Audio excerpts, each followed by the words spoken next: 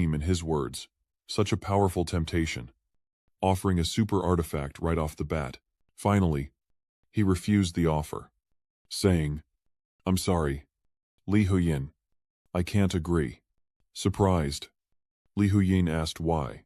Hien Vu calmly turned and walked away, explaining, "Because I am of the Dragon Clan. I cannot betray my kind. You are simply choosing a suitable person to marry. How can you call that betrayal?" Hearing this, Meng Long, flüstert, tried to persuade him, "As long as you marry me, even if you want to return to the Dragon Clan, we won't keep you in the Pegasus Clan." Hien Vu resolutely made his decision without hesitation. "Unless the Heavenly Dragon agrees, I cannot marry you. I'm sorry. Goodbye. We need to go back to school." He left him there stunned, realizing this was no simple matter. How could the Heavenly Dragon Chief agree to this? Back in the assembly hall, a familiar voice rang out. "Today, we begin discussing the specifics of our collaborative coordination. The establishment of the Dragon Horse Federation, aimed at coordinating scientific power and resources between races, cannot be completed overnight. So we first need to build a scientific and technical research base." Everyone listened silently to Yi's announcement. And seeing this, Tianma continued. "Then it's settled. It seems our meeting today has been very productive. Secondly, we still need to agree on building a base. A base that will be used to create the latest scientific and technological weapons. It seems we have a small planet that's perfect for establishing a base floating Dragon Star. Next to Dragon Star. In the future, we hope the Longma star system's fleets will become a unified system, not individual fighting forces." Hearing this, Xuanyu felt a little uncomfortable. They were already dividing the spoils of war. Although the newly established Pegasus Federation couldn't complete the unification immediately, the Chief Pegasus's intention was already too clear. First, pool talent and resources. Then hand over the fleet. Will the clans even have the right to object to resource consolidation after that? At the same time, he reported the situation seriously, stating that, for the sake of the star system's development, they had to act quickly, even if the decision was somewhat rushed. But all of this is for the future of the Dragon Horse system, and the first step in establishing the Federation. I hope the representatives of the various races can understand. I've already discussed this with the Heavenly Dragon Chief. We can't delay. We must see results within a year. So I hope all races will cooperate. Hearing this, he immediately understood their intentions over the next 12 years. The Dragon Horse Federation would resolutely integrate resources and technology, building a solid foundation. They truly felt the growing threat from the Duluo Federation, which is why they made this decision. What followed was a series of unification details, framed as a research discussion, but in reality, it was nothing more than an announcement from beginning to end. The Pegasus head spoke alone, giving no other representatives a chance to speak. The meeting stretched into the evening, every detail laid out by the Tianma head, meticulously recorded. The overall plan now set. Tomorrow's meeting would likely only be the declaration of the Longma Federation's establishment. Leaving the venue, Lan Xuanyu and Bai Shu returned to their residences. Lan Xuanyu's brow furrowed in thought. "You know," Xuanyu couldn't help but say, "something doesn't feel right." Bai Shu chimed in, agreeing that the Heavenly Horse Leader's decisions had been accepted too easily, without any opposition. The other races are holding back. Are they just feigning compliance? But then again, they don't have the strength to resist. Hearing this, Xuanyu began to speak cautiously. "I'm not sure, but these races have been around for generations. Asking them to give up their rule and become part of the Dragon Horse Federation, I doubt everyone will be willing to do that. I have a feeling they're brewing something, just waiting to explode. But what could it be? If there's anything to it, it'll definitely show tomorrow." Tomorrow, the Tianma head will announce the establishment of the Dragon Horse Federation. And once decided, it will be too late for the other clans to object, and they may even be legitimately punished. She was a little puzzled by this, and asked, "You said that tomorrow's challenge will be for the young and promising talents of the future. Do you think anyone else will challenge us?"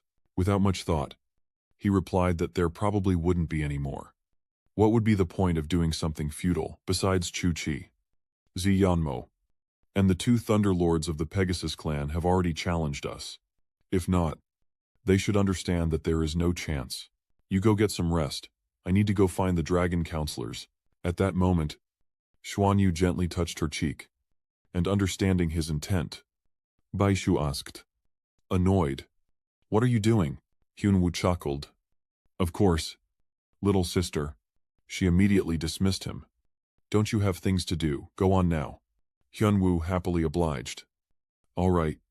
At the abode of the cardinal, Trisong, the dragon knight of light, a familiar voice calls out, "Come in." But upon entering, he's frozen in shock for 5 whole seconds. Before him stood none other than Ji Shuang, surrounded by a blinding light like a supernova.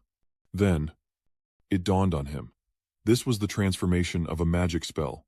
Unexpected rays of light ascend and gradually dissipate as Ji Shuang asks directly, "What are your thoughts on the conference this afternoon?"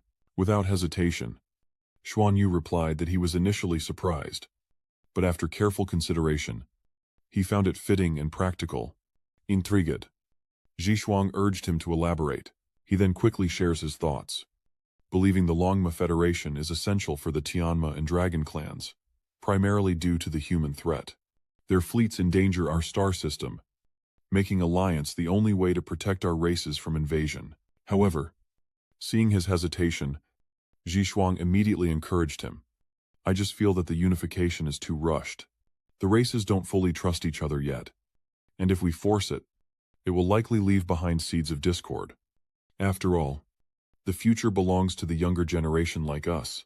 Xuanyu began to express his views, saying that not all races would willingly support the union, and some would feign compliance while harboring resentment, perhaps even opposing them. This unexpected smoothness was unsettling, and the lack of reaction suggested they were secretly preparing, meaning the real storm would begin after the Dragon Horse Federation was established.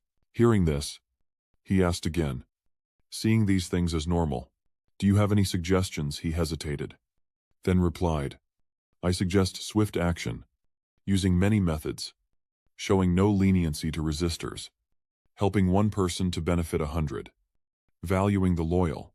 After a time, the Federation will stabilize, then develop." Ji Shuang understood his meaning very well. There will be those who are unwilling. However, they're merely struggling in vain. Xuanyu is a bit confused by the hidden meaning in his words. A few seconds later, Ji Shuang happily continues to inquire, asking if he has any opinions on the future development of the Dragon Horse Federation.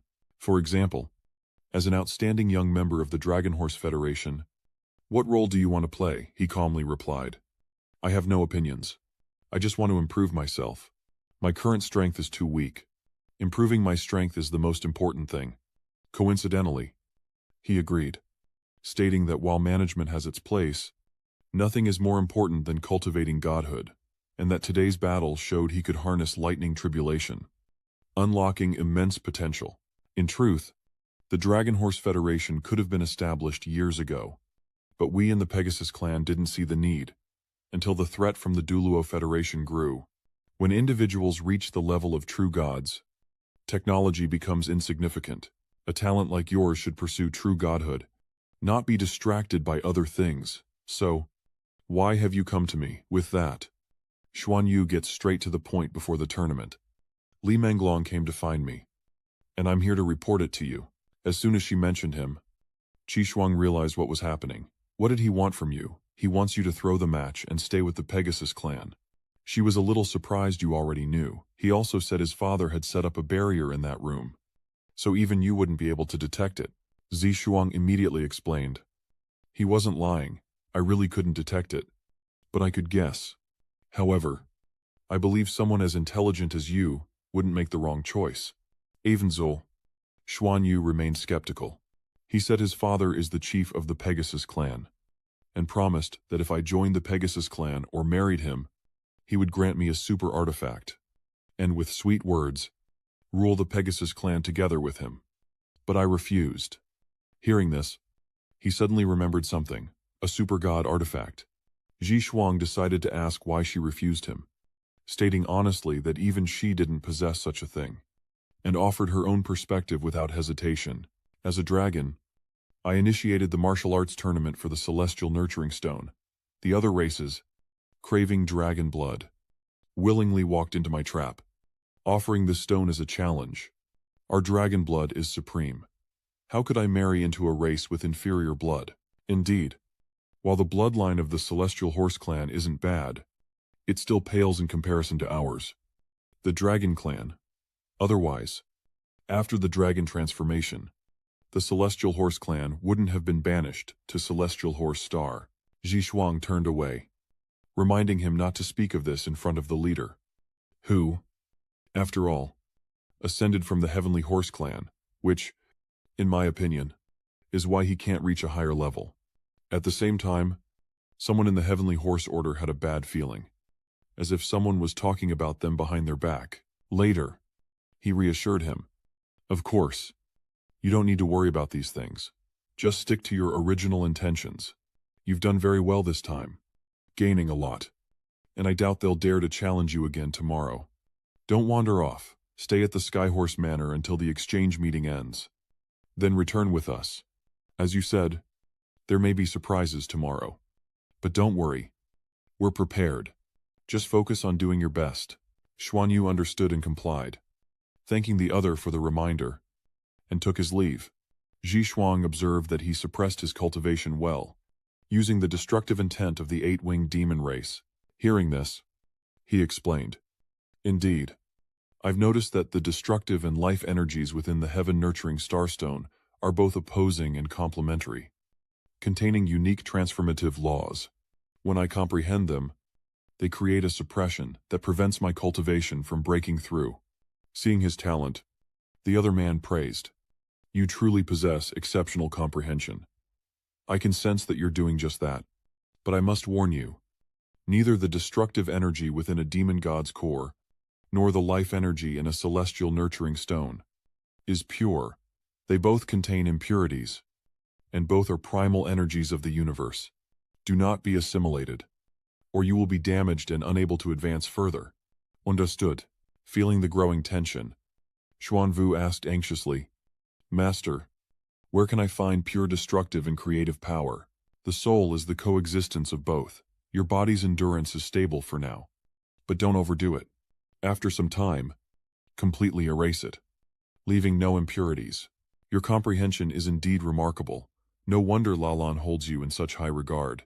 He and I were close friends before becoming Gold Knights. If you encounter any difficulties in your training, feel free to ask him or come find me." Realizing their relationship, Hien Vu happily replied, "So you and Lord Lalam are connected. That's wonderful." Then, Triswang spoke a few last words.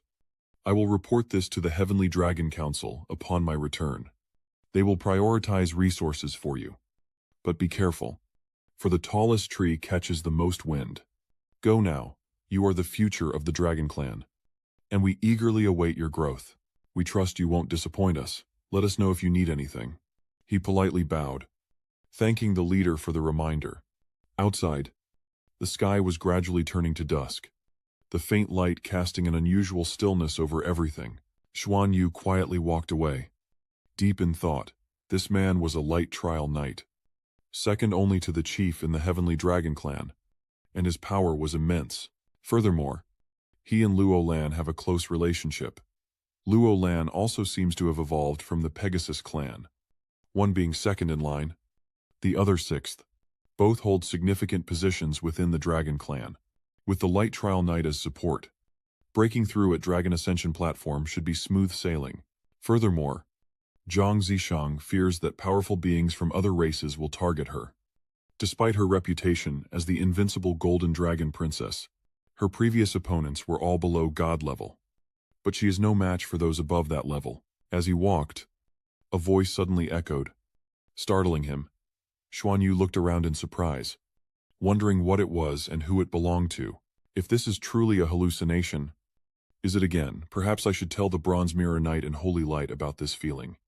Because whoever is making me feel nothing at all is likely a true God-level powerhouse.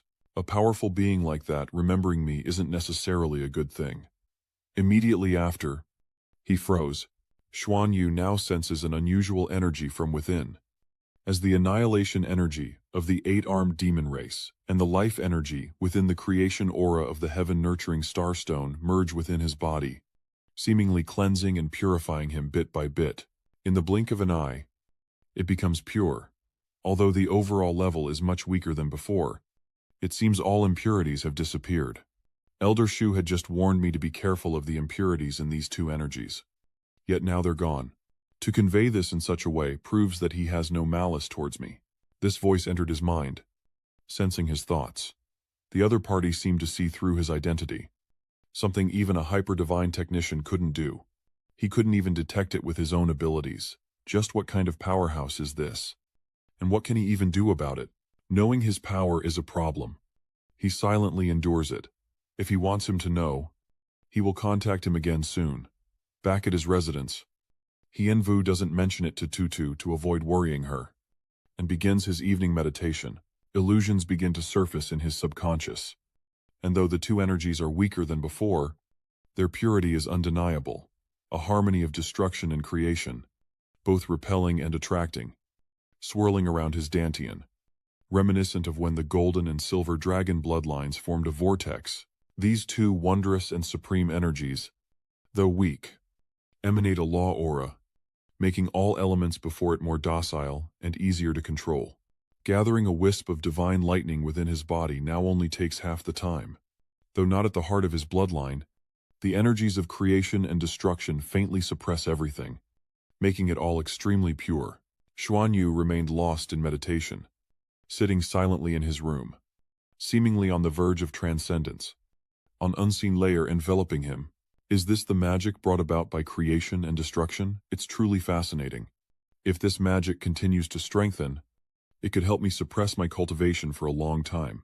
However, finding that sudden appearance and the help it provided is baffling.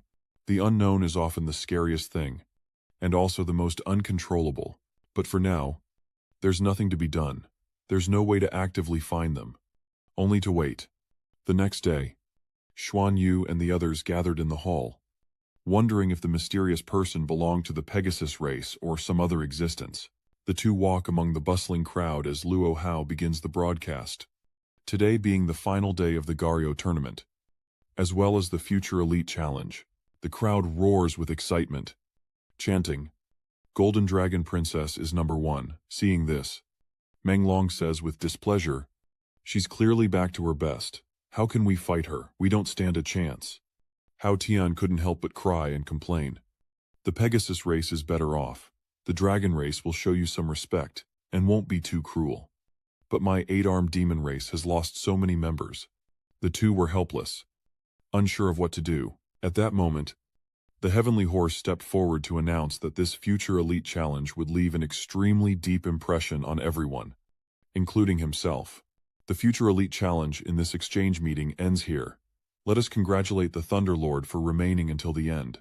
Golden Dragon Princess, filled with resolve, thinks to herself that her mission is complete before entering the hall. Xuanyu looks at his white moon crown and reports that there are too many god-level powerhouses gathered in this Pegasus manor. Even super god-level ones. The air thickens with tension, and we must be ready for anything.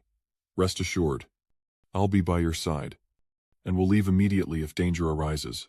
Seeing his beloved so worried, Bai Shu felt a little embarrassed, replying that they couldn't participate in battles of that level just yet.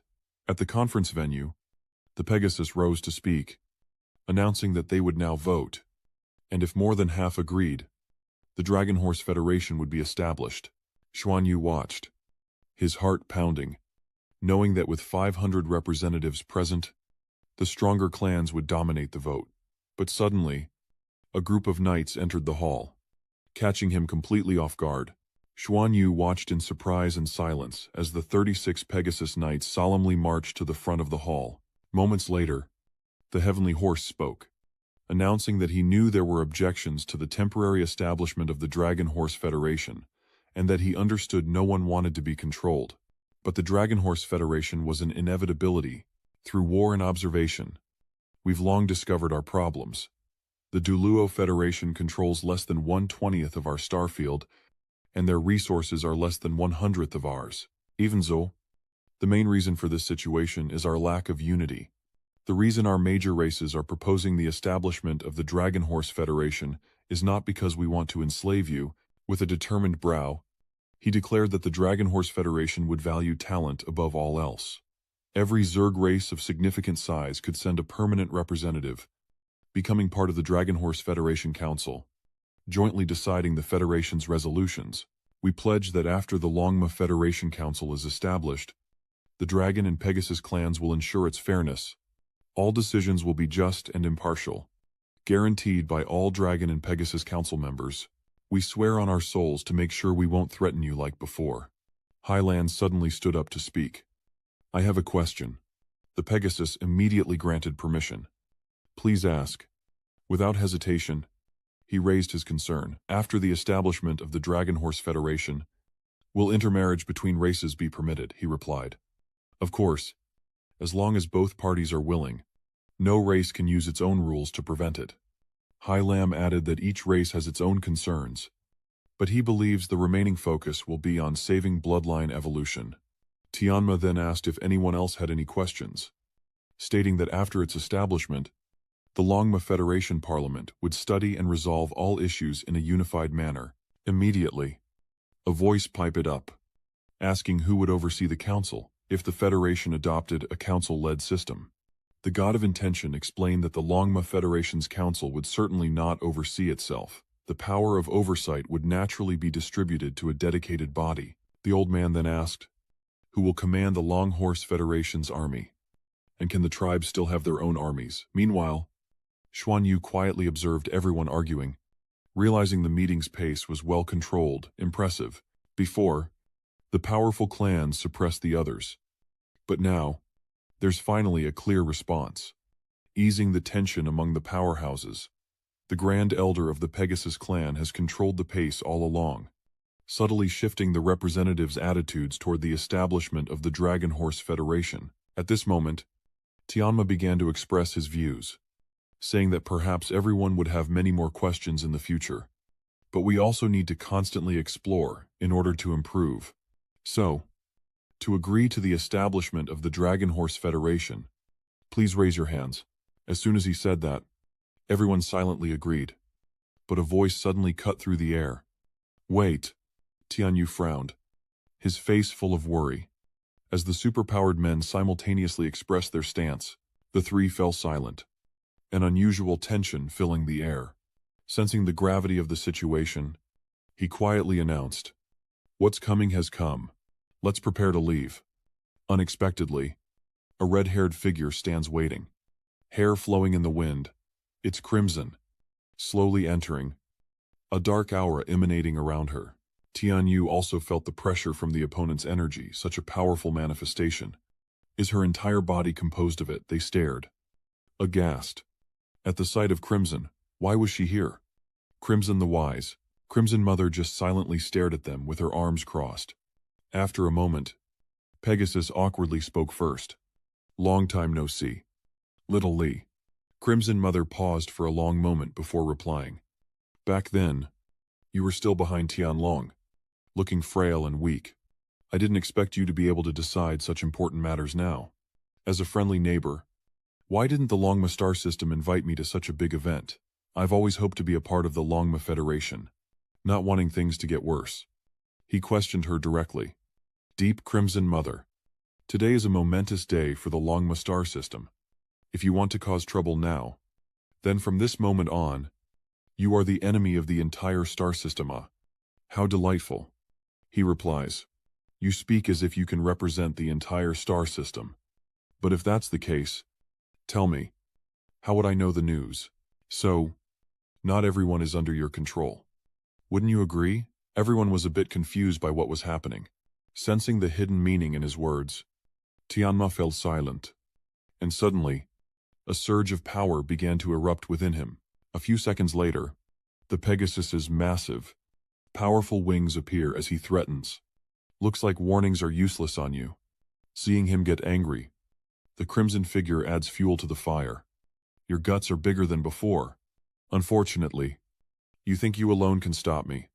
But I'm not here to cause trouble. I only wish to discuss a few things. And if you agree, I'm willing to join the Longma Federation. To become one of you, how wonderful that would be. Making our federation even stronger. Don't you think? But the Pegasus, annoyed by this, immediately refuses, stating that this is just a projection of her. Do you think you can stop us from forming the Dragon Horse Federation? Whoever speaks of this will not be welcome. Leave now, or be the enemy of the entire Dragon Horse star system. But she shamelessly explains, I've been alone for too long. After the heartbreak of 10,000 years ago, I've mostly been asleep. Besides, how do you know my true form isn't here? What I want to do you think you can stop me? In a flash, he looked incredibly annoyed, ready to attack. I'm only asking you, are you leaving or not? The situation grew tense, and everyone was shocked by his actions. Just then, two heavenly dragons teleported in, cutting them off, saying, Brother Tianma, a guest from afar, let us negotiate with the deep Crimson Mother. Recognizing an old acquaintance, she calmly greets him. It's been a while, Heavenly Dragon. He steps forward, replying, Since our last farewell, the Crimson Mother's grace remains unchanged. It seems I'm the one who's aged. You've kept yourself well. Hearing this, she modestly replied that she was nearing her end, or she wouldn't have come all this way. After a moment, the celestial dragon spoke tactfully, saying this wasn't the place to talk, and perhaps the three of them should speak privately.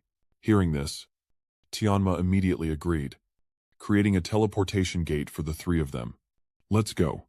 Everyone was now incredibly confused, wondering why the Crimson Mother had appeared, who had informed her, and what her purpose was. Bachi frowned in anger. If I find out who summoned this woman, I'll tear him apart and destroy his divine sense. The council silently awaited their return from negotiations. Before long, the shadow of the heavenly dragon slowly emerged, along with the other two. Their calm return surprised the two waiting had negotiations ended, and had the other side yielded.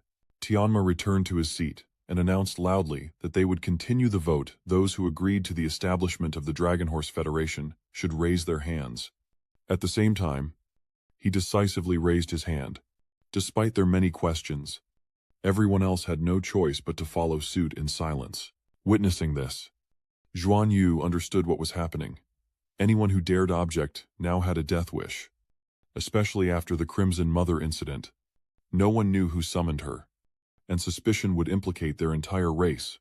Seeing everyone agree, he announced the result. Good. Since everyone agrees, it pass. And so, starting today, the Dragon Horse Federation is officially established. Shortly after, Tianlong began to speak, followed by elections. I will be the speaker. Tianma, the deputy. To build a complete system. Notify the clans.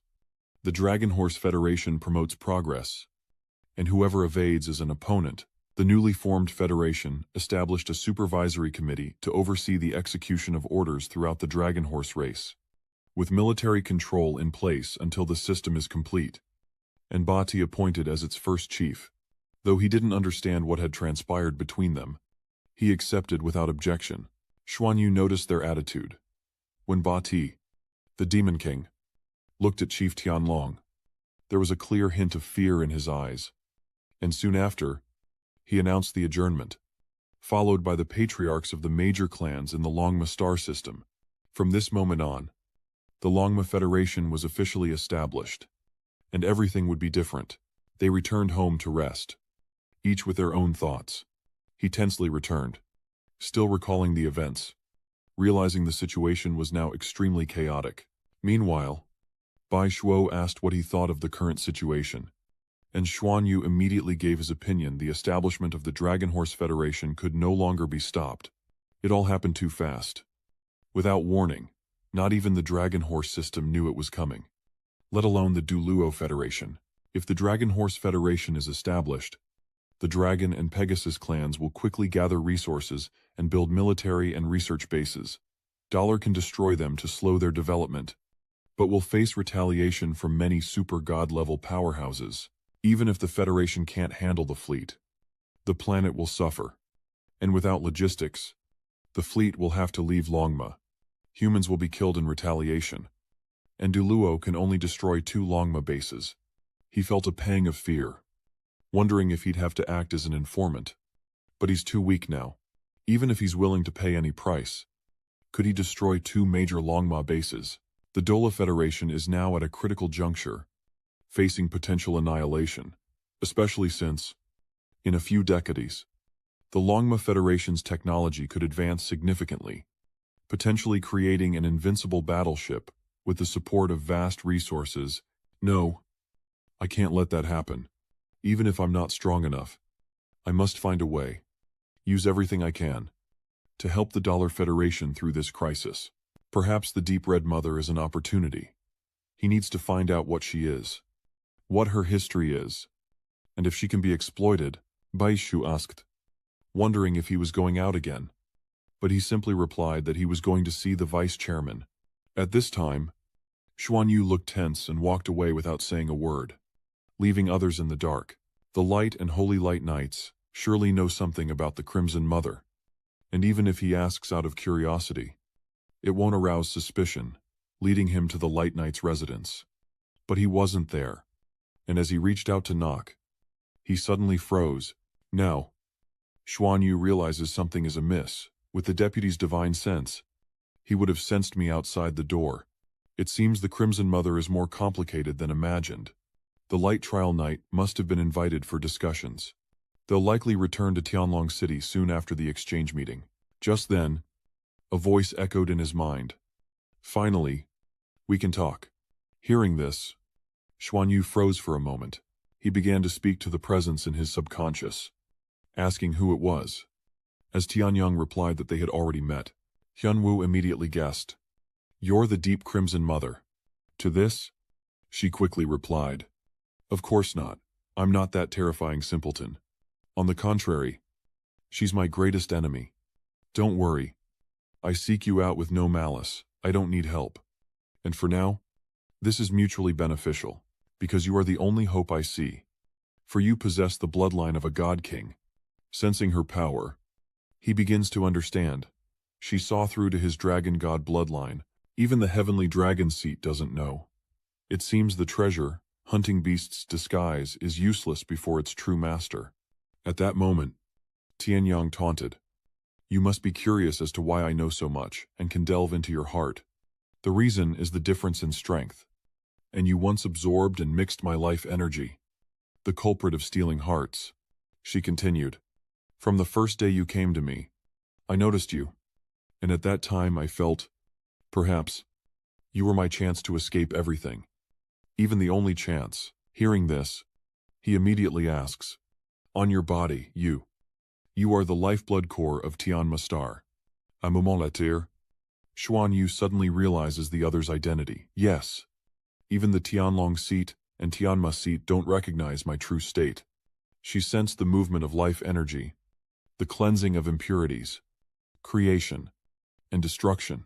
Wait, Tianyang horse. She said she met her. Could it be, she's Long Tianyang? Seeing that he still remembered her, she chuckled. You truly are an intelligent one.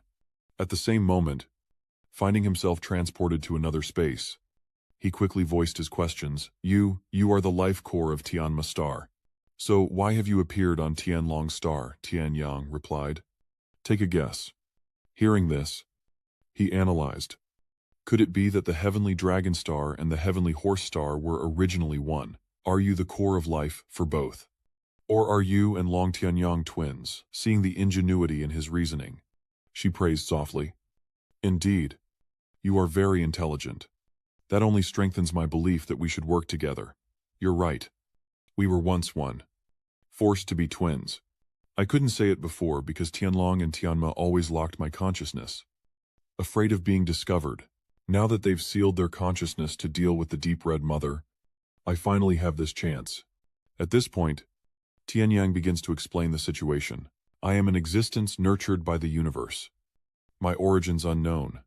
Through eons of evolution, I learned that I am a fragment from the universe's primordial breath, and I have lived for billions of years.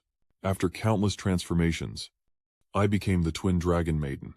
My true name is Tianyang, and the long surname was given by the heavenly dragon. At that time, I was just an ordinary star, vaguely unaware of what I was, silently sensing the outside world and the transformations of distant planets. The vast and mysterious universe gradually gave me my own consciousness, and I realized I was different. I had the special power to absorb cosmic energy and transform it into a part of my body, which I later learned was life energy. This accumulation process took a long time, and gradually I realized that I was changing. My life energy increased, making me understand that my energy could create life. The Tianyang starstone you possess is a part of the power I produced. I am like a mother to them, protecting them as they grow and making the world more prosperous.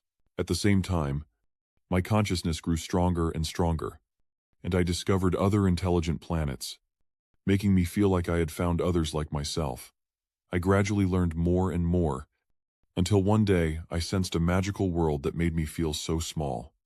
A world that wasn't large but contained immense power. Through intelligence and constant evolution, I bestowed life and creative energy to compensate, evolving together, until I finally understood. Thinking this, she continued, that world helped me a lot. It's called the God Realm. A revelation that surprised Xuanyu. He froze upon hearing that word, the God Realm. Was it truly the God Realm? Without hesitation, he asked if the God Realm was an ethereal existence or a tangible planet. Hearing this, she calmly explained, it's extremely complicated to explain. Do you know about multidimensional space? Simply put, whether it's a planet or an energy form in the universe, our evolutionary goal is the same: to add dimensions. Because different dimensions also mean different levels. Therefore, when we evolve to a certain point, we understand multidimensional space. The God Realm is just a name. In cosmic terms, it's simply a space with higher dimensions. After hearing this, he gives his opinion. Why do I vaguely sense? Fa Zuo sensed a subtle change occurring, and vowed to rebuild the God Realm at the end of his cultivation journey. This theory of multidimensional space is extremely important to me, as it concerns the very essence of the universe. Could you elaborate further on multidimensional space? Tianyang explains that we divide the universe into 10 levels, each represented by a dimension, from one-dimensional space to 10-dimensional space. One-dimensional space is an infinite number of points connected to form a line, with only forward and backward directions. Two-dimensional space is a plane formed by the intersection of a horizontal and vertical line. Creatures in two-dimensional space see everything as a combination of lines. Three-dimensional space adds a vertical line to the plane, forming a three-dimensional space. Most of the planets you know exist in three-dimensional space. In four-dimensional space, a time axis is added to the foundation of three-dimensional space. Multiple three-dimensional spaces linked by a timeline form four-dimensional space. Simply put, cultivators who break through to the God tier limit can gain the ability to travel through space. Seeing this, Huyen Vu is a little puzzled. Is the God Realm a dimensional space like this? Can Nang immediately explain in more detail? No. Being able to sense the four-dimensional space, thereby strengthening yourselves, means you can reach this level, but not grasp it. The fifth dimension adds a time axis to the fourth dimension, creating horizontal and vertical time axes. At the same point, parallel universes can be seen branching into the past and future. At the same time, the heavenly nurturing religion connects with the opponent through subconsciousness, and the sixth dimension is stereoscopic time, formed by adding a height axis to the fifth dimension. The horizontal axis represents the past and future, the vertical axis represents parallel universes, and the height axis represents the present time and space of all parallel universes. Beings in six-dimensional space can freely manipulate time and space, and the highest level divine realms can reach this level of six-dimensional space. Then she continued to explain that we can't even imagine the scope of the God Realm. It's vast and powerfully stable. So the fourth dimension begins to comprehend the fifth dimension, eventually reaching the level of the fifth dimension. Hearing this, he was shocked. If the most powerful divine realm is only six-dimensional, how powerful are dimensions 7, 8, 9, and 10 then? Tianyang happily replied, seven-dimensional space is like taking six-dimensional space as a point with infinite possibilities, connecting it to another point with infinite possibilities to form a line. Then, telepathically, She explained that two timelines from the seventh dimension intersect to form the eighth dimension, which can traverse multiple universes with different rules. The eighth dimension can be imagined as a plane, so the ninth dimension is the three-dimensional version of the eighth, with more rules for creating the universe than the eighth. Moments later, Tianduang spoke slowly. The 10th dimension is a dimension without dimensions. A single point. Infinite spacetime, encompassing all universes, all possibilities, all time. She spoke telepathically while radiating light energy. The vast universe we imagine. Perhaps we are but a grain of sand in 10-dimensional space. And whether that grain contains a universe, no one knows. Seeing this, Xuanvu's eyes began to blur. What is this feeling? He stumbles. Overwhelmed by the pain, it's too much.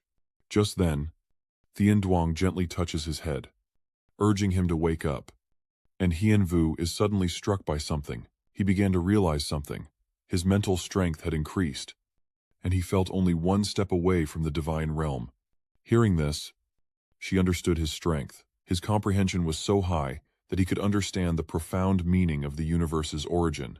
These are properties that ordinary beings can't comprehend or even touch. Even knights of the bloodline or sky knights wouldn't dare listen to me carelessly. Yet you, who haven't reached the divine level, can still maintain consciousness. Truly extraordinary talent. Having been enlightened with new knowledge, he respectfully says, I've learned much, adding that his explanations have allowed him to suddenly see the most fundamental mysteries of the world. Many things that were once unclear have now become clear. And at that moment, Tian Yang walked and explained further. From the perspective of multi-dimensional space, the God realm is made of 4 dimensions, located in the middle of 5 dimensions. And creating that world requires mobilizing the power of the universe. When space evolves from 9 to 10 dimensions, the universe will be destroyed. But from nothing to a point, then to a line and a plane, that is the moment of creation. 8 and 9-dimensional spaces are not worlds that any intelligent creature can touch, unless they can become the master of all worlds. When life energy is strong enough, I began to try to increase dimensions. The Pegasus twins were originally an experiment. Each higher dimension is made up of countless lower dimensions stacked together. Therefore, the Pegasus twins split into the Dragon Star and the Pegasus Star, the two sides linked and coexisting, forming 2 independent spaces. And when connected, they create a 4-dimensional space, accommodating other 3-dimensional spaces and absorbing huge cosmic energy. I sensed a higher dimensional aura within me, perhaps of the 6th dimension, allowing me to evolve and achieve a stable 4th-dimensional state. Hearing this, Xuanwu immediately questioned if the twin Pegasus stars had initially reached the 4th dimension. Therefore, the God realm created the God realm. She began to understand, saying it was easy. But just to establish a 4-dimensional space took me billions of years. To reach a 5-dimensional space is almost impossible. To surpass the God realm, one needs not only life energy but also a breakthrough to a higher order. So I strive to help intelligent life grow, helping them break through to higher orders. And I also try to learn from the God realm. But 20,000 years ago, the God realm suddenly vanished. I sensed it and began to evolve in that direction. Because if I succeeded, the new God realm would have a chance to transcend. The original God realm would guide everything, and I would become a part of it, benefiting both sides. But then, it disappeared, meaning I could no longer grasp everything, causing many planets like mine to develop problems, mine being the most severe. You should know, the God realm has God positions, which are essentially coordinates in 5th-dimensional space. With those coordinates, we can exist eternally in 5th-dimensional space. Without the God realm, those who had reached godhood would remain in their original world. And if they didn't control their power, problems like this would arise. To increase dimensions, I lured the 4-dimensional dragon realm, which had lost consciousness and origin, and ushered in the era of dragon transformation, drawing out the Pegasus race to evolve and produce many powerhouses. But when they reached the super god level, they escaped control and could stand on par with me. The more powerful they became, the greater their ambitions grew, and they ultimately joined forces to seal me away and devour my power in order to break through to the God realm. But as the heavenly nurturer said, they were ultimately unsuccessful. If I couldn't succeed after spending billions of years, how could they possibly succeed so easily? To be honest, I don't hate them. I overlooked the selfishness of intelligent beings. In the end, they failed, as swallowing too much of my power caused the 4 dimensions to collapse. And they realized the danger. They stopped, helped me recover some of my power, and reached a survival agreement with me, stabilizing the world again. But in reality, they imprisoned me, separated my consciousness and body, and sealed them on Tianma Star and Tianlong Star, splitting my 2 minds. I lost control of the planet. I, who was once the master of the 4 realms, have fallen so low. You, still in disbelief, ask, if they created a god realm with me, wouldn't they have achieved immortality? Why fight for the position of master, cutting off their own chance at godhood? Hearing this, she explained that creating a god realm requires constant accumulation, something that can't be done in a single lifetime. Supergod-level powerhouses who draw on my accumulation would likely die when their lifespan runs out, because even I don't know how long it will take. True growth is just too difficult, especially since I chose the path of peace to achieve it. Xuanyu asked. A peaceful method. Is there a non-peaceful one? Tianyang chimed in. Of course. To increase the tide. There's also a method, devouring. She explains that devouring lower dimensional spaces makes evolution easier. But creating higher dimensional spaces this way lacks stability and is prone to collapse. The deep Crimson Mother he met today evolved her 4-dimensional space through devouring. However, her 4th dimensional space is only energy, lacking the stability of my tangible dimension. But her ability to devour is stronger, and she completely controls that 4th dimensional space, which is why she reached the semi-god king realm. Just hearing that name makes him pause to think. The Crimson Mother's history is terrifying, and now he understands why Long Tiangsu spoke so much about dimensions. The Crimson Mother is between the 4th and 5th dimensions, which is how she reached the half-step God King realm.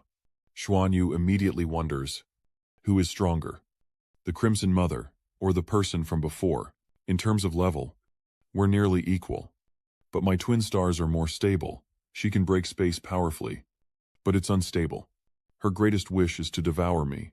If successful, she could break the barrier and create a god realm. However, she doesn't dare risk it, as her Crimson Realm is far more extravagant than mine. To devour me would be to swallow an entity larger than her own energy. In the process, she could very well be assimilated by me into nutrients, and then I would become the God King. However, she's never abandoned this idea, so she's been constantly trying to make herself stronger over the years. Because she has no physical form, evolving through devouring makes her strong but unstable. She separated a part of her body to try and devour others, but the separated part disappeared, and she slept for years. Now that she's returned, and I'm weak, she has a chance.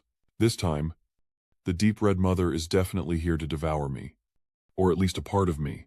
She'll promise the Dragon and Pegasus clans a place in the God Realm, and if they refuse, she'll wage war to forcibly consume them. Meanwhile, Xuanyu asked nervously if the Dragon and Pegasus clans would agree. She replied calmly, no. The Dragon and Pegasus clans aren't foolish enough to seek their own destruction, and both clans have many super god-level powerhouses. If war breaks out, the Crimson Mother might not win, but I don't know how strong she's become. Hearing this, he was a little confused. So what do you need me to do?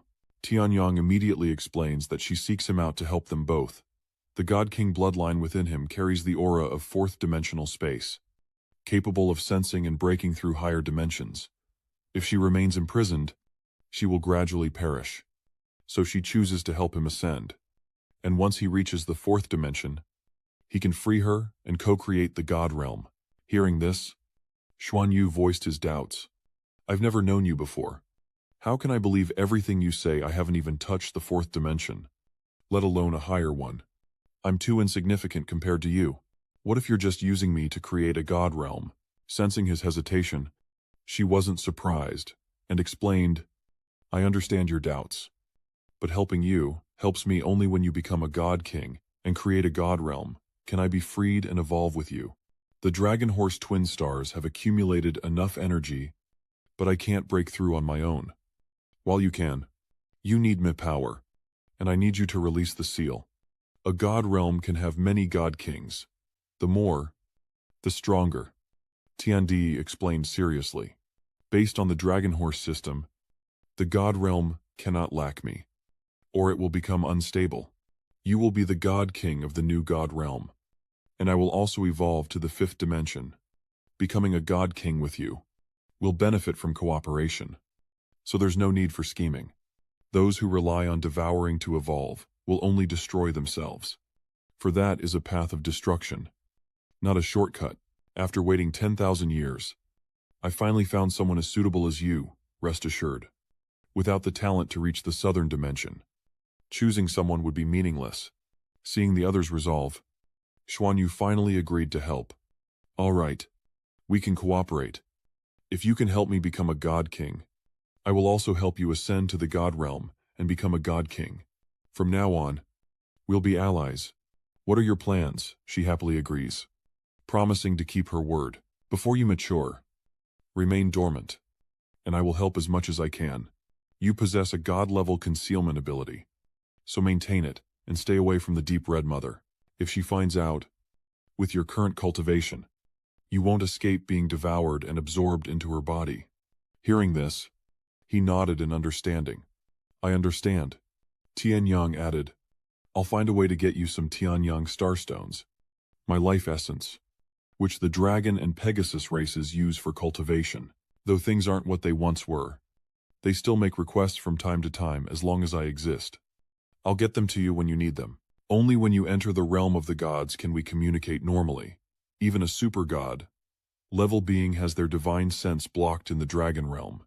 I am the core of the celestial dragon star, and I sense all changes. Do not contact me. They are always watching. If you want to meet again, become stronger.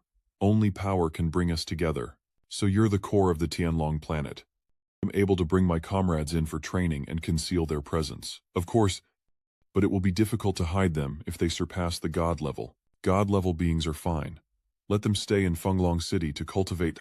I'll take care of it. Seeing this, he felt a little relieved. That's great. Without hesitation, Tianyang gave a few final words. All right. They're coming back. I'll talk more later when I have time. Be careful. By the way, the Dragon Ascension platform seems to be a super artifact, and the one with the missing meridians seems to be connected to it. When you're strong enough, try to reclaim it. Hearing this, Xuanyu was surprised by the other party's abilities. Long Tianyang truly lives up to being the core of life for the 2 major planets.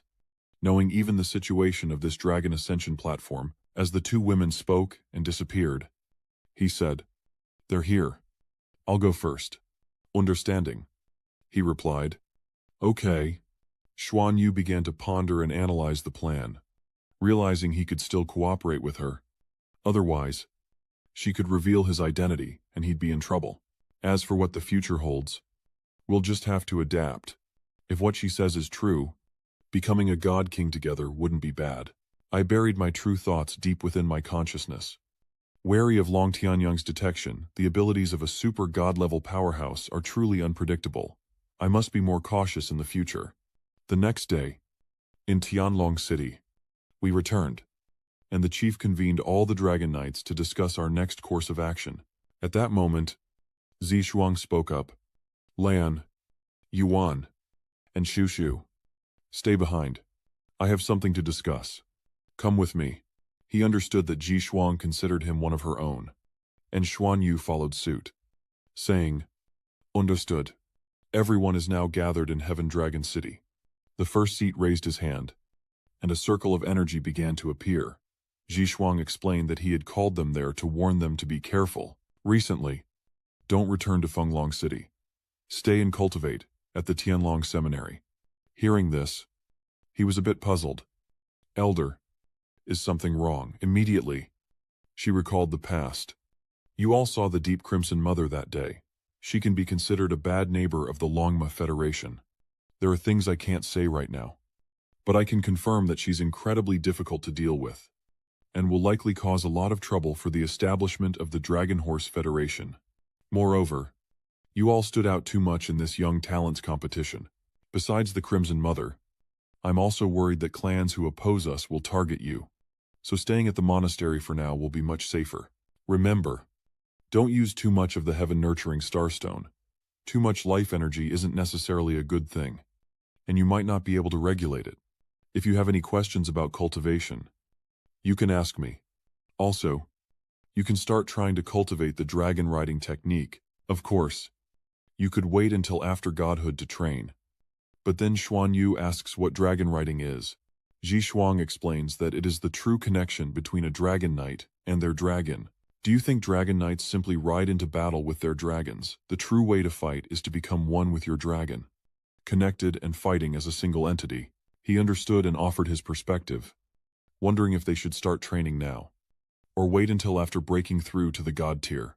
Hearing this, she delved deeper, suggesting they wait and see. Normally, the sooner a dragon knight trains with their dragon, the better their synchronization will be when they break through together. But your situation is unique. Your bloodline is extremely high, and you're suppressing your cultivation, so you shouldn't be distracted right now. Focus on suppressing your cultivation. It's not too late to cultivate dragon riding after breaking through to the god rank, as it won't affect your training. If you can suppress it, then try to suppress it to the limit. Just as Bai Shu spoke up. Lord Suo, what's the difference between suppressing cultivation before breaking through and breaking through before cultivating? Ji Shuang explained in detail without hesitation. Suppressing cultivation is like compressing a spring. The stronger the force, the more powerful the rebound. But don't explode. Ascension to godhood is a crucial transformation. Your talent and potential at that moment determine your future growth. Enlightened, she replied with relief. I understand. Thank you. Replacing Zishuang, she asked them, will you ascend together, or one at a time? Xianwu hesitated, wanting to ascend together to help Tutu, but feared his tribulation would be too powerful, leaving him torn. Upon hearing this, he immediately explained that if he were human, he would choose to break through alone, as their breakthroughs would likely differ. At the same time, Zishuang cast a meaningful glance at the others, considering aloud. If you were to break through together, the possibility of negatively influencing her is even greater. A slight misstep could lead to the destruction of her physical and mental state. Hearing this, they both stared at each other in tense silence. Though he wanted to, he couldn't help but worry, would this throne recognize his bloodline and attract an even more terrifying double lightning tribulation? At that moment, Baitu gently took his hand. Unyielding, she agrees to go along, saying, I'm fine with it, I'll do whatever you want. Sister. Hearing this, Xuanyu realizes how much she's changed. She's calling her sister more naturally now. Without hesitation, he understood and tightly grasped Baizu's hand, who looked at him with determined eyes. Xuanyu happily replied, then let's accumulate power and see what happens when we break through. He then asks if he can go to the Ascension Dragon platform to break through, replacing Qi Shuang, who is willing to help, which shouldn't be a problem. He barely manages to contain his excitement, sensing that he has an affinity with the place, and that it seems to be the most suitable place for his breakthrough.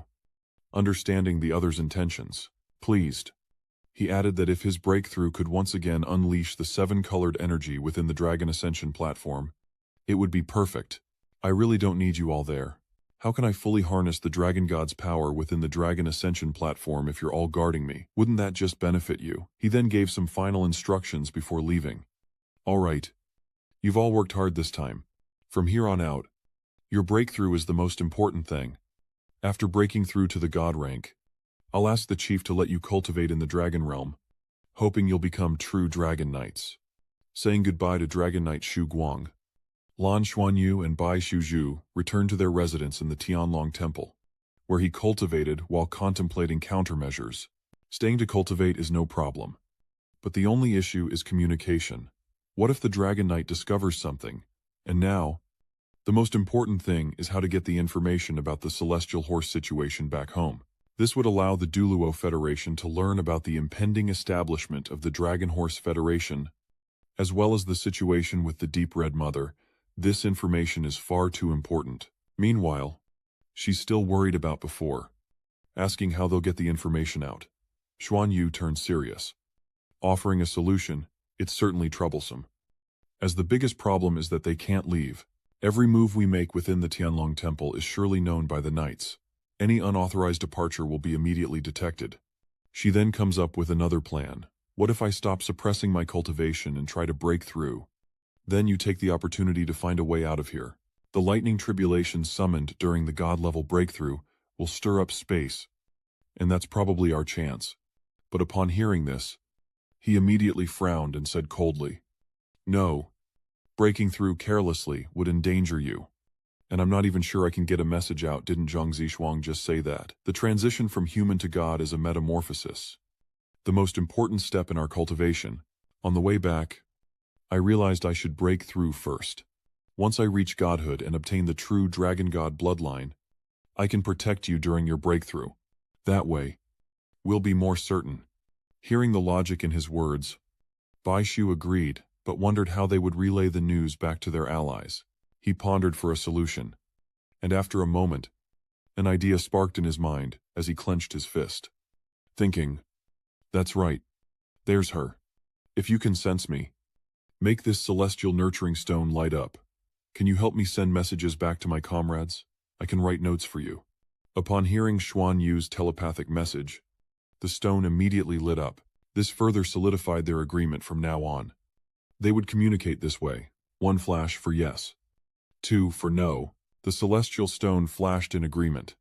Bai Shu, noticing his focus on it, wondered what he was doing, to which Xuanyu cheerfully replied, "Like this."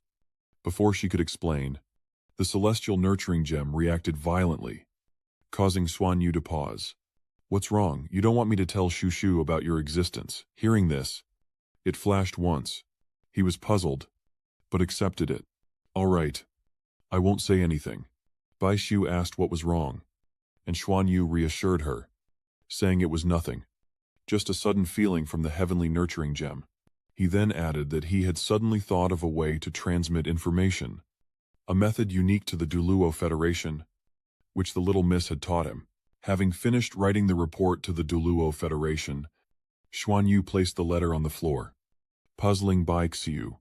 "What are you doing? Surely the paper can't burrow into the ground." As soon as she spoke, the letter indeed sank into the floor. Bai Shu was astonished. It really burrowed into the ground. Xuanyu made up a story, saying it was a special method his little aunt forbade him from revealing, only allowing him to master it. Bai Shu was speechless. Such a magical way to send messages exists. Our federation is truly amazing.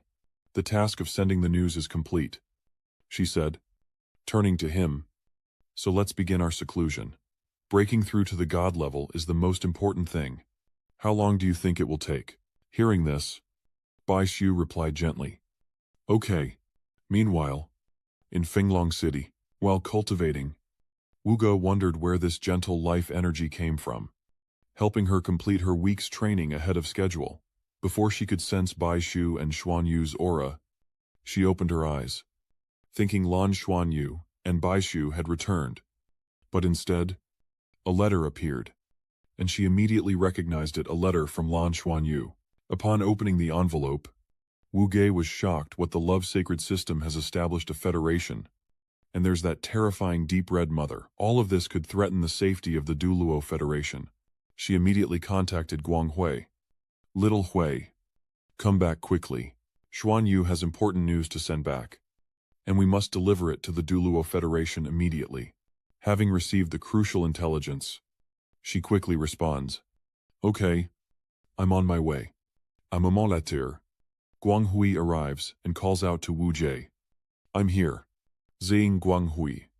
Wu Ge hands her the letter. "Read this." After reading it, Guang Hui felt the matter was truly serious. This news was far too important, concerning the very survival of the Duluo Federation.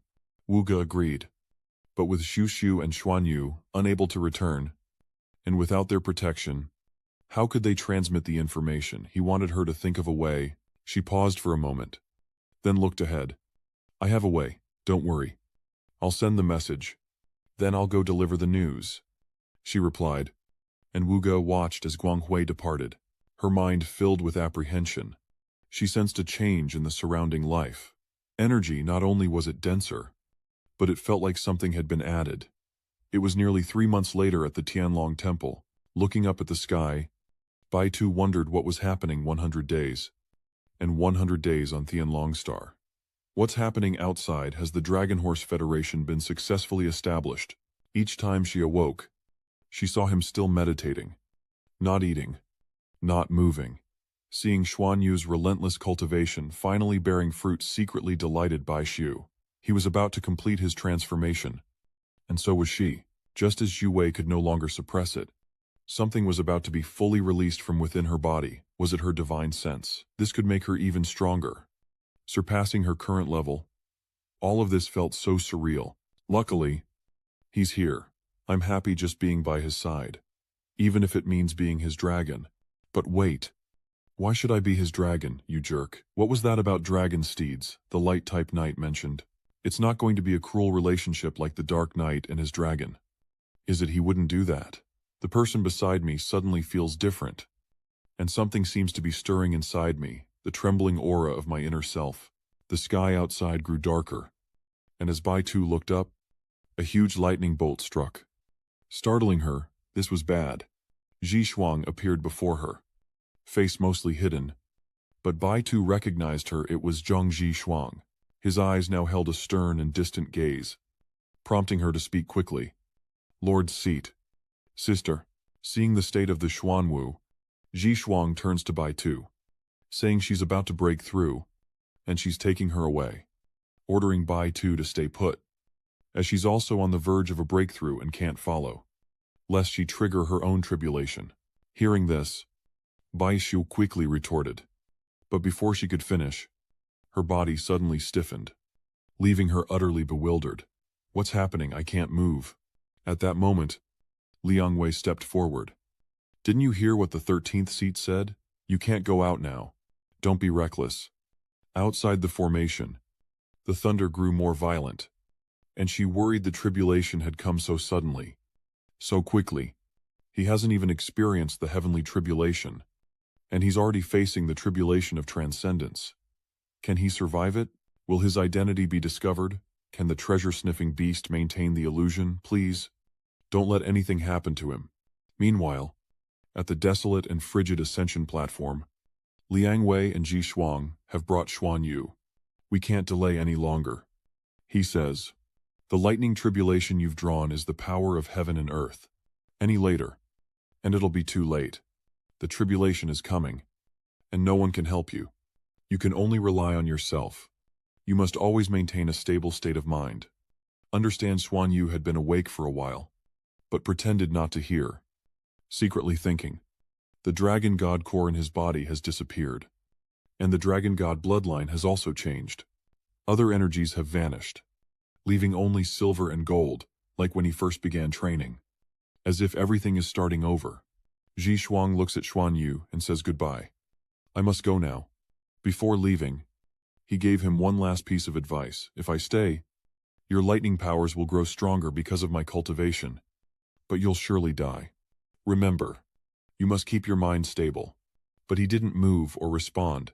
After Liang Wei and Ji Shuang departed, Xuanyu was left alone, and a voice suddenly echoed, filled with worry, urging him, Master, Master, are you finally returning? Come back. Master, please come back. Hienvu knows there's no turning back now. His life or death will be decided today. His cold eyes looked up to the sky. Come, my lightning. While elsewhere on the battleship, Wu Yue's unease grew as she worried about Xuanyu. Sensing something was wrong, Wu Lin watches her. Understanding her worry, it's been so long without news. They both sensed something and turned to the window. They both stared in astonishment at something. She rushed to the window, her face etched with worry. Something's happened to Xuanyu. It's the lightning tribulation Xuanyu has drawn. Seeing her son in danger, Yuan Na grits her teeth. There's no time to hesitate. She rushes off, declaring, he's about to undergo his divine tribulation. I have to help him. But the moment Yuan Na leaves, Wu Lin manages to stop her. Wait. His eyes filled with worry as he said, we can't go. She turned back, her voice filled with resentment. Why, it's about to succeed in its tribulation. I have to go. You know how difficult my tribulation was. Vu Lan tries to reassure Wen Na, explaining that there are many powerful figures on Tianlong Star, and rushing there wouldn't help, but rather harm him. The fact that he can undergo the dual tribulation openly on Tianlong Star proves his identity hasn't been discovered yet, and their intervention would only complicate matters. If it's truly facing a life or death crisis, it will surely summon us through what I gave it. For now, we can't act rashly. Her eyes sadly looked at him. But I have to give it the Dragon God core. Despite her pleas, Wu Lin refuses to let Yuan Na act rashly. Sensing the Dragon God core within her, neither of them can control its energy, let alone her, who has yet to become a god. If he truly needs the Dragon God core, we must wait until he actually becomes a dragon god, until he breaks through to the God King level. Giving it to him now, if his body can't handle it, will end up hurting him. Hearing this, tears streamed down her cheeks. So we just stand by and watch. How can you be so heartless? Nguyen cried, staring at him. I only have one son, Wu Lin. Witnessing this, was at a loss for words. He paused for a moment, then calmly replied, he's my only son too. Don't worry. Xuanyu's foundation is extremely solid. Looking in that direction, it's probably the location of the Dragon Ascension platform we sensed before. Xuanyu once said that place was the most advantageous for him to overcome his tribulation. This child is intelligent and calm, and if he has chosen to do so now.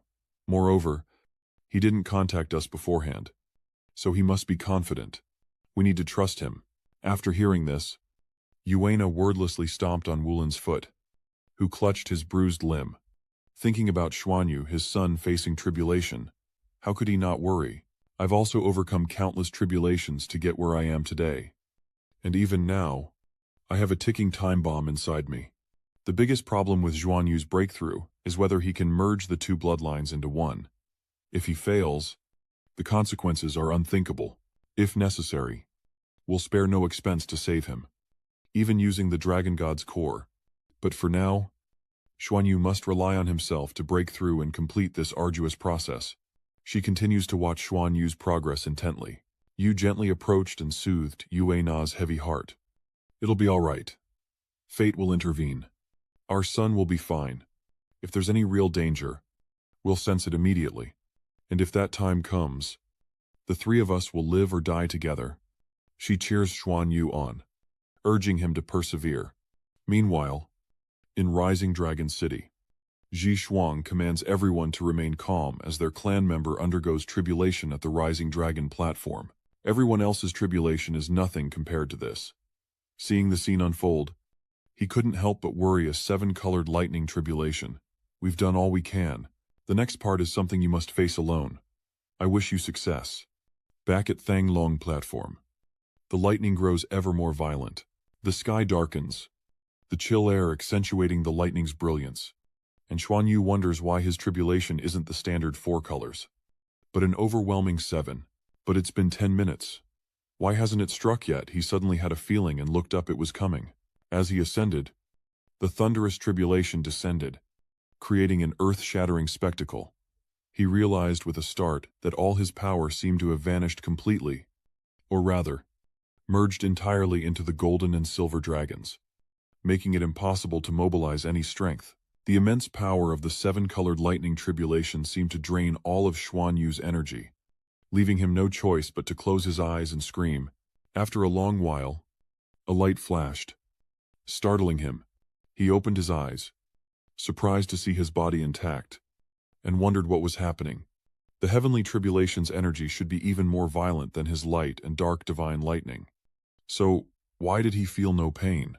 On the contrary, the tribulation lightning's entry into the world stabilized the golden and silver dragons, making them feel quite comfortable.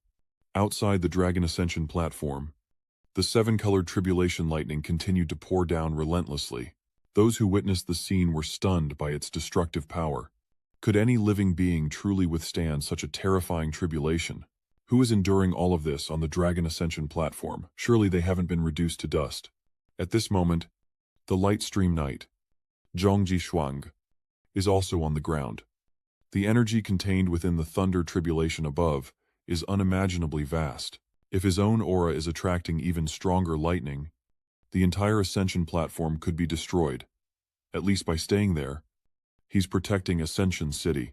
This terrifying lightning tribulation is unlike anything I've ever seen. Even I, or the Heavenly Dragon Sect leader, have never experienced a tribulation of this magnitude. As her seclusion neared its end, she suddenly faced tribulation, and the thunder's terrifying power only intensified, leaving Ji Shuang on edge. Such a fearsome tribulation, with the power of heaven and earth, was unheard of. Even if we intervene, Ella might not stand for it. This is truly troublesome. Lan asks if they can help, but he says that she's on her own against such a fierce tribulation. As we wait, crossing the universe's power, under the limit of the human god realm, the stronger the cultivator and the higher the talent, the stronger the tribulation they face. We can only hope she deeply understands the laws of heaven and earth and can avoid the lightning's damage. But this also proves her talent. If she can truly overcome this tribulation, Ella won't stand idly by, fearing for Xuanvu's life. This kind of blow is too much to bear. Lan quickly retort. What can the leader do? She's one of us.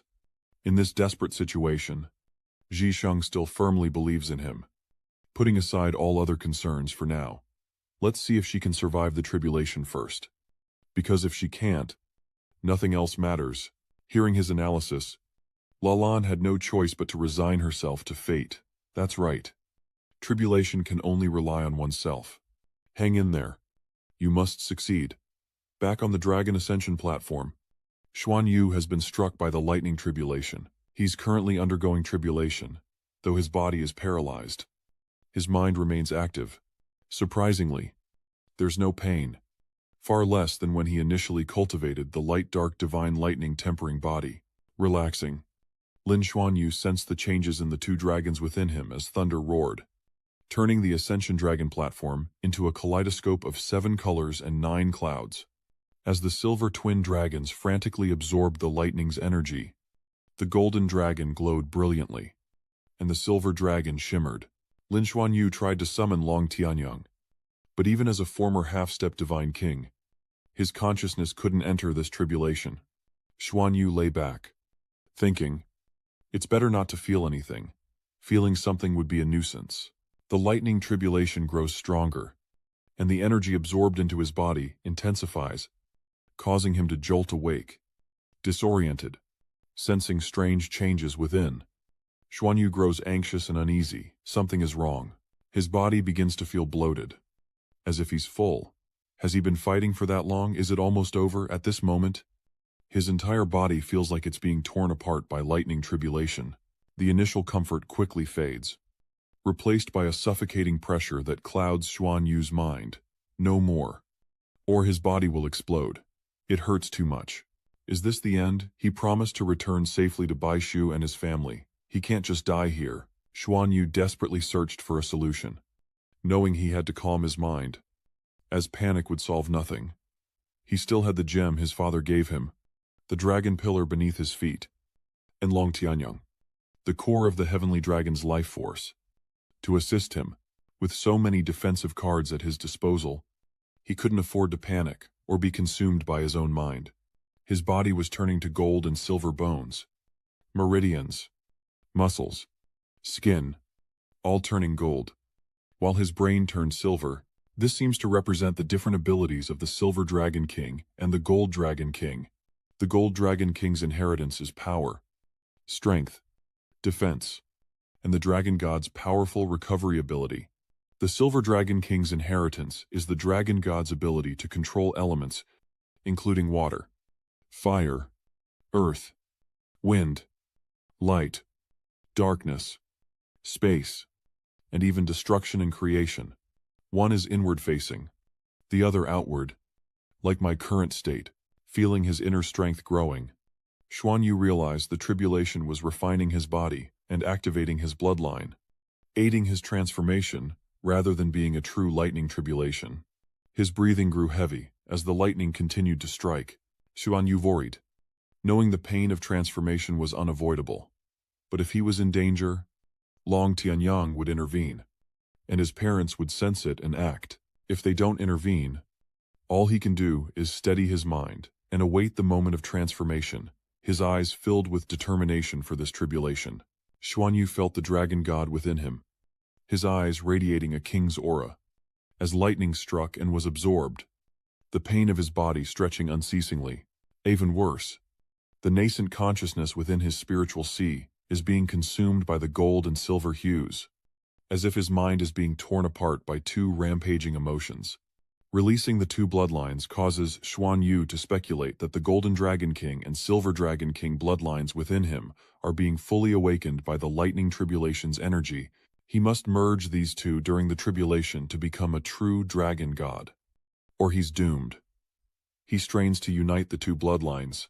The golden emotion represents a violent, battle-hungry, bloodthirsty desire to destroy everything, while the silver represents a calmer, more far-sighted emotion, striving to control everything. These two support each other, suppress each other, and devour each other. Xuanyu's body grew more uncomfortable and fatigued, as if something inside him was trying to break free, causing him immense pain as he gritted his teeth, enduring the agony as the two forces separated into golden and white lights.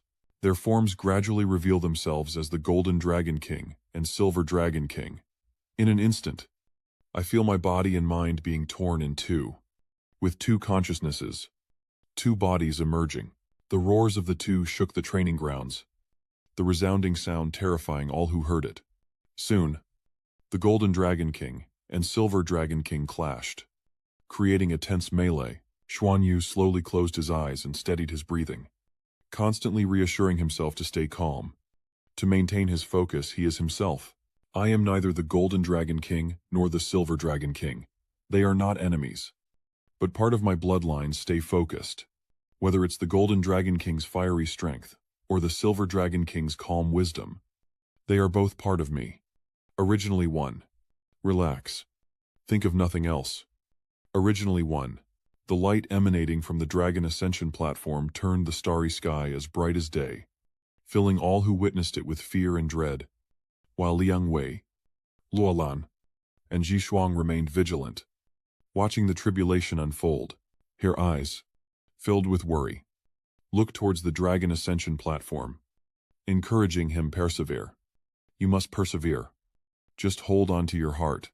Only by passing this trial can you truly overcome it, taking a step towards becoming a powerhouse. I just wonder, after she breaks through, will it attract the attention of the chief? This tribulation is lasting quite a while, and the lightning is growing more intense, shaking the very heavens. Everyone around was worried and chattering, but Liang Wei, Lan, and Zhishuang remained calm and continued to watch. Now, Xuanyu, having exhausted too much energy, couldn't stand and knelt down, his strength nearly depleted. Xuanyu's face showed discomfort and fatigue. The pain was 100 times worse than before. A maddening pain. He had to stay calm and hold on to his resolve. At that moment, the Dragon Ascension platform was like a blazing torch, illuminating the sky with a mystical light. Witnesses were stunned and whispered amongst themselves, "I've never seen such a dual attribute. It's terrifying." Lalan looked up in astonishment. This god-level dual lightning is so powerful. Liang Vai added, "The important thing is, he withstood it. If it were us, we'd be done for." Xuanyu had remained calm, but now an aura surrounded him, surprising him with what he was witnessing. He looked up at it in awe, thinking, "This is my sea of spirit. It has completely transformed into a multicolored sea of lightning." The most difficult moment has passed, and although the intense pain hasn't lessened, my spiritual consciousness has taken shape. He can control himself to a certain extent now. His spiritual power is not only many times stronger than before, but he can also clearly perceive everything outside. At this moment, The heavenly tribulation seems to be just energy needed to break through, not an obstacle at all. He can clearly feel a special aura within his body, an aura that has completed its fusion within him, gradually converging into a swirling, multicolored torrent, a bloodline transformation. This must be it, the dragon god bloodline. After this transformation, even if someone were to tell him that the dragon knights were human and not dragons, no one would believe it. Using my martial soul, true form will no longer have any restrictions, and the bloodline transformation has completely freed me from mortality.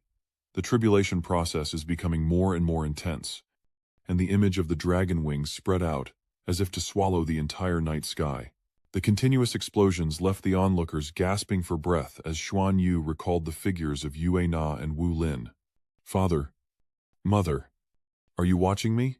He then turned to Long Dai, thinking, this guy is stealing my energy. He closed his eyes, took a deep breath, and thought, this unprecedented power, I can feel strength, time, space, the difference between 3D and 4D space, a complex feeling like I can grasp the heavens and the earth, and even sense what's beyond. How wonderful. Ditian suddenly appears, calling out, Master, don't let your guard down. It's not over yet. The real test for the two of you is about to begin. You must endure it. If you do, you'll reach the heavens. Suddenly, the continuous lightning strikes vanished completely, leaving everyone around confused. Ji Yang, seeing this, was filled with doubt, his eyes darkening.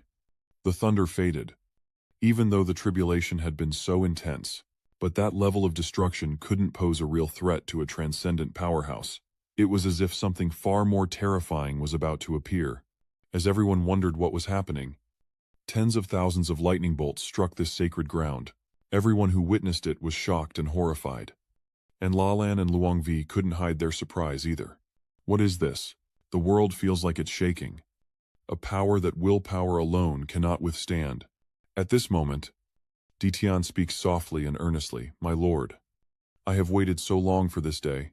Ditian will use this body to welcome my lord's return. He then transforms into a stream, reaching out towards Xuanyu, as Lalan and Jishuang are caught off guard by his sudden appearance.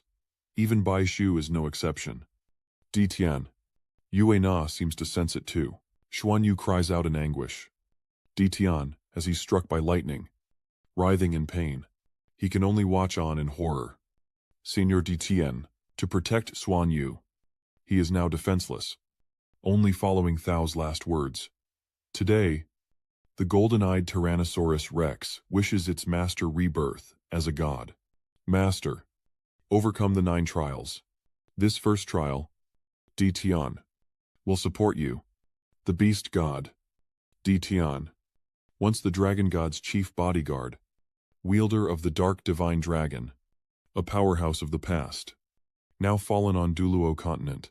His lifelong efforts to become a god, repeatedly suppressed by heaven and earth, finally returned to their origin in this moment. The near million years of accumulated power from Ditian is now completely transferred to Lan Xuanyu, and in this instant, all the inner power and essence of darkness erupts, shielding Lan Xuanyu from the universe-destroying tribulation. Lan Xuanyu and Ditian's bond wasn't deep, and he knew that Ditian's sacrifice wasn't for him, but for the dragon god blood flowing through his veins. He looked up at Ditian, lost in thought. I can feel the lingering obsession in the air, an obsession that has defied the heavens for hundreds of thousands of years, yet has never been able to take that final step. I witnessed Ditian's final tribulation back then, and I saw how sorrowful and helpless the beast god was at that moment. Memories of that moment flood his mind. Ditian's agonizing roar amidst the thunder, the violent lightning engulfing his body, and his final, peaceful gaze towards the horizon. The moment their eyes met would forever be etched in Xuanyu's memory, strengthening his resolve and filling him with determination to lead the dragon race to glory, no matter the cost. The golden dragon's roar tore through the silence of the night as the tribulation lightning grew ever more violent, with bolts of lightning striking down in rapid succession.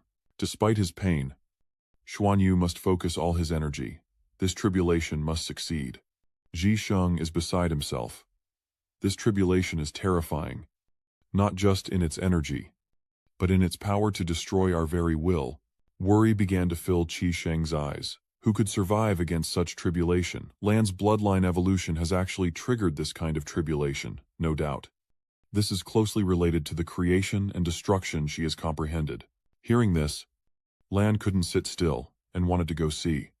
But Qi Sheng stopped her, saying that going now would only lead to death. He calmly analyzed the situation, stating that even a super god-level mechanic couldn't challenge the laws of heaven and earth. Otherwise, the power of our tier's laws will emerge a super god-level double tribulation, a colorful destruction of the universe. Even the Tianlong Star Chief wouldn't be able to withstand it. Seeing the various rainbow lights emanating from the ascension platform, Ji Cheng couldn't hide his shock, wondering why the tribulation was like this. Zhongshuan, why is it suddenly like this? Do you think she can withstand it? Ji Sheng nodded gravely. I don't think she could withstand those tribulations. But they haven't stopped. Before, there were bursts of intense energy. But now, I can't even predict whether she'll succeed. Your Excellency, though I don't know if she can break through. If she does, she'll lead us out of this predicament. He knew it, yet still stubbornly questioned. Are you sure she can? What if you're wrong? He bluntly exposes that flimsy disguise. Sect leader, we shouldn't deceive ourselves at this point. We've all lived too long. Yet we crave immortality even more. I know you've been striving to accumulate power, attempting to step towards it, but even Crimson Mothers couldn't break through that barrier. Can we really do it? Wei Qiang felt a surge of indignation, so she could do it. But Ji Shuang wasn't so sure this time. I don't know if she can, but at least she has a chance. So Chief, no matter what, we have to make her stronger. He immediately understood the hidden meaning in those words. Who wouldn't want her to grow stronger? If she can successfully pass the tribulation, she will naturally be nurtured even more. Old Zhang, what are you worried about? He didn't answer, but just stared ahead. The chief had rejected his proposal, and if she really succeeded in transcending, there would be problems within the Echelon Knights. But if she failed, then all the groundwork he'd laid would just be an offense to the Heavenly Dragon. But no matter what, he's seen a glimmer of hope, and it's too important for him, and for the entire dragon race. Meanwhile, our protagonist, Hinvu, is in dire strait, and this is only the third tribulation. He was supposed to face 9 lightning tribulations, but with his current cultivation, could he withstand them all? Just then, a booming voice announced the arrival of the 4th tribulation. A massive bolt of lightning strikes the dragon-shaped body formed by the 7th reanimation move, and after assessing his abilities, Xuanyu feels somewhat discouraged. The true tribulation lies in the terrifying refinement that follows. Is my limit really only 4 lightning tribulations? A larger, more terrifying bolt of lightning strikes down. He stared blankly ahead, thinking it was over, that he was about to die. But then his eyes widened in astonishment. He wasn't dead. He could still feel everything around him. His eyes met the 7-colored liquid pooling on the ground, and a thought flashed through his mind. Could this be the only way to destroy in order to create? To be immortal and indestructible? Gazing at the coalescing form, Ji Shuang couldn't believe her eyes. The 7-colored liquid was rapidly solidifying within the lightning, taking shape once more. The 7th tribulation has arrived, and the dragon's body is quickly solidifying. 7-colored light rapidly bursts forth from the dragon ascension platform, flooding into the newly formed dragon body. He contemplates within, as the entire platform erupts with violent energy that could consume them all. With each tribulation overcome, the ascending dragon platform's energy intensifies. Even Ji Shuang hesitates to breathe. It's terrifying. So powerful we can barely breathe. Far away in the silver armor battleship, Yulin and his companion embrace, sensing Xuanyu's presence flicker, yet he clearly feels the Demi bloodline stirring, resonating. Tears welled in Yue Na's eyes as she muttered, I'm back. I'm back. Her heart pounded with trepidation, as the 18th seal within her body trembled violently. Would Xuanyu be able to withstand it? Meanwhile, the dragon's head formed from 7-colored liquid roared to the heavens once more. Both Wu Lin felt it, and knew in their hearts the dragon realm. It truly was the dragon realm they had once visited, as if they had rehearsed it. They looked up at each other, and Nguyetna, unable to contain her excitement, rushed forward to give him a kiss. This is too good. Just too good. Meanwhile, Wu Lin was completely dazed by that kiss. Just now. He was kissed. Kissed. Kissed. This scenario seems a bit off. Above the dragon ascension platform, the figure formed from the 7-colored liquid gradually shrinks, revealing a weary Xuanyu lying on the ground. I always knew tribulation was extremely painful, so I prepared thoroughly bloodline tempering, divina lightning tempering. He had always suppressed and accumulated his cultivation. If it weren't for the beast, God Ditian's support, and the dragon god's energy in the rising dragon platform, he might have truly died. The process of recreating the body consumed almost all of his energy. Surviving was already beyond expectations. As he pondered, he suddenly realized something, and his whole body trembled. Wait. Something's not right. Xuanyu cries out in horror, realizing he's turned into a girl, but Xiaobao quickly reassures him it's just an illusion. It fluttered around, earnestly explaining that a transformation from the inside out was more authentic, and even a king-level expert couldn't see through this disguise. But he was only concerned with one thing: it wasn't dead. With an embarrassed chuckle, Xiaobao replied, "As long as your consciousness is immortal, how could I die? I've always been hiding inside your consciousness." Hearing this, Xuanyu was furious. "Couldn't you have told me before transforming? You scared me to death. If I turn into a girl, what will Tutu do? I don't want to be a girl.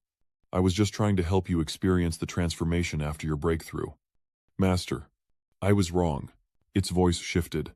"Someone's coming, no. A torrent is coming, Master. Be careful." Just as Little Treasure spoke, Ji Shuang and the others arrived. Seeing Xuanyu's current state, they were all immediately stunned. A blush quickly crept onto Ji Shuang's face. "Fie. Fie. Fie. Fie. Avert your eyes." Then, the others all turned away in unison. It was at this moment that Xuanyu finally felt it was real. He had become a god. His bloodline had merged, and he hadn't turned into a woman. Most importantly, am I a dragon god now? At least, a dragon god in terms of my bloodline. A dozen years of cultivation, a short time for many soul masters, but for me, it was an incredibly rich journey. One that others couldn't match in decades or even centuries. Step by step, hardship, pain, and countless trials. After all of that, I finally possessed the true dragon god bloodline. He closed his eyes, sensing everything at this moment. There were 3 goose egg-sized, 9-colored crystals within him. If judged by Soul Master ranks, he'd be a rank 7. But this rank 7 was different. He had completely transcended the realm of Soul Masters. Meanwhile, Ji Shuang and the others were subjected to a powerful suppressing force. A soul-deep feeling of dread. What level of bloodline is this? After that unimaginable tribulation, she has completely transformed, evolving to an incomprehensible level of bloodline. Wei Chang couldn't help but furrow his brow. This was all happening too fast. He'd only felt that the dragon race had an heir, but in a flash, he'd broken through to this level. This rate of increase is too fast. He's already a potential threat to me. A breeze swept through, ruffling Xuanyu's long hair as he closed his eyes and took a deep breath. 10 super god-ranked powerhouses stood before him. Yet for some reason, he felt no fear. But I'm not a true dragon god yet. I've only taken the first step with the dragon god's bloodline. The road to becoming a true dragon god is still long. With that thought, Xuanyu clasped his hands in greeting. "Greetings, Chief, Vice Chief, and Dragon Knight Lords." Vai Kuang and the others turned to look, but quickly paled in shock, stammering incoherently.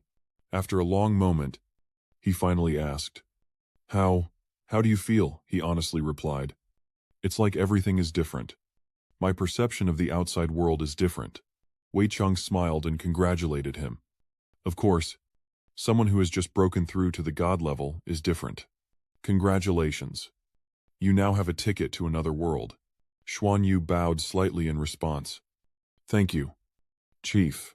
He then suggested, "You've just completed your breakthrough. You still need to consolidate your cultivation. Come with me to the Dragon Star abode." He agreed. And in an instant, the scene shifted to the Dragon Star abode. Wei Qiang took the lead, assigning tasks. Lan, Gorest, Lao Zong. Let's talk. Everyone else, return to your duties. Luo Lan stepped forward. Lan, let's go. Before they reached the door, Bai Shu, as if sensing something, rushed out. Lan Xuanyu. He rushed forward, embracing her tightly, finally reunited with her. After releasing her, Bai Shu's eyes welled up. I thought I was going to lose you. It was all so sudden. Xuanyu gently stroked her head, reassuring her that everything was all right now. Only then did she notice someone else, the esteemed La Lan. Despite the sudden display of affection, no one seemed to mind. Let's go inside and talk. Soon after, the door closed, and La Lan announced that he had used his divine sense to seal off the room. Xuanyu touched his chin thoughtfully, wondering why he could still sense the outside world, as if La Lan's power couldn't block his senses. Meanwhile, La Lan began to praise. Lan, from the first time I met you, I knew you were extraordinary. At that moment, I felt you would surely become a pillar of support for our clan. I just never imagined you'd grow so strong. So fast. This sudden breakthrough of yours has affected all the knights. Xuanyu immediately stood at attention, acting obedient. I'm just a normal god level, Lord Luolan. But Luolan firmly denied it. No. How could you be a normal god level? The first time you evolved your bloodline on the Rising Dragon platform, you're no ordinary god rank anymore. Your tribulation today will be noticed, not only on Heavenly Dragon Star, but by the other major clans in the Federation. There are things I need to tell you now. So prepare yourself. Xuanyu's expression turned serious. Please, tell me. Lalan began to reveal a secret, starting with the division of opinion within their dragon race. From the time of the dragon transformation, the dragon race had undergone molting, matured, and ultimately became the strongest race in the star system. But a problem has always plagued us, the greatest of which is lifespan. With a serious look, Lalan explains that when the dragon transformation era began, power from the dragon realm was bestowed upon many, but only the strongest became dragons.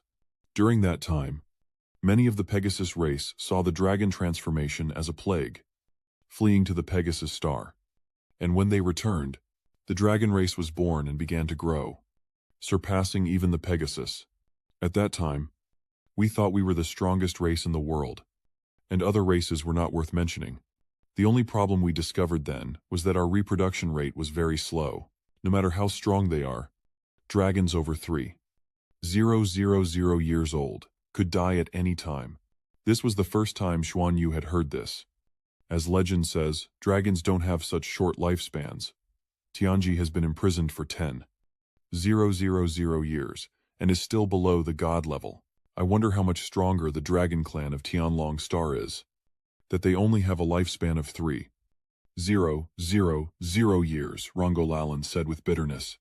So, don't just look at our craftsman clan holding our heads high with pride. In reality, we're all worried about our lifespans. No one wants to die, no matter how long their lifespan. Ultimately, we discovered that there may be only one way for the dragon clan to achieve immortality: rebuild the god realm. The two white cloaks listened intently as Lan continued to elaborate, explaining that they nourish their bodies with the immortal energy unique to the god realm and use divine power as a foundation to become true gods. Therefore, generations of chief knights and knights have been striving to rebuild the god realm. But the energy required is beyond our imagination. The current leader is the strongest in generations. But even so, he can't find any opportunities.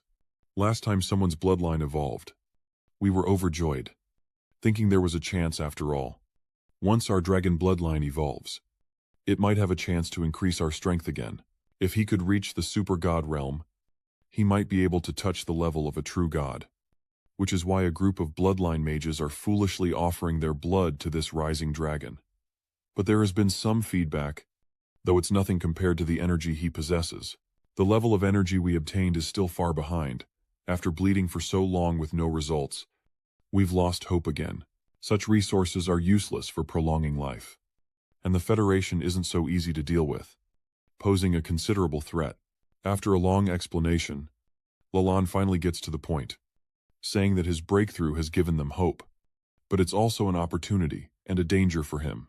Bai Shu anxiously asks why, and he answers without hesitation, saying that this breakthrough, never in the history of the Dragon Clan has there been such a precedent. Even when the chief broke through, he only saw a 9-colored halo.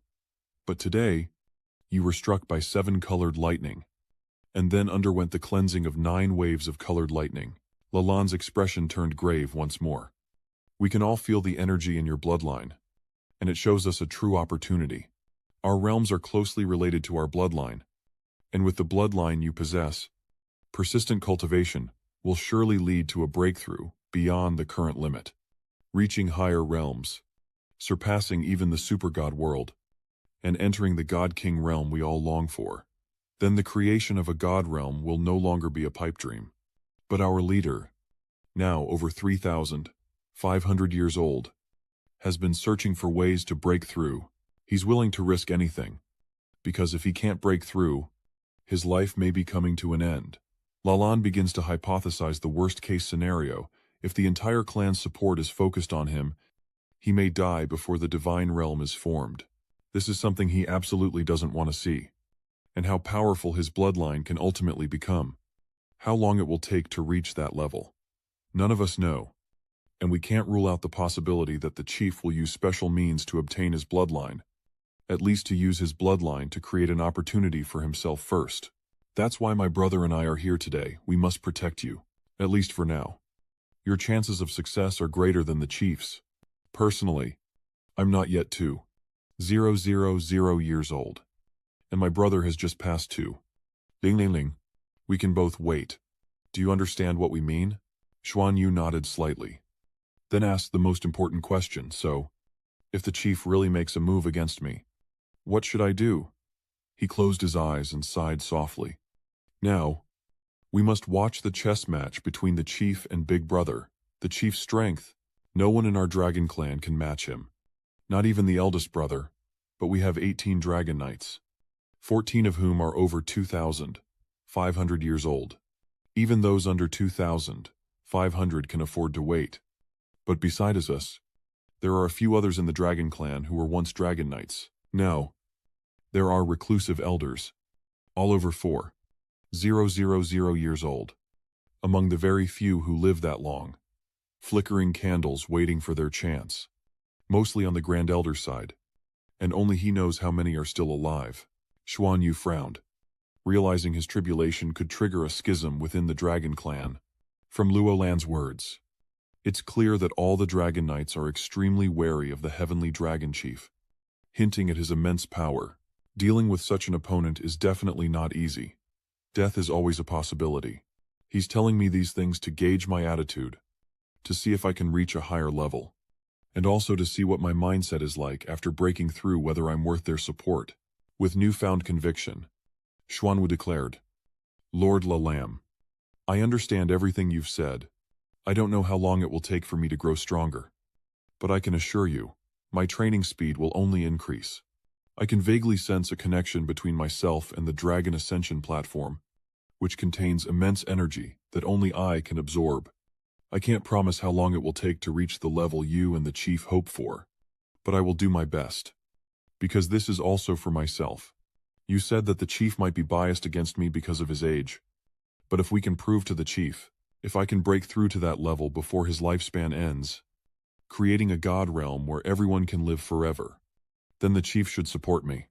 Right, speaking of which, Xuanyu's voice gradually sharpened. Or rather, the chief should be the creator. The leader, can you explain it to me? Hearing this, Lalan immediately praised him in her heart. He spoke his conjecture with certainty. I'm almost certain that if you can guarantee reaching that level in a short time, the chief will support you. After all, survival is more important than being in control. But how will you assure the Chief Xuanyu placed a hand on his back, slightly arching it?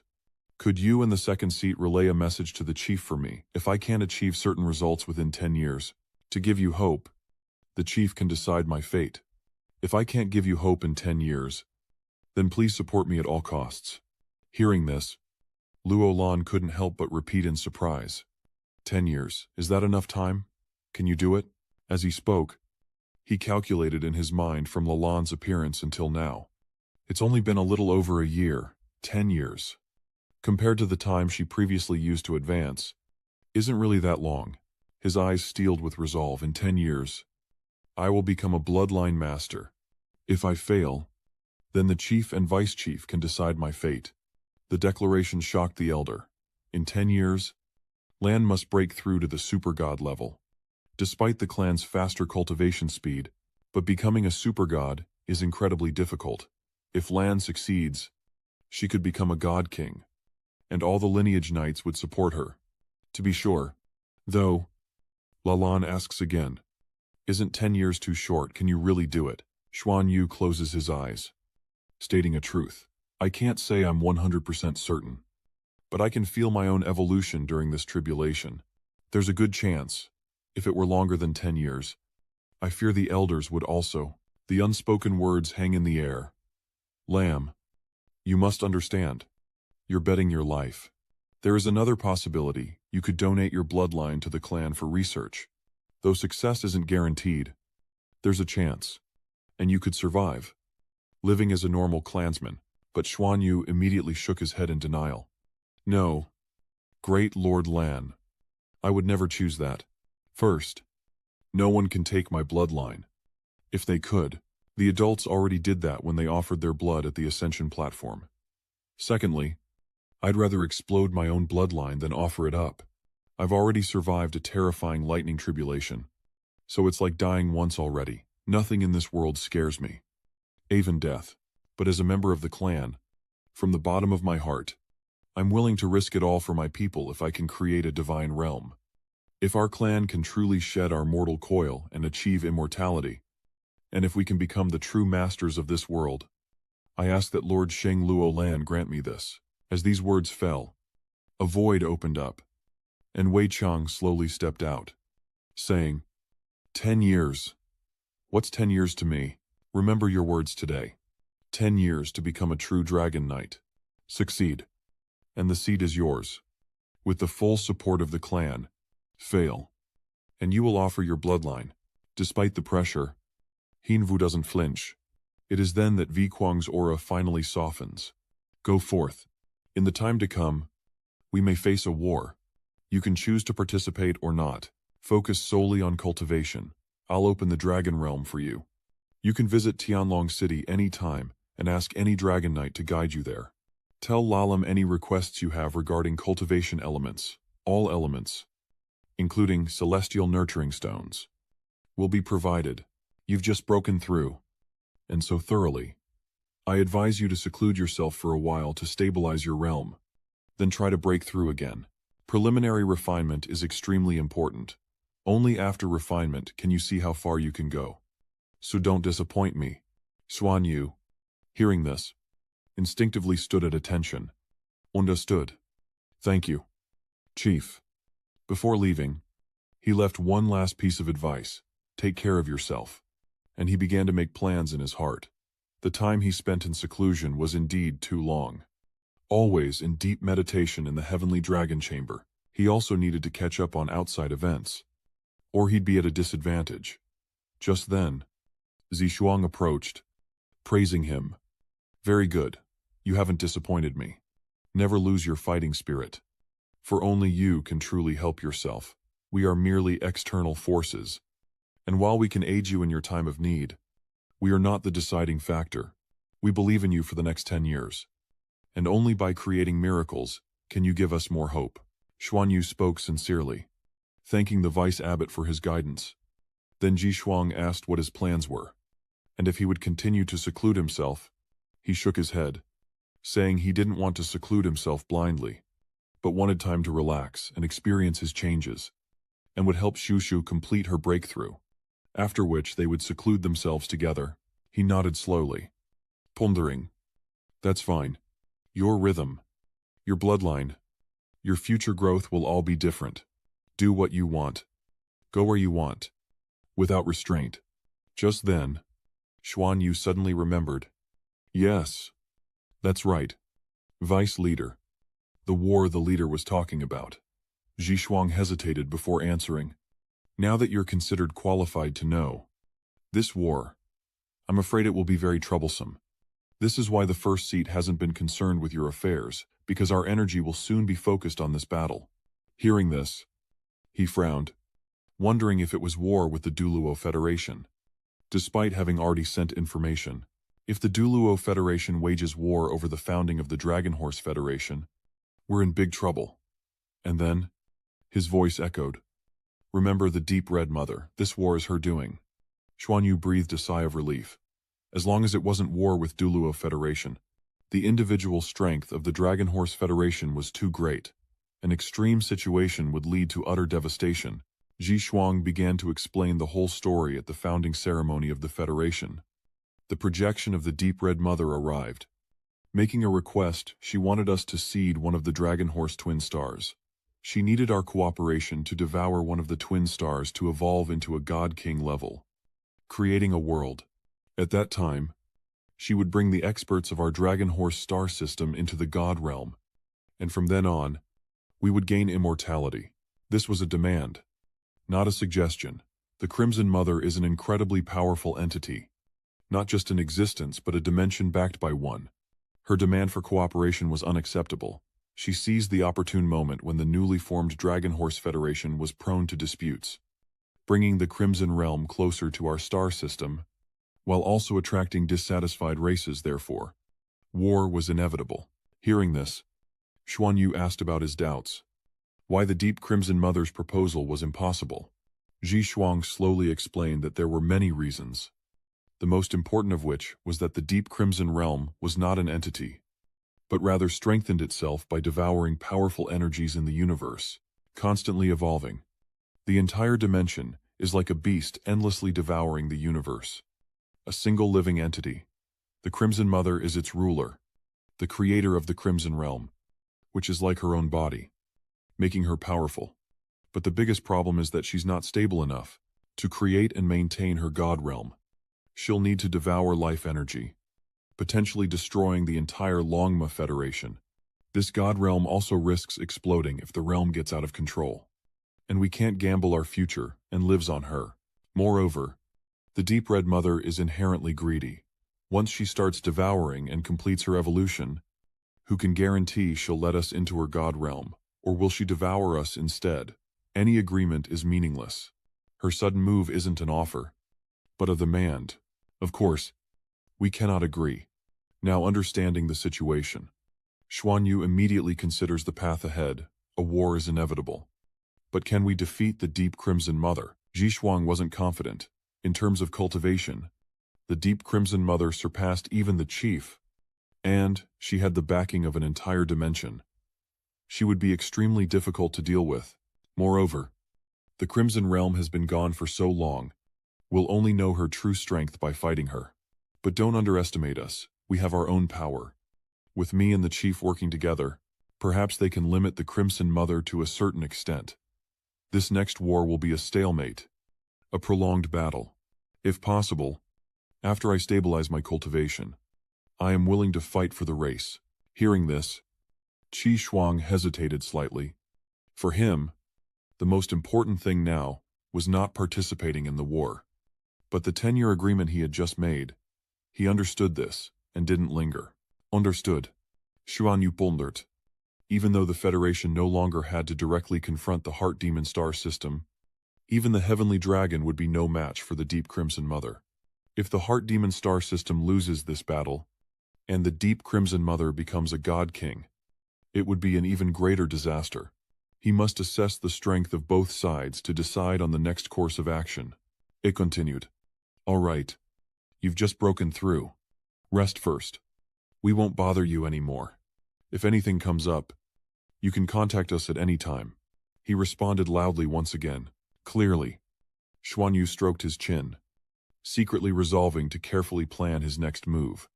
Until finally, Bai Shu softly spoke. Xuanyu.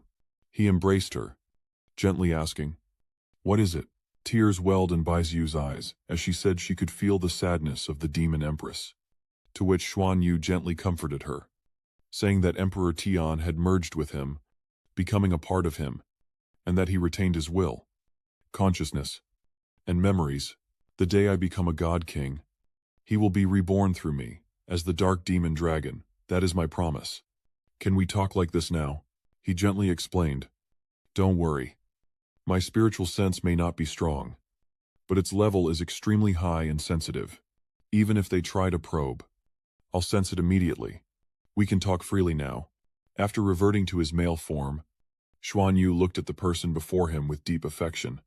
For a moment, I really thought I'd never see you again.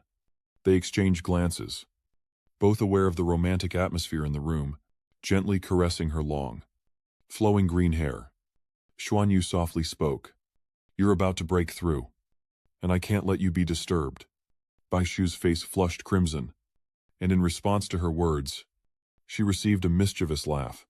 This rare warmth caused them to sink deeper into the moment, and the previous tension simply melted away. After who knows how long, Bai Zhu urged him, telling him to quickly sense the changes within himself. As stabilizing his realm was most important after breaking through, Xuanyu nodded in agreement, saying that his breakthrough was different from a normal god-level breakthrough, and that his realm was already extremely stable. He excitedly suggested, let me tell you about my breakthrough process. It might help when you break through. I'll fully support your cultivation. My bloodline power can directly help you temper your body. After you complete your penance, I'll take you to the ascension platform to overcome your tribulation. And I'll protect you. Becoming a god once seemed so distant, but now it's within reach, and we're only in our 20s, making us the youngest gods in human history. Meanwhile, Xuanvu sat on the bed, beginning to feel the changes in his body as energy blazed around him and his divine sense expanded. Soon, Xuanyu detected an anomaly. I sense it, the 4C space. Tianqing confirmed. Indeed, that is the 4C space. In a sense, Dragon Star and Pegasus Star are not two separate planets, but one entity, hence the spatial overlap, and why a spatial gate can be created between them. Xuanyu turned to survey his surroundings, then sighed softly. So that's it. This is the level of a god. Tianzijing paused for a moment before speaking softly again. I think you've misunderstood the god level. Xuanyu made a noise in his throat, expressing his confusion, not bothering to explain further. The Heavenly Citadel says that when ordinary beings break through to the god level, the most important thing their divine sense perceives is the change in space, allowing them to traverse it. But to sense multiple dimensions like you do is beyond even the super god level. Your divine sense isn't particularly strong, but its level is extremely high, likely due to your bloodline. I witnessed your entire breakthrough, and even I was astonished. As he said this, the Heavenly Saint's tone carried a hint of jest. The power of heaven and earth, the multi-dimensional universe. Yet they produced a complex emotion towards him, as if wanting to kill him, yet hoping he could succeed. Hence the magnificent process before them, destruction in its wake, forming a strange scene of duality, breaking everything to create anew. Xuanyu looks incredibly serious. His inner power is the most profound I've ever seen at this level. He could ascend to the true god realm right now if he wished. She warns him not to rush, as it wouldn't benefit him, and he nods in agreement. Sensing it himself, Xuanyu's brow has been furrowed the entire time, as his 3 prismatic dragon cores contain 2 immensely powerful draconic forces, the destructive power of the prismatic universe and the pure dragon god bloodline. If I were to merge them with my bloodline using my divine sense now, I could immediately break through and ascend to the true god level. But I won't, because the calamity of heaven and earth's destruction can't be copied, as the power within contains too many principles of the universe, and the dragon god bloodline energy within the rainbow dragon core is the purest dragon god bloodline. The transformation and comprehension of these two complement each other, a process of enlightenment and fusion between the power of heaven and earth and one's own bloodline. Releasing this energy would be a huge waste. But the insights and cultivation within the dragon core can be fully absorbed without any loss. Once the 3 dragon cores are converted, and the benefits of tribulation are fully absorbed, I can naturally become a true god, and my bloodline will be purified as if undergoing a blood transfusion. Meanwhile, Tianyang continued to advise him not to skimp on Tianyang starstones, as his body, though rebuilt, was still extremely weak, and now was the perfect time to absorb them to stabilize his cultivation. Now we can communicate normally, and I'll come to you directly, if anything happens.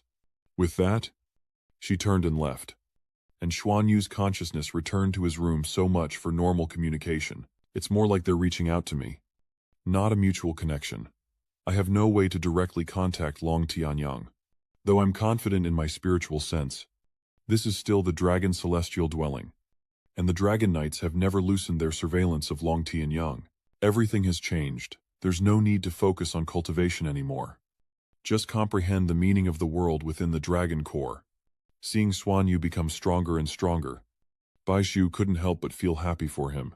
Time quickly passed, and 7 days later, Lan Xuanyu uses 7 beams of light to help Baishu Shou comprehend the laws of nature, and the more he uses it, the more unexpected discoveries he makes.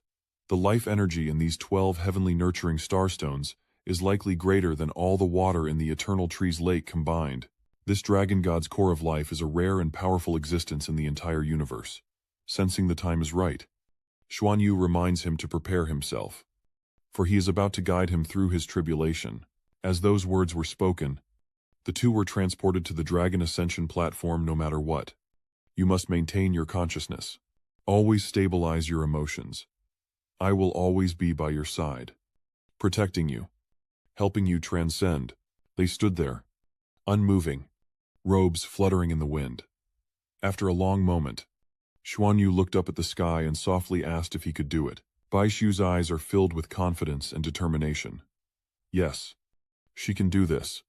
The light in the clouds grows ever brighter. She released her own aura, and Xuanyu had no choice but to turn and leave, knowing his presence would affect her tribulation.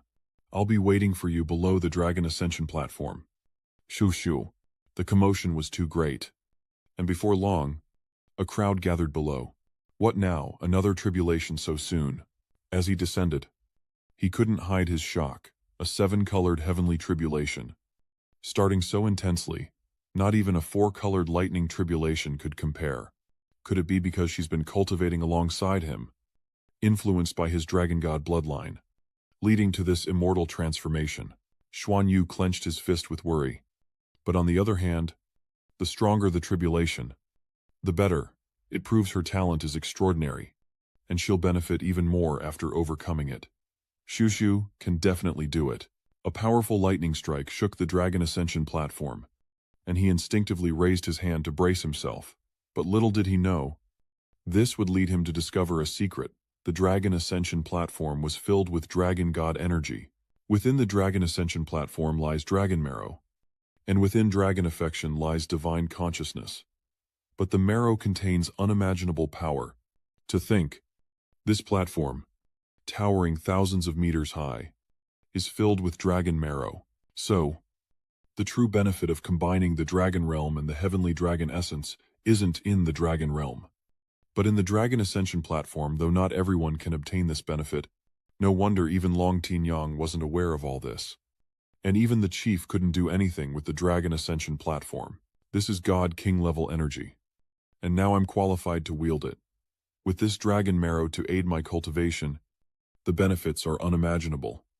Reaching the super god level in 10 years is no longer just a dream. Meanwhile, above, Baishu sits cross-legged, slowly breaking down the heavenly thunder energy into her own. Xuanyu couldn't hide his joy. This was an extremely intelligent way to overcome the tribulation. She was using her heavenly demon Devour to forcibly devour the 7-colored heavenly tribulation. After being converted by the heavenly devil Devour, she absorbs the power within, cleanses her body, and breaks through the tribulation. Perhaps only in front of me does Tushu reveal such a vulnerable side.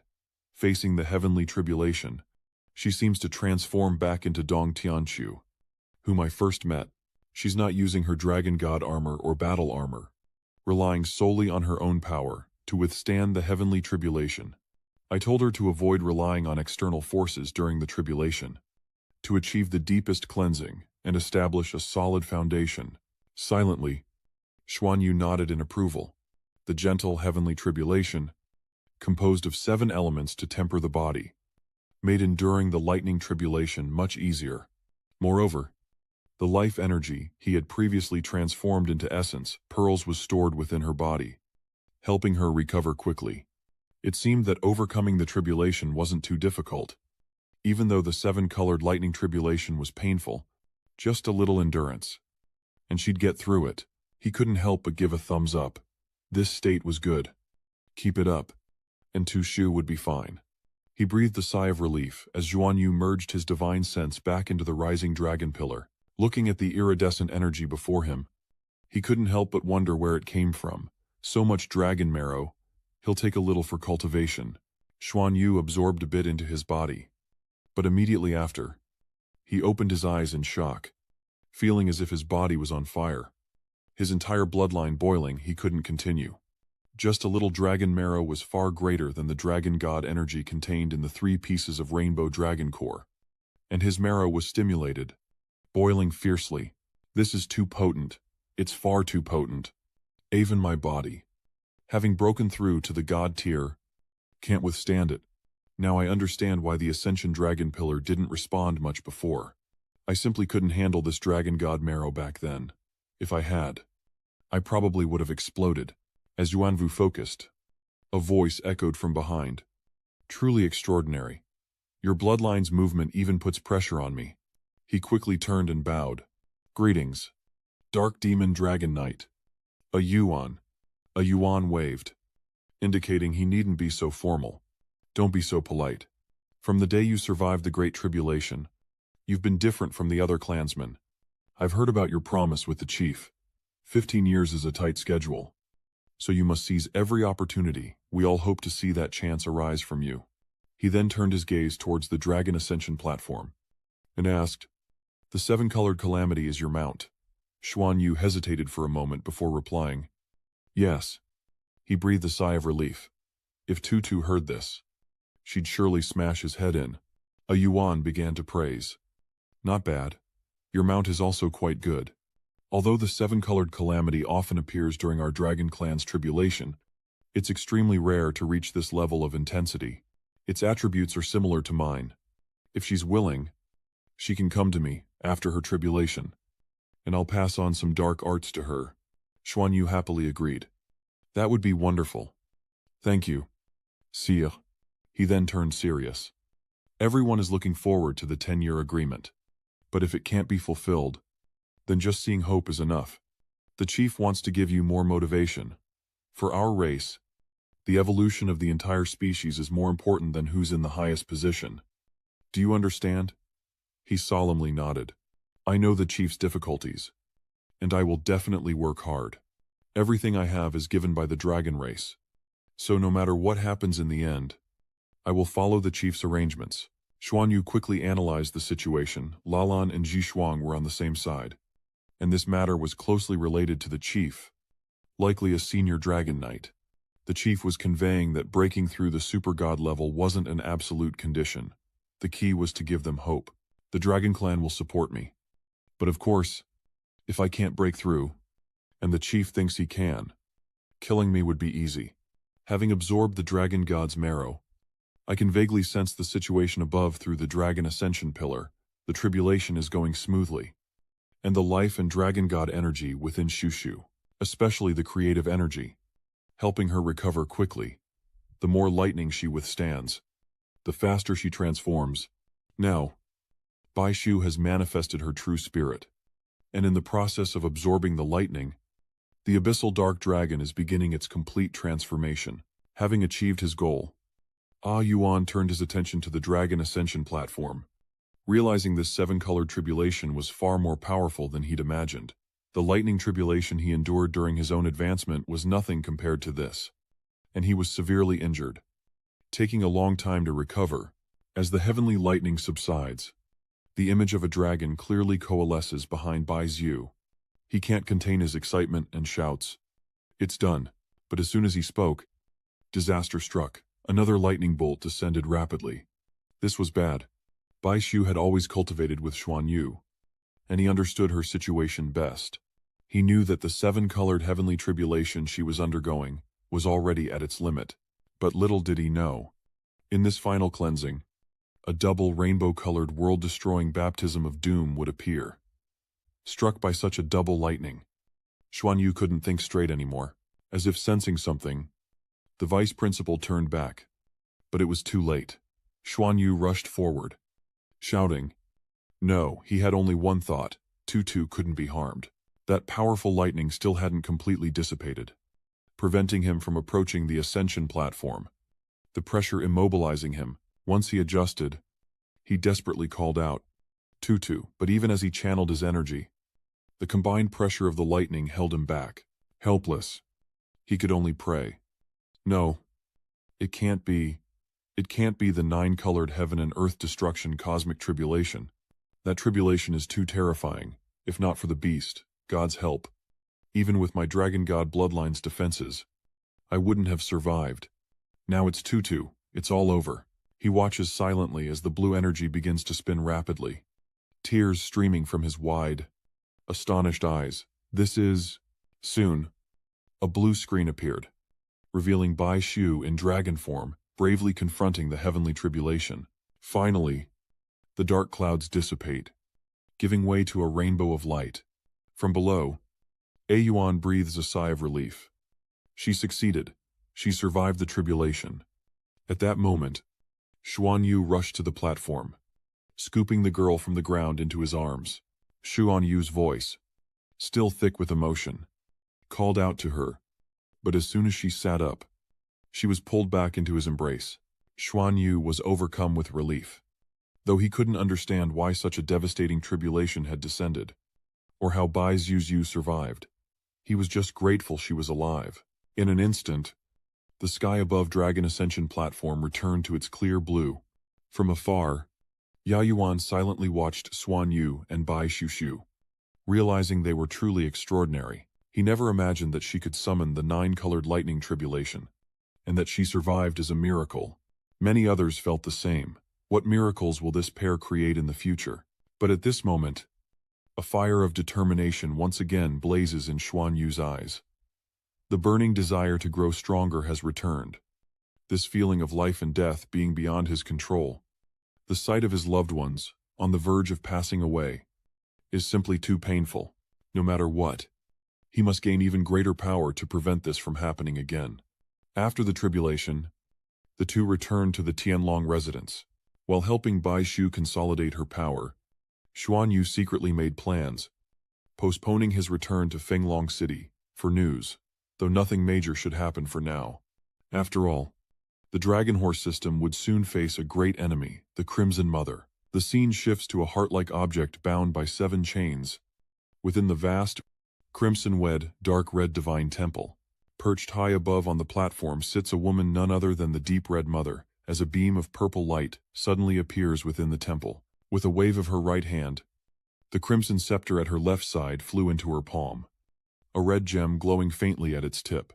The scepter's surface emits a faint red glow, enveloping the illusory and bewitching purple light in the distance. As Crimson seems to realize something, she immediately questioned loudly. It's you, Haki emerges from the purple light, slightly bowing. Mother. The Deep Red Mother's voice became extremely grating. Mother, you still recognize me as your mother. I place so much hope in you, entrusting you with over 40% of the Deep Red Dimension's power to seek out the final opportunity. And what have you done? Whether bright or dark, the temple in the Crimson world remains unchanged, now echoing with the furious accusations of Crimson, who, famous for devouring, was devoured instead, and provoked the existence at the level of the God King. Do you know that for the last 10,000 years, because of the impact you caused, I've had to traverse countless star systems, been discovered by the God Kings, and had my form and spirit destroyed. We were only one step away. Yet it took us nearly 10,000 years to gradually recover. Deep Crimson spat out each word. In my perception, you had long turned to dust. How could this remnant soul of yours possibly recover? But Black Gold remained calm. Despite the disrespectful tone, not yet. But the opportunity has arisen because I sensed your presence. I only managed to send my consciousness here under special circumstances. Mother, Things aren't as you think. I was indeed tricked by him back then. Please, give me another chance. This time, we can definitely create a god realm. She immediately became agitated again. Tell me the detailed situation back then. Without him, I can still create a god realm. He paused for a moment, then began to recount the tale. After skipping 3,000 words, the scene shifts to the Tianlong Star Lodge, a place of lush trees and free-roaming animals. After an unknown amount of time, Bai Shu finally awakens, wondering where he is. Seeing this, Hian Vu immediately spoke up to attract attention. You're awake. She felt a little incredulous. Oh, I succeeded. She happily nods in confirmation, saying that even though he successfully broke through, he scared her half to death. And how could he trigger a multicolored, universe-destroying tribulation? She really thought he was about to die. Bai Shu looked confused, saying she didn't know what happened. She thought she was about to complete the tribulation. She recalled the moment, saying she suddenly felt more energy surge from her bloodline. Even her spiritual senses became blurred. And then she knew nothing more. Xuanyu guessed that perhaps the dragon god energy he left in her body was too much. That's what led to this situation. Luckily, you succeeded in your tribulation. Or else I would have. Seeing the tense atmosphere, Bai Shu gave a bright smile. It's okay. Didn't I succeed in my tribulation? You were just trying to help me. But he solemnly assured her. Rest assured. That won't happen again. I'll spare no effort to protect you. A happy smile graced her face. You gave me the heaven-nurturing star stone. Didn't you? I feel amazing now? Bai Shu paused, then continued. However, I still need to see what I've learned and seclude myself for a while. Have you left yet? Xuanyu shook his head honestly. I'm worried about you. How could I leave you at a time like this? Now that you're awake, I really need to go back and get some news. She urged him to go, saying she could cultivate alone, but wondered if the Dragon Knights would object to his return. He firmly denied it, explaining that things were different now. They had all become gods, and secured a 10-year agreement with the chief, ensuring their safety on Tianlong Star. Having confirmed everything, Bai Shu didn't hold back. Then hurry back. So much has changed recently. The others haven't seen you in so long, and must be anxious without a solid foundation. Before long, the scene shifts to Wind Dragon City. As Xuanyu strolled along, he subtly sensed his surroundings, though he was sure no super god-level dragon knights were following him. Safety should still come first. The treasure, sniffing beast's concealment of his aura, was definitely foolproof. Feeling secure, he quickly headed to where his companions were. As he stepped inside, Xuanyu greeted them. Liao Feng and Qian Lei's eyes widened. Boss, you're finally back. Let me give you a hug. But a swift punch sent him flying. Still as incorrigible as ever, though his eyes swirled, he still managed to exclaim, This power, boss. You've gotten even stronger. First, Xuanyu summarized his situation. Due to some special circumstances and my seclusion, I couldn't return. Has the information I sent been delivered home? Liao Feng nodded and began to report. It was delivered immediately, and the little miss has a way to reverse it. He was pleased to hear this. Good. What's the situation at home now? Any new developments? He gave a brief summary of recent events. Upon learning of the Longma Federation's establishment, our federation was shaken, and a decision was made to initiate action regarding the Longma Federation's formation. We deployed a stealth squadron, equipped with the latest tech and disguised as pirates, to attack the newly established Longma Federation military base. But Xuanyu already knew the outcome, a suicide mission. Though he'd seen it many times, it was still difficult. Yes, all the ships were destroyed, and they accomplished nothing. His heart skipped a beat, wondering how many beast soul warriors had to be sacrificed. Liao Feng quickly explained that there were no casualties, as the warships were all remotely controlled. Even though the loss of the ships was severe, but with no casualties, Xuanyu's heart eased. No loss of life was already a great fortune. Whether they faced bronze or celestial knights, he raised an eyebrow. Unsurprised. Was this a preemptive strike? Copper Knights were on a fourth-dimensional level? How could normal battleships pose a threat then? Xuanyu suddenly remembered something. Have you contacted my parents? Liao Feng quickly replied. No. Having grasped the situation, he solemnly issued an order. All right. Gather everyone. Let's have a meeting. The two adjutants responded in unison. Yes. Sir. Sunlight shone on the roof tiles, reflecting shimmering rays of light. Inside the house, everyone had gathered, and he had arrived. Guanghui couldn't help but exclaim with joy. You're finally back. Silently relieved. He knew tensions within the Federation had been high, with endless discussions of every possibility. Super god-level powerhouses were harder to defend against than fleets. But after Lan Xuanyu sent his message, it disappeared. Xuanyu offered an awkward smile, apologizing for the tight security at the academy, making it difficult to return. Guanghui's words held no blame. His safety was paramount. Looking back on the past few months, I feel the pressure again. Without him, where would I have gotten the initial intelligence? The order from above is that no matter what, Lan Xuanyu's safety comes first. You're the highest-ranking mole in the Dragon Horse Federation of the Duluo Federation. Extremely important. Guanghui's face turned stern. They'd already launched one operation, a crushing failure with severe losses. She began to explain that the Mecha Knights were stronger than they'd imagined, able to transform into giant mechs. Artillery is useless against them. It can't even hit them. And each time they attack, they easily tear apart our battleships. The fleet hopes we can relay more information and wants to hear our suggestions, see if we have any ideas. Anhui offers his opinion, mentioning the super god-level experts. And even the fleet is helpless. So how could they possibly sabotage from within? But Guanghui refutes that, saying only the highest levels know of their existence. And no one has suggested internal sabotage because the risks outweigh the benefits.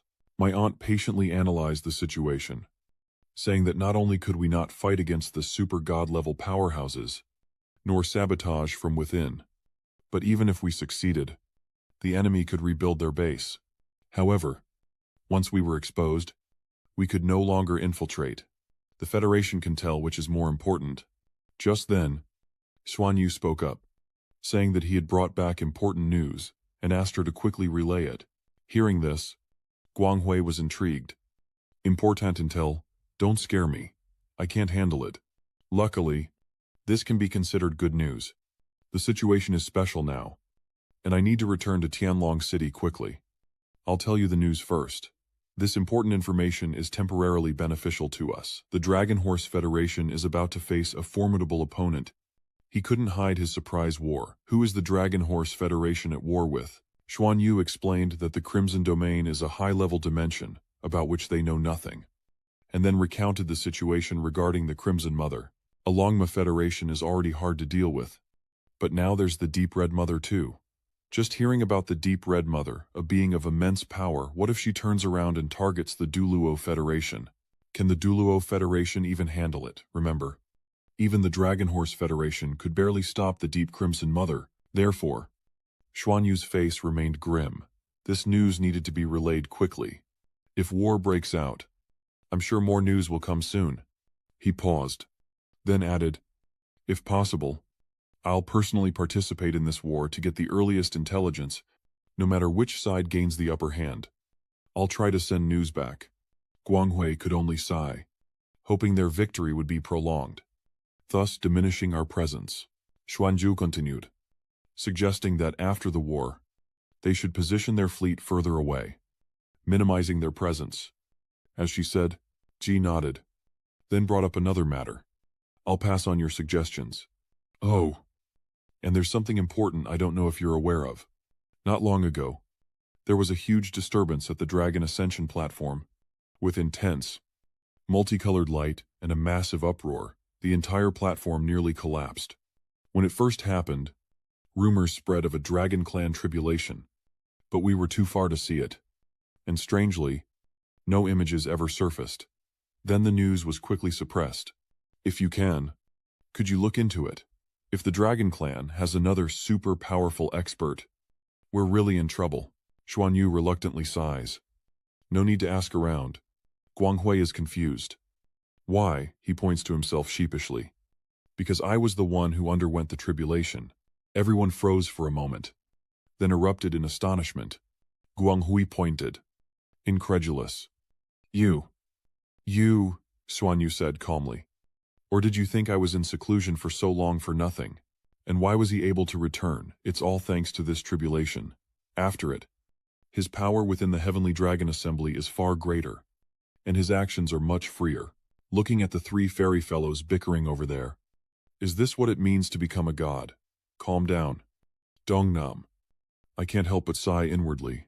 How could he become a god through tribulation so quickly? And the tribulation shook even the dragon star. What kind of tribulation was that? This kid before me, younger than I am, is already a god-level powerhouse.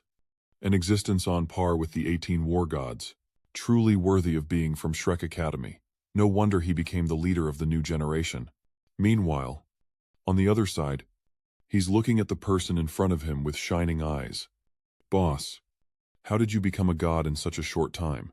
So, let me ask you this. Amidst Qian Lai's incessant praise. Well done, brother. Well done. Xuanyu quickly cut to the main issue. Let me finish. Seeing this, Mengqin stepped forward to pull away her mischievous monkey, telling him to stop interrupting, as she quickly seized the opportunity to speak. With the important matters settled and time pressing, everyone began to meditate as he offered to help them temper their bodies and strengthen their physique. Before they began, Xuanyu reminded them that no matter how much they accumulated, even if they reached the peak of the 9th rank, they had to suppress their cultivation, and no one was allowed to undergo tribulation. Especially not on Dragonstar. He's so handsome, and his strength is improving so quickly, he's already a god-level powerhouse. Who knows how far he'll go, but I was awakened by him before long. Little girl, what are you waiting for? Meditate. This time, I'm really surprised. I have a share too. Xuanyu couldn't help but tease. I didn't before, but I do now. So sit down. He knew very well that Yuan and Guanghui had never hindered any action of the 33 Skywings, nor had she ever complained about everyone cultivating here. Now, with the situation growing complex, everyone must strive to improve their strength and unite to face any unexpected variables. Xuanyu calmly assessed everyone, realizing that more than half of them had broken through to the titled Duluo realm. That speed was remarkable, considering not everyone was gifted. The celestial dragon fruit is indeed perfect for cultivation, and the body tempering spell has greatly benefited everyone. Furthermore, Long Tianyang has been subtly enriching the life energy here for the past several hundred days, providing significant support for everyone's cultivation. Not only have their cultivation levels increased significantly, but their foundations are also more stable. Their auras are steady, and their bloodlines are strong. After an unknown amount of time, Xuanyu suddenly shouted loudly, trying to stand firm and focus his inner vision. As soon as he finished speaking, Mengqin felt the pain, and the others were no better off. It hurt too much. At that moment, sunlight streamed through the window into the room.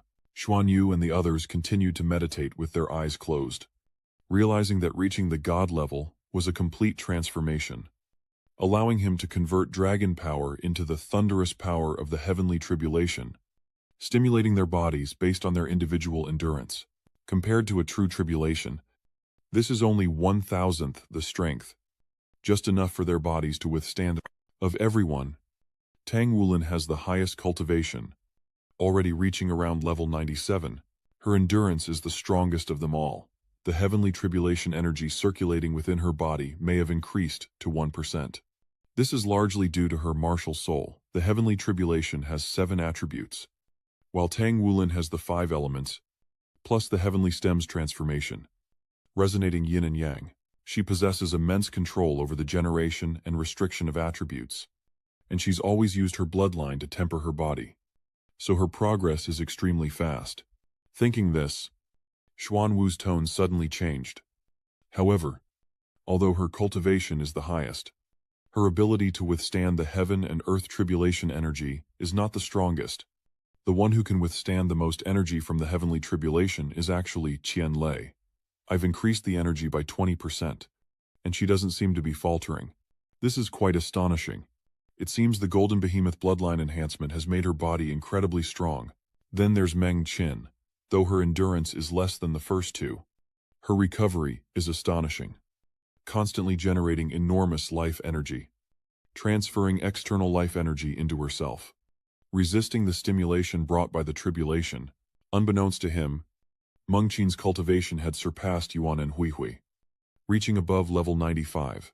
She was the second person after Wuge to break through the limit Duluo level. Xuanyu quickly analyzed that one reason was that Mengqin herself was a twin martial soul, and after becoming a titled Duluo, she had a period of accumulation and preparation. Secondly, the emerald swan integrated into her body also possesses the attribute of life, making her suitable for cultivation in a place filled with high-level life energy like Tianlong Star. The fourth was Yuan and Huihui, whose foundation was very solid. Her martial soul is the Titan giant ape. Though she looks delicate, her body contains immense power. Who could guess at her pure strength? In battle, she's sure to unleash terrifying power. About an hour later, everyone had entered a deep, meditative state, and Xuanyu gradually withdrew his lightning tribulation power, the life energy within the heaven-nurturing starstone, refined by him and protected by his spiritual sense, won't leak out. Using this pure and immense life energy, imbued with the aura of creation, to help his teammates recover and improve afterward, will naturally yield the best results. Looking at them, Tianyu couldn't help but smile, knowing the benefits would soon manifest. For those with higher cultivation, the tribulation lightning would have miraculous effects, helping them break through bottlenecks and continue to improve. If the Crimson Realm wins against the Dragon Horse Federation, even consuming Dragon Star and Horse Star, then the Duluo Federation will truly be in deep trouble. A demigod king with the support of an entire dimension is truly terrifying. Even if she builds an unstable god realm, destroying the Duluo Federation before it collapses would be easy. Therefore, two things are extremely important to me right now. 1. The Dragon Horse Federation cannot be consumed by the Crimson Realm. We must protect Dragon Star and Horse Star. And he didn't forget the most important thing I need to continue to work hard to improve my cultivation, to become stronger to protect myself, and for the true future. When Xuanyu brought Guanghui back to consciousness, he invited Gita to a private room. Looking at her back, Guanghui could only sigh. Too strong. Truly too strong. My bloodline, under the tempering of that seven-colored energy, has become more resilient, and the accumulation has become more solid, as if I have been tempered again. That feeling was truly magical. Unimaginable. Just what level of cultivation did Xuanyu reach to help so many people cultivate and even refine themselves? Even a super Duluo like me benefited greatly. As Guanghui recalled the sensation with his eyes closed, Xuanyu's voice rang out. Little Gu. Little Gu. We're here. Little Gu. When you send a message back to the Federation later, be sure to mention the Crimson Realm. The Dragon Citadel Lord is the strongest expert I've ever met. Yet he's extremely wary of the Deep Red Mother, which shows just how terrifying she is, and how likely the Deep Red Realm is to create a God Realm. A God Realm that evolves by devouring is a disaster for all living things, and we will surely not escape its calamity. To resist the Crimson Domain, Guanghui repeats with a doubtful tone, implying the Dragon Horse Federation might lose. He nods solemnly, confirming that possibility, as the true extent of the Crimson Mother's power remains unknown. But according to information I've gathered from within the Dragon Clan, the Deep Red Mother may already be a demigod-level powerhouse. And here's my assessment of what that means. If we consider God-level powerhouses to be level 10, true God level to be level 12, above level Cent 10, and super God level to be Bloodline Knights above level 120, then the Heavenly Dragon First Seed is likely a peak super God level powerhouse near level 129, while the Deep Red Mother is at least above level 130, perhaps even approaching level 140. Guanghui was stunned. Is that even possible? Isn't level 120 the limit? Xuan, you guessed. A God King must exceed level 150, perhaps even higher. To create a God Realm, a God King is essential. Both the Dragon Horse Federation and the Crimson Domain ultimately aim to become God Kings and create a God Realm. Finally, he summarized everything, saying that relatively speaking, the Longma Federation's invasiveness and destructiveness weren't as strong. But if the Crimson Realm created a God Realm, then we would likely face annihilation. A god realm isn't just a simple concept of time and space, but a dimensional level, and we can't escape it. Therefore, when necessary, he hoped the Federation would consider his advice. And Guanghui solemnly nodded. I understand. I'll report it immediately. Will it be convenient to contact you later? Xuanyu nodded without hesitation. If I have important news, I'll find a way to get it back to you. But you can't contact me directly. I'll try to come back at least once every 10 days. If the Federation has any news, please let me know. We'll discuss it then. If war truly breaks out, I'll likely be involved. My aunt seemed worried. Is it too dangerous to participate in the war against the Crimson Mother? He neither nodded nor shook his head, but simply stated the truth. Only by participating could he obtain first-hand information about the Crimson Realm and grasp the state of the war between the two sides, so that the Federation could develop corresponding countermeasures. This was essential. Knowing he couldn't change his mind, Guanghui still urged caution. All right. Be careful. I'll go deliver the news now. The sky outside the house was still bright, and Xuanyu, having returned, instructed everyone that he couldn't stay too long and needed to leave quickly. So he kept it brief. The method I use to help everyone cultivate is through the 7-colored heavenly tribulation, but I've controlled its intensity to a bearable level. You'll need to absorb more life energy during your cultivation to consolidate your power. From now on, I'll return periodically to help you all cultivate. Once you reach the pinnacle of Duluo, you must suppress your cultivation and accumulate inner strength, especially your martial soul. Shui Lu, you should reach that level in about a month. You can't reveal your identities, so you can't break through here. Therefore, you must try to suppress your cultivation. I hope you can withstand the first cleansing of the heavenly tribulation, so you have a chance to reach the god level. At this point, Meng Qin finally found an opportunity to ask, why didn't Tutu come back with you? How is he now? A smile crept across Tianyu's face. Don't worry. She's fine. She just broke through to the god level and is consolidating her cultivation. Everyone was astonished to hear that Tutu had also become a god and completed her breakthrough. With the pleasantries over, Meng Qin raised another issue with the plant-type elder nearing a difficult bottleneck. Should they be returned to the Mother Star? After a moment's pause, Xuanyu replied, suggesting they try to suppress their cultivation, as the longer they could hold out, the better the breakthrough would be. Xuanyu added that, when the plant-based soul beasts could no longer control themselves, they would send them back, bringing the accumulated life energy back to the eternal tree. Lan agreed. The scene shifts back to the Tianlong abode, and sensing someone's presence, he slowly opens his eyes. Seeing this, Lan subtly realized that he could sense her arrival, but Xuanyu wasn't about to admit it. Lord Lan. It's perfect timing. As I've just finished my training, he looked flustered, saying there's no way he could sense her arrival with his meager cultivation. He reminded himself to be more careful in the future to avoid suspicion. He didn't press the issue, saying he came to inform them that now that they'd reached god level, they could visit the dragon realm. Lalan's face lit up, explaining that this was an opportunity afforded to all dragons upon reaching god level. How much you gain in the dragon realm depends on your own fortune. Xuanyu's voice couldn't hide his excitement. He eagerly asked, Lord Lan, we'll go after Shushu wakes up. Can you tell us about the dragon realm? He was clearly willing, as the dragon realm is what causes the dragon transformation period. Something you already know. Lan began to explain in detail that, in fact, the dragon realm contains extremely powerful dragon force, the source of which, the remains of our dragon ancestors, or rather, the true dragons themselves. We are merely lesser dragons influenced by their bloodline. The dragon realm exists because Tianlong Star has enough internal energy to sustain its aura, to nurture the planet's surface with its aura. We were born and raised in the dragon realm, where two things are key: absorbing dragon force and seeking opportunities. As many night abilities awaken there, Xuanyu quickly memorizes everything, understanding dawning on him. And thanks Lord Lalam. He glances at Bai Shu, still in meditation, and Lalam decides not to disturb him further, saying they'll wait until he's done cultivating, head to the Ascension platform, and have the Sky Dragon Society notify me.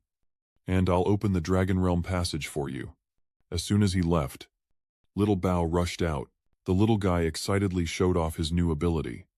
"Master, you don't need to be so tense next time. I've recovered many of my abilities now. You can leave an illusion of yourself here and control it. Iguarante. Unless they attack. Even a divine craftsman couldn't detect your illusion." But hearing this, Xuanyu's brow furrowed.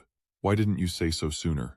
The little guy turns away, but quickly returns, boasting that he just remembered, too bad there's no immortal spiritual energy, or his realm would have reached a new level. Those super god-level experts without godhood or immortal spiritual energy are actually much weaker than true first-level gods from the former god realm, especially in terms of divine sense. Without a god position, it's like having no coordinates, making it difficult for them to see through my illusions. He hears a new concept again. A god's position is equivalent to coordinates and immediately affirms, yes, the strength of a god realm depends greatly on how many god positions it has. Why was becoming a god in the lower realm so difficult when the god realm existed? But now it's so easy to break through. It's because back then, the god realm didn't have enough god positions to accommodate god-level experts, so it deliberately suppressed the planes, making it harder to become a god. That's right. We saw fragments of immortal, spiritual energy at the Spirit Ascension platform of the Spirit Transfer Pagoda. We must take some if we get the chance, as it's very important for your future reconstruction of the God Realm. Xuanyu began to ponder. According to the treasure-hunting beast, the position of a god is equivalent to a coordinate, which is probably not just a coordinate of 4D space, but more likely a coordinate of 5D space. The God Realm itself can be said to be a 4D space. Grasping the power of the fifth dimension, the extent of that grasp will determine the level the God Realm can reach. Gods are likely coordinates established by the God Realm through the fourth dimension in the fifth dimension, guarded by God-level powerhouses, thereby connecting these spaces to the fourth-dimensional God Realm. 5 dimensions clearly can't traverse the same level universe, so they use this method to control more distant planets, absorbing energy to strengthen the God Realm. It seems creating a God Realm won't be easy. And so, Xuanyu decided to venture out into the cosmic battlefield, taking these 5 heavenly nourishment starstones to the eternal tree, keeping one for you and Ding Kuihan to cultivate with while you catch up to the other 2 on the battlefield. I'll lead them back to Heavenly Dragon Star. You relay the news and supplies. Yuge's brow furrows slightly. You're not going back yourself. He simply glances over, leaving a single sentence. Time is limited. I'm about to enter Dragon Abyss. I have a letter. Please deliver it to my parents. The scene then shifts to the Tianlong planet, where Bai Shu, sitting cross-legged in her room, slowly opens her eyes. Entering the room, Xuanyu looked at Bai Shu and asked how she was. Bai Shu yawned and complained, saying it was like opening a completely new door. Everything was different. Now she could express her consciousness, release her divine sense, and her bloodline had undergone earth-shattering changes. It must be your bloodline affecting me. When I'm near you, I can feel mine amplifying, creating a strong sense of reliance on you. You're definitely doing it on purpose. He gently approached her, lifted her delicate chin, and whispered, "Yes, it's on purpose, so you can never leave me." Hearing these sweet words made Baishu's heart flutter, and her face flushed red. I never imagined I'd cultivate to become a god, and that this day would come so quickly. Reaching godhood, I can truly feel that everything before is incomparable to now. All the hardship was worth it. Soon, Baishu's heavy mood vanished, replaced by joy. "Okay," she says. "I just don't know when that will be." He looks at her and says softly, "It won't be long. Also, I felt that you were different the moment you broke through." Her 2 original attributes, ice and darkness, seem to have undergone a special fusion, and in the process of becoming a god, she has become even more unpredictable.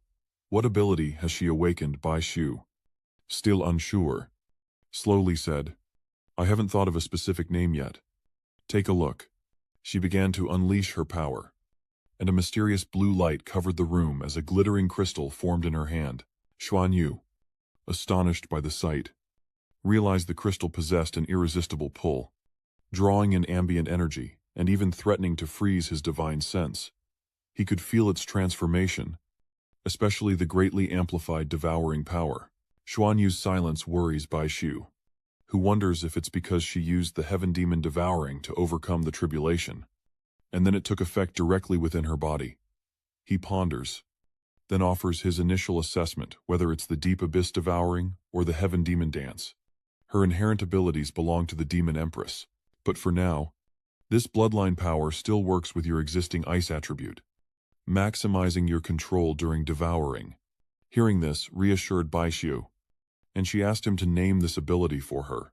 Without much thought, Xuanyu suggests calling it Ice Devour, the Ice Devour bloodline, but Bai Shu quickly objects, saying Ice Devour Dragon doesn't sound good.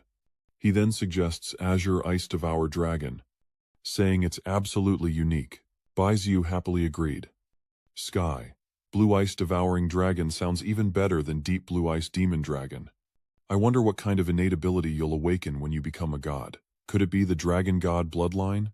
Without hesitation, Xuanyu confirmed it was indeed the Dragon God bloodline, and some of its inherent abilities were awakening. Like this. Watch, he said, closing his eyes and focusing his power. A surge of energy spreading throughout the room, leaving Bai Shu in awe. Xuanyu looks at her and recounts Yulin's words. He once heard his father say that experts who cultivate to a certain level can develop dragon essence. And this must be it. But it's different from what his father described. He can vaguely feel it in his bloodline. So it should be called the Undying Dragon God body, capable of both attack and defense. Bai Shu, after hearing this, wanted to try it out herself. Let me try, she said as she began to unleash the Azure Ice Devouring Dragon, slowly bringing the gemstone closer to Xuanyu. It instantly shattered into pieces, scattering in all directions, catching her off guard as she shielded herself. Sensing danger, Xuanyu stopped and quickly embraced her, asking if she was all right.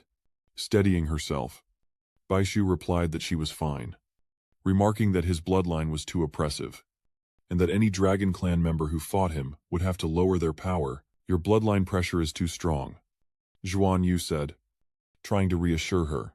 The Dragon God's bloodline isn't just for show. Suppression is normal. Even though I just broke through to the God rank. But like you said, if I face a Dragon Clan expert of the same level, I probably won't have any rivals. You'd have to reach the true God level to contend with me. Furthermore, Lan told me that true God level, super God level, and God level powerhouses are not true gods because they lack a god's position.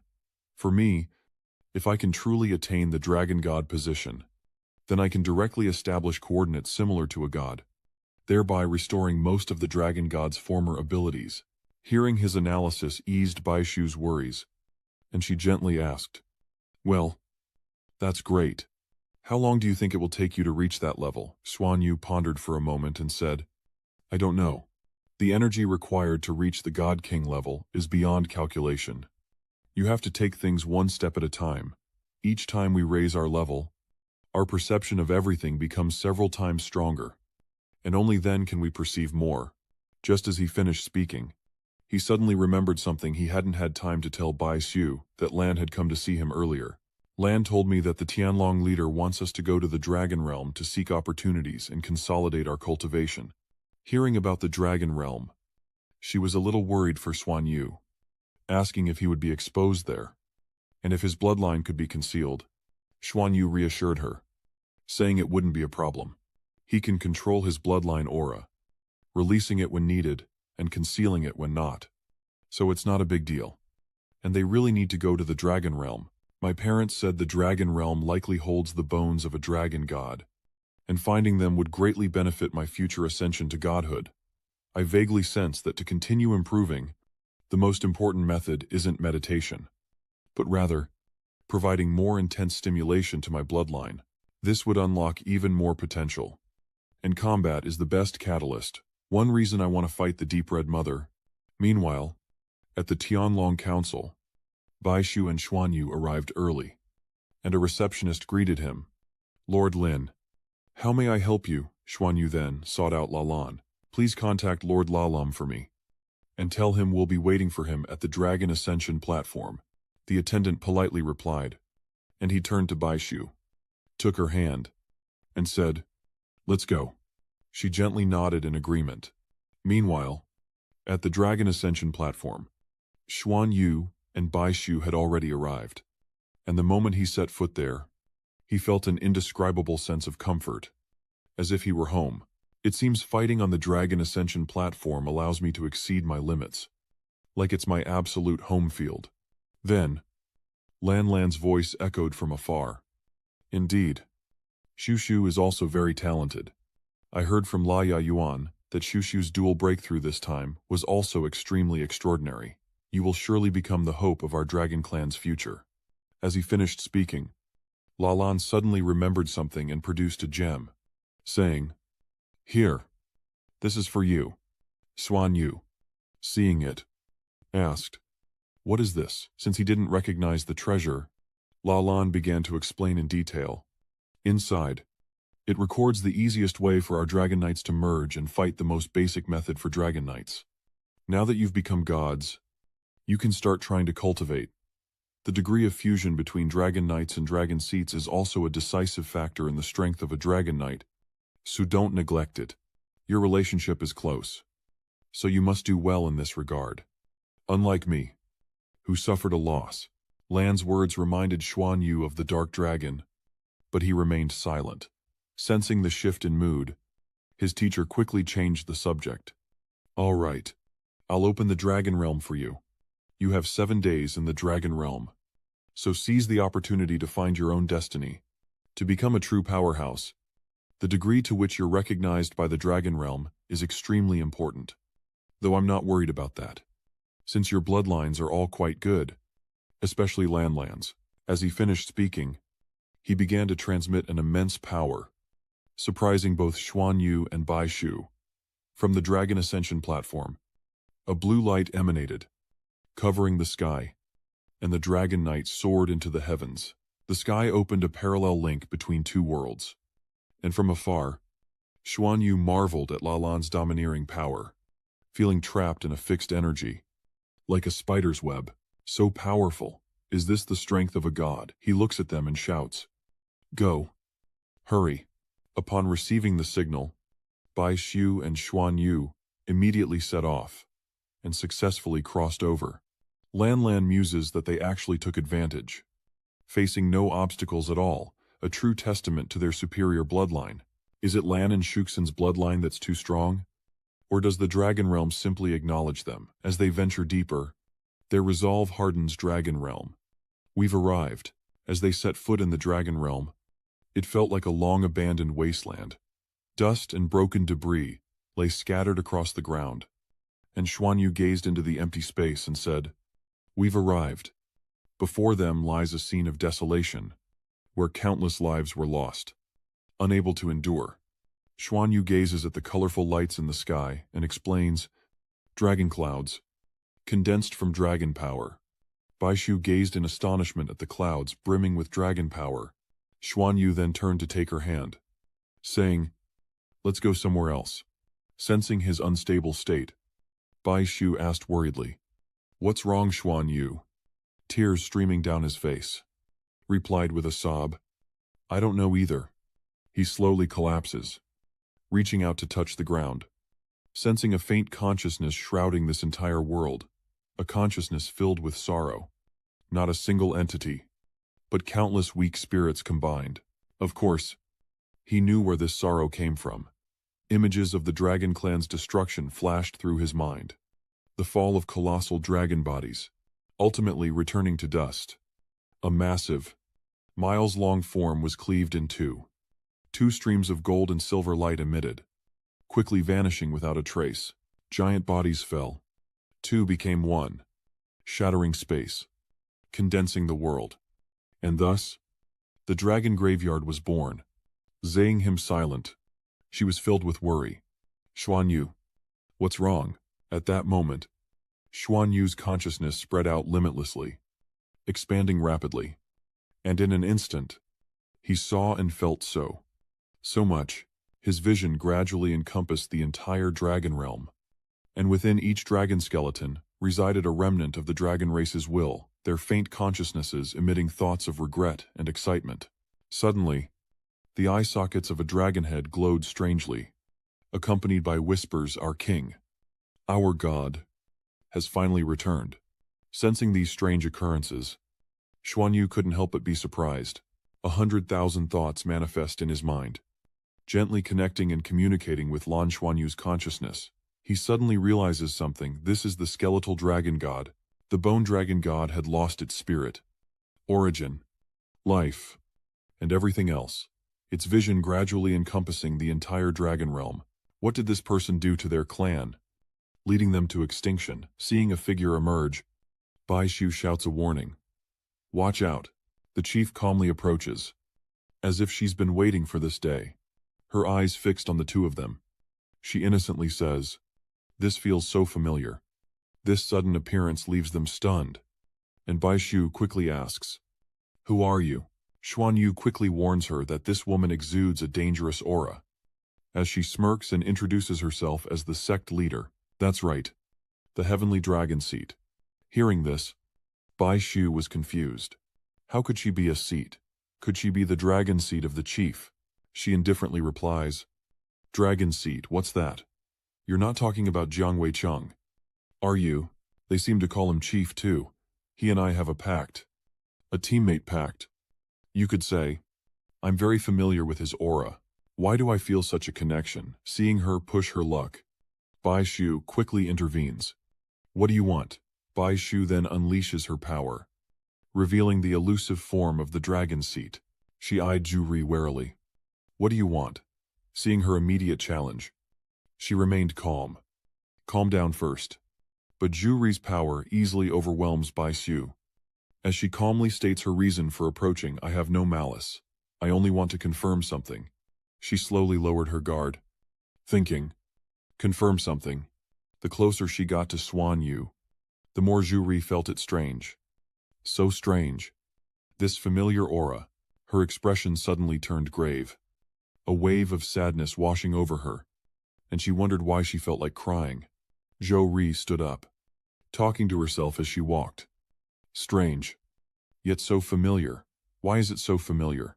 Bai Shu stares intently at Zhu, wondering what she's talking about. When she left, the orb surrounding Bai Shu disappeared. But her doubts lingered. This seemingly unstable person is the dragon seat of the heavenly dragon seat holder. The heavenly dragon seat's name is Jiang Weicheng. What level of cultivation does she possess? She's truly powerful. But why would the heavenly dragon seat form a contract with someone wielding such erratic divine power? The dragon clouds in the sky, which had been slightly disturbed, have now returned to normal. Yet Xuanyu stands there like an ordinary person, unchanged. 3 days have passed since Zhu appearance. And now, Xuanyu finally awakens and goes to see Bai Shu. Seeing him safe and sound fills her with joy. "Xuanyu, you're finally awake. Are you all right?" He reassured her. "I'm fine. Don't worry. I was just overwhelmed by emotions. This is the Dragon Realm. Or rather, the Dragon Graveyard. It's a place of great sorrow for the dragons." She recounts the story of the sudden appearance of the heavenly dragon seat, likely the dragon seat of Jiang Weicheng. Realizing what has happened, Xuanyu takes Bai Shu's hand, saying, "Let's go. Follow me." Together, they move to another area, even more gloomy than where they first arrived. All the while, Xuanyu held her hand tightly, until they stood before a colossal dragon skeleton. Bai Shu, overwhelmed by its size, asked what it was. In the blink of an eye, Bai Shu seemed to see Lan Xuanyu, and it overlapping, as if it were Lan Xuanyu's kingdom. He then explained the events of the past, that the former god realm had a clear hierarchy, much like Dragonstar now, where the dragon race reigns supreme, and all other races can only bow down. The dragon race was the supreme existence, and other races could only serve them. In the god realm, only the dragon race could become gods beneath the god king, and perhaps this hierarchy was the reason for the dragon race's demise. The other gods, unwilling to be ruled, developed in secret, eventually gaining a great opportunity under the guidance of humans. The unstable organization ultimately failed, and countless gods were destroyed in that battle. Even the beast gods were implicated, unable to attain godhood. And in war, there is rarely right or wrong, the victor reigns supreme. These events transpired in a distant era, and the defeated dragon god is now but a skeleton. Yet his sorrow and resentment still echo through space, as Xuanyu reflects that blame is no longer relevant. And the dragons now borrow from Tianlong City, borrowing the dragon transformation period to quietly recover. Is there a hidden dragon clan consciousness guiding the relationship between Tianlongsing and humans? It would be easier to make them my allies and subordinates. And rebuilding the god realm wouldn't be impossible. Though that's the truth. Xuanyu still has regrets and thinks to himself, but that's not what I want. I don't want to rebuild the god realm like that. Must I repeat the mistakes of the past, staining my hands with the blood of countless souls, and drive the dragon race to the brink of annihilation once more? No matter the cost, I will not allow such a fate. I will become the dragon god, but I absolutely won't be like the previous dragon god. I won't repeat his mistakes, and the new god realm can't have a hierarchy. Suddenly, something flew past Xuanyu and Bai Shu, and she shouted, "The dragon god is angry.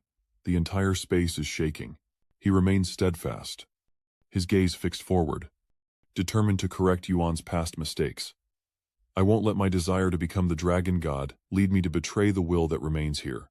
The sooner I make it clear, the better. This is a clash with the future direction of the dragon race. And I cannot back down.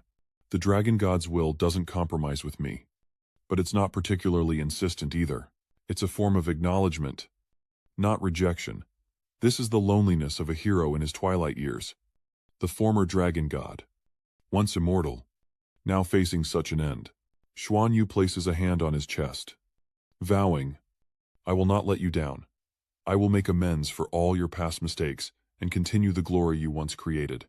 Moments later, 3 mysterious figures appeared, approaching Xuanyu and Bai Shu.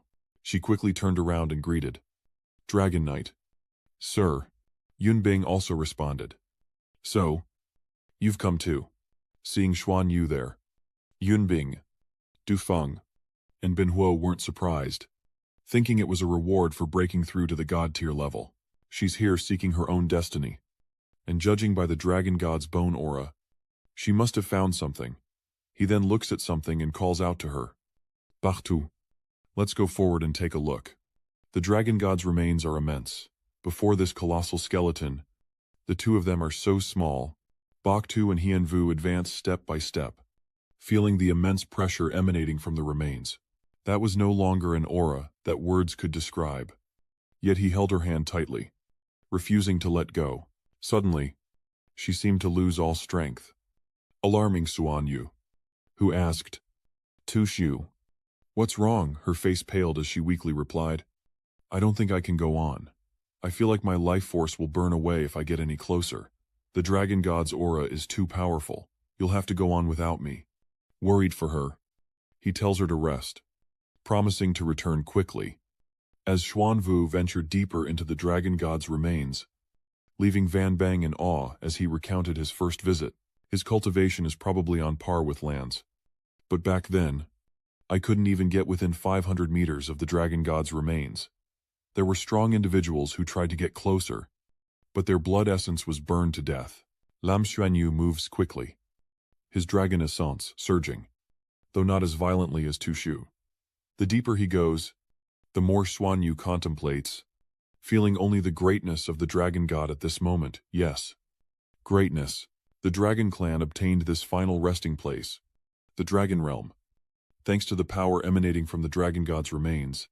Without the existence of the dragon bones, this small world would have ceased to exist long ago. The dragon clan on Tianlong planet can use the dragon bone here to create dragon god armor and dragon spears, perhaps by the implicit will of the dragon god. Otherwise, they wouldn't be able to use the dragon bone here. The dragon god used his last strength to protect the dragon clan's final hope, struggling to live for this very spark undoubtedly. The dragon god entrusted my parents with this hope. But in the end, because of love, my mother couldn't bring herself to devour my father, and ultimately, couldn't become the dragon god, but they gave birth to me, making me a new hope. Thinking of this, Xuanyu's will is ignited once more. His eyes sharp, ready to face any difficulty. His steps never falter, always moving forward. The responsibilities he bears fuel his resolve. Dragon God, rest assured, I will succeed. Xuanyu remained, silently observing every movement around him. As his kin watched and marveled, 50 meters already it must be recorded. This child has entered the Dragon God's remains 50-meter radius on his first visit to Dragon Realm. The immense power emanating from him has taken them by surprise. Perhaps Lam could even become the Dragon Clan's leader in 10 years. As promised between Lam and the Heavenly Dragon Seat, suddenly, the Dragon God's energy shifted, appearing and disappearing erratically. Van Bang found this strange, his face betraying his confusion. What's going on? We've cultivated here for years and never encountered this before. Observing the phenomenon, Xuanyu frowned, sensing the giant dragon bone before him awakening. Could it be that the Dragon God never truly left?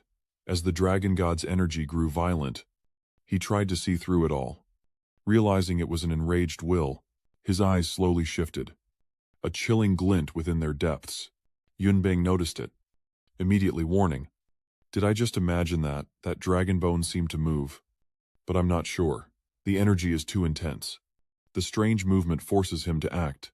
Sending him flying, they must investigate. In the distance, amidst the floating clouds, Xuanyu collapses onto the cold ground. He struggles to control his body, his remaining consciousness channeling his strength. The dragon bone is truly moving. He has no power to resist, his whole body frozen. In the vast universe, the battle armor flies silently through the void as Yulin calmly observes his surroundings. Carefully controlling the mechanism, a voice pulled him back to reality. Yulin. He turned to Yue Na, his voice laced with concern. What is it? The object before them glowed, its aura radiating warmth. Confused, Wu Lin asked, why did you take out the Dragon God core? With composure, Yue Na explained the situation. She didn't take it out. It came out on its own. She clearly felt its energy fluctuating wildly before gradually returning to calm. Could something have happened to our son? No, it couldn't be. Wu Lin calmly reassured her. With our current divine sense, we would feel it if our son was in trouble. It must not be him. Could something have happened within the Dragon Realm? Or is it related to the Dragon Gods still? Yue Na continued to hesitate. I'm just too worried and confused. Yes. It must not be Xuanyu. As long as it's not about Xuanyu. He solemnly recalls the past, asking if she remembers the process of becoming a dragon god. She pondered for a moment, then offered her opinion. I don't know the specifics, but it probably takes time to discover. Wu Lin smiled gently, his eyes full of warmth. As long as he's okay, if the dragon god's core energy fluctuates again, I need to tell him quickly. I'm worried about Xuanyu as well. Let's hurry back. I promise. I'm determined to do it. If I'd known, I would have had the 33 Sky battleship return directly. Next time, I won't leave the confines of Tianlong Star. Rong Wulin's voice lowered, filled with awkwardness. It's okay. He embraced his wife, giving her all his warmth and love. Yue Na escapes the scene, stomping her foot in annoyance, complaining that he wanted to take advantage of her again, and she hasn't settled the score with him from that day. She pushes him away and slams the door shut, telling him to go control his warship. Wu Lin dejectedly complains, lamenting the poor treatment. Back in the vast desert, Xuanyu is heartbroken and injured.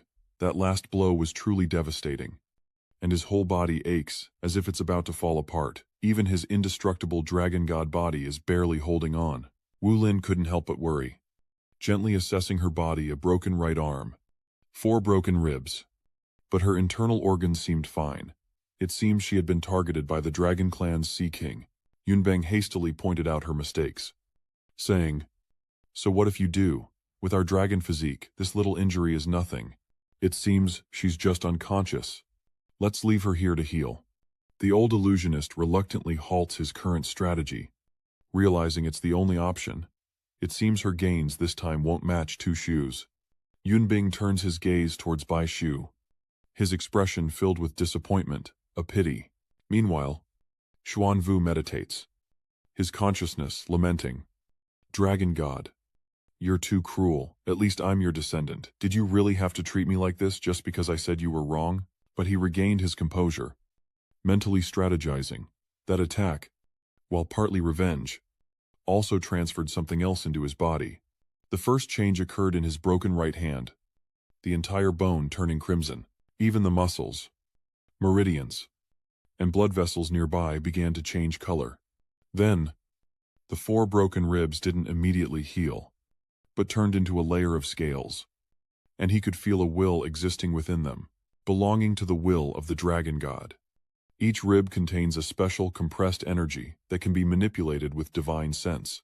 His powerful will seems to have resonated with the dragon god, and as Xuanyu delves into his consciousness, vague speculations fill his mind. Could this be the voice the entire dimension has transmitted to him? But this entire dragon realm is only instinctual, devoid of true consciousness. So where did that voice come from? And what is stored within these 4 ribs? Meanwhile, Bai Shuzu had already entered a state of isolation, absorbing the dragon force flooding into her body. Yun Buping shared his speculation that the dragon clan may have lost a hope of creating a god realm. The dragon remains guarding. The heart of the dragon pit are crucial for ascending to godhood. But it seems Lam is being rejected by them, a first, meaning Lam likely can't draw power from them, greatly diminishing his chances of becoming a god king and establishing a divine realm. Yun Peng comforted her.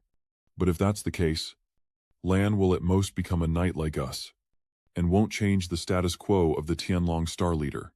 So, perhaps we can rest assured. Xuanyu lay listlessly on the ground, thinking, although both are crimson energy, the ribs and right hand are clearly different. The energy in his ribs feels external, temporarily stored, while the crimson power flooding his right hand directly merges into his arm, a substantial enhancement, a transformation starting from the bones within, gradually turning crimson, from the inside out, bones, meridians, muscles, to the skin and nails outside. So, the dragon god has acknowledged me. He recalls the pivotal moment, thoughts surfacing unconsciously. The dragon god's laughter has faded into silence, no longer emitting willpower, nor any emotional or spiritual fluctuations. Returning to its majestic, still form, the moment of silence passes, and the wind carries the shifting sands. Yun Peng Pinha announces that time is up, and they should leave. Bai Su looks at Xuanyu with concern, asking if she's all right. He shakes his head slightly, his smile lacking joy. Shinji immediately realized, a look of panic on her face had they failed. The clansmen sighed in unison, their hearts heavy. Xuanyu looked back, not angry, but knowing they must have misunderstood, then let them misunderstand.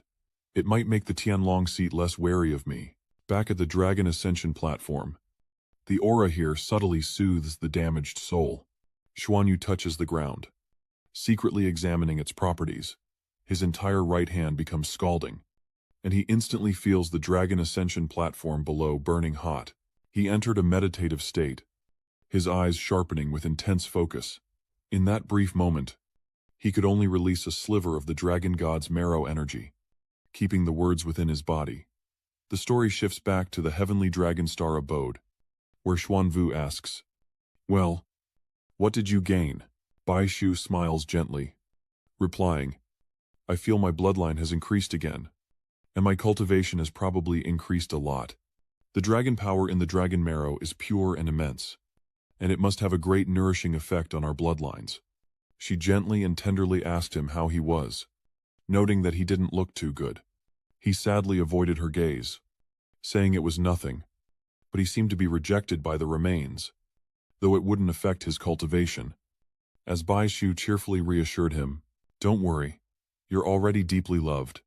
I can feel your power increasing every second. It just needs time.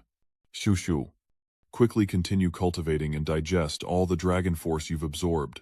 Judging from the emotions of the Dragon Realm's artificers, war with the Crimson Domain is imminent, and he solemnly agrees. Xuanyu raised his hand, feeling the chill in his soul and body, observing his own strength, and worrying deep down this was a new card. but he didn't yet know how powerful it truly was. As a light flashed, Lan Xuanyu split a divina sense, sat down before Bai Shushu, and assumed a meditative pose. When he reappeared, Lan Xuanyu had returned to the 33 Skywings residence in Dragon City, where he helped his teammates cultivate and received corresponding news. Yuan and Guanghui immediately sent news back to the Duluo Federation, who paid close attention to it. Following Lan Xuanyu's suggestion, the 7 battleships gradually retreated, stationed near the administrative planet of the Duluo Federation. All plant-type soul beasts have returned to Duluo, and those on the verge of a breakthrough will stay behind to achieve it, while the others will return to Tianlong Star after transferring their life energy. News from the Tang Sect and Shrek Academy would have to wait until they relocated, so Lan Xuanyu received no word from them this time. After his teammates completed their tempering, Lan Xuanyu returned to Tianlong Star. But there was another reason for his haste. A visitor had arrived. Of course, it wasn't a techie, or he'd be even more nervous. A distant figure reported. Lord Lan, Tao Ri respectfully presented the news. I'm here to deliver a message. The chief invites you to attend a conference in 3 months. Xuanyu smiled, appreciating the sincerity. Okay. I understand. I have something to ask you. He placed a hand on his chest. Please. Ask away. He calmly inquired. My dragon armor and dragon spear are damaged beyond repair. Is there anywhere I can get replacements? Tao Ri became flustered, explaining the urgent matter. Lord Lan, the dragon armor and dragon spear are extremely precious resources of our dragon clan, and normally, we have to pay for them ourselves. Xuanyu looked at the money in his hand, his heart aching. So he had to buy them himself. Where was he going to get the money? He mentions the royal supply. And Lung Tung awkwardly points out. Normally, the Dragon Knight adults are sponsored by the great city lords. They provide all the resources needed. So I wonder which side is sponsoring you. They should be providing you with resources. Right. A sly grin spreads across his face as he plots his next move. Huang Daoqi and Huang Yuelang must know his dragon armor and dragon spear are damaged. So why haven't they said anything? It's time to demand resources. With a glint in his eye, he asks, So, where can I buy them? Tao politely points the way. Of course, at our Heavenly Dragon Association. Only we have truly powerful dragon armor and dragon lances. As a valued member, you only need to pay 50% for all Heavenly Dragon Association products. His smile turned sly. Heavenly Dragon Association members don't get them for free. Do they? He grew even more flustered. No. These are the rules set by the first seat. No one can benefit without contributing. However, a 50% discount is basically below cost these days. Prices are soaring. And the cost of rare weapons and equipment made by the Heavenly Dragon Society has increased by 30%. Xuanyu reluctantly accepts this reality, saying, All right. When I need to buy something, I'll have a staff member from our sanctuary take me. Dowry hastily affirmed, flatly offering an exception. Yes. You can always give orders. You're a member of the Tianlong Association, with a private entrance. Aside from the Dragon Horse auction, the best goods are only found in our Tianlong Association. He caught an important keyword, not asking about anything else. What exactly is the Longma auction? He earnestly recounted what he knew. The auction was already being held. Right here in Tianlong City. It's likely about half a month away. The Dragon Horse meet will feature countless treasures from various clans, and each auction will set new record-breaking prices. If you wish to participate, you should prepare in advance. Xuanyu immediately understood. Understood. Thank you. No sooner had the man left than he was lost in thought. The Dragon God armor and Dragon Spear were still effective for him, especially the Dragon God armor, equivalent to a second battle armor. The Dragon God armor's high-level abilities were definitely comparable to a 4-word battle armor. It might even reach the level of a divine artifact, perhaps comparable to a 6-word battle armor of the Duluo Federation, Xuanyu mused, a smile spreading across his face. As war loomed between the Dragon Horse Federation and the Crimson Domain, a war of the gods, once you attract special attention, it's still extremely dangerous.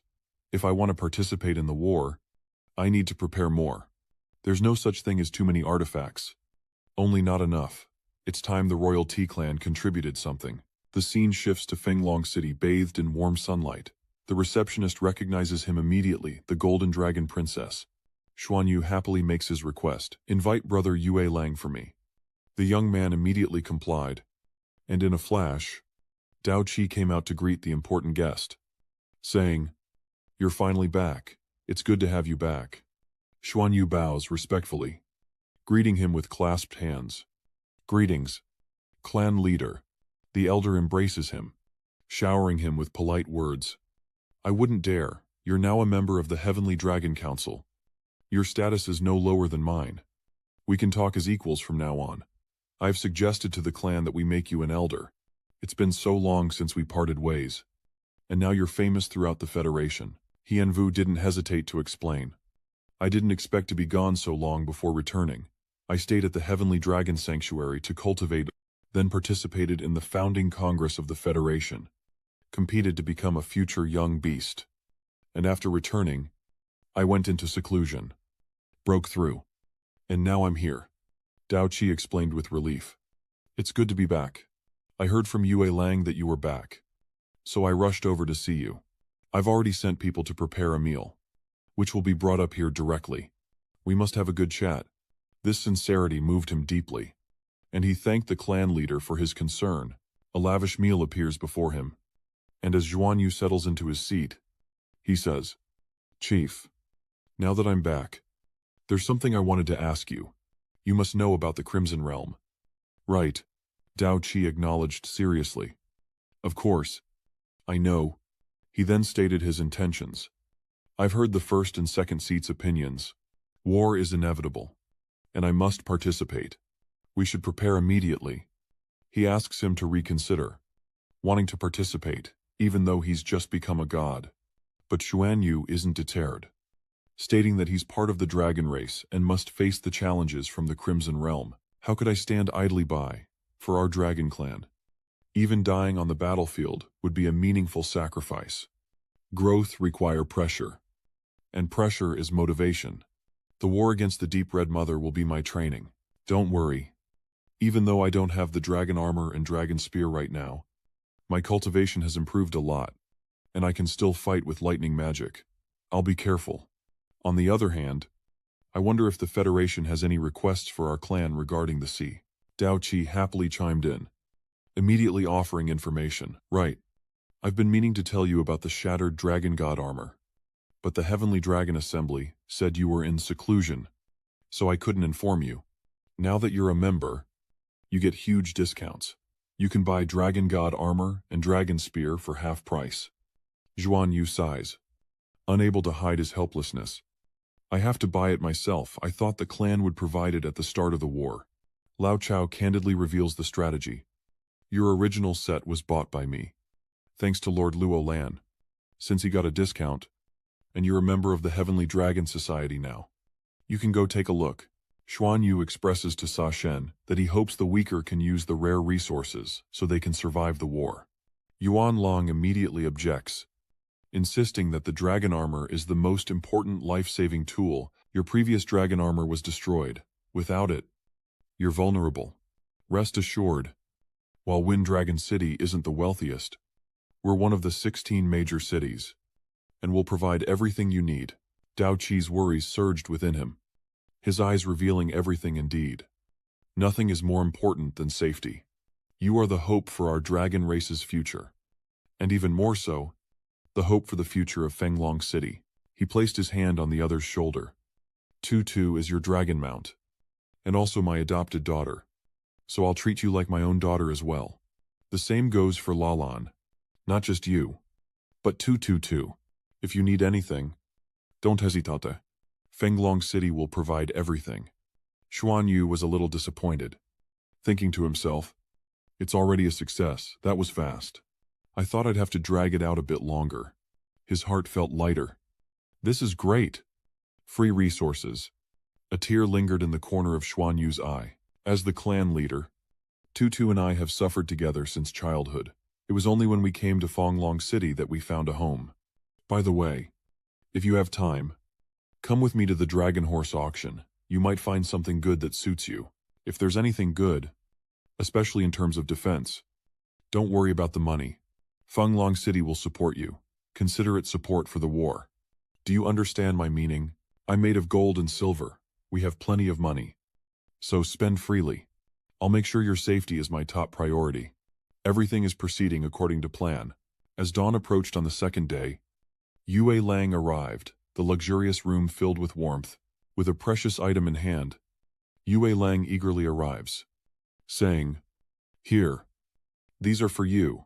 This contains 100. No, no, no, Tianlong coins." Xuanyu is stunned. His mind reeling. 1 Tianlong coin is nearly a month's income for a low-ranking dragon. These hundreds of thousands of heavenly dragon coins are an astronomical sum. And Fenglong is truly going all out to support me. He happily suggests I use them first and not worry about the cost. Because no matter what, they'll help me forge a god-tier dragon armor. Yue Lang frankly states that this is 100. No, Tianlong coins. And his father is still gathering more, aiming for 1,000,000, while Lan has confirmed that nothing is lacking, so they will fully support them both, which he immediately accepts. Overjoyed, he imagines Bai Shu's reaction, certain she'd deem him worthy of a Best Actor award. Returning to the warmth of the Tianlong starship, Xuanyu happily announces his return, easing Bai Shu's worries. Where had he gone? She shyly chides him, her eyes seemingly full of resentment. I didn't dare go out to look for you. And you didn't leave me any messages. He quickly smooths things over, happily explaining the whole situation. Of course I went to find good stuff. We have a 5-year agreement with the royal family. Surely, a little help from the royal family isn't too much to ask. Is it war could break out at any moment? So we need to arm ourselves? Bai Shu asked, a bit annoyed, and then followed up with, you should probably arm yourself, too. What kind of dragon armor do you want to buy? Xuanyu frankly reveals his intentions, saying that among all the dragon armor of the dragon race, there probably isn't anything suitable for him. Since they can't use the dragon god's frostbones to create it, he can only look for relatively suitable items, preferably of the god rank. The purchasing power of Tianlong coins must be astonishing. We'll see just how much at the upcoming Tianlong and Longma auction. He smiled faintly, a hint of calculation in his expression. If there's anything suitable, I'll trade it for you, and try to make something similar to a divine artifact. The more we're armed, the better. Leaving the safe haven of the magnificent city, the next day, in the Tianlong Assembly Hall, Xuanyu sat in his seat, lost in thought of the 18 Dragon Knight clans.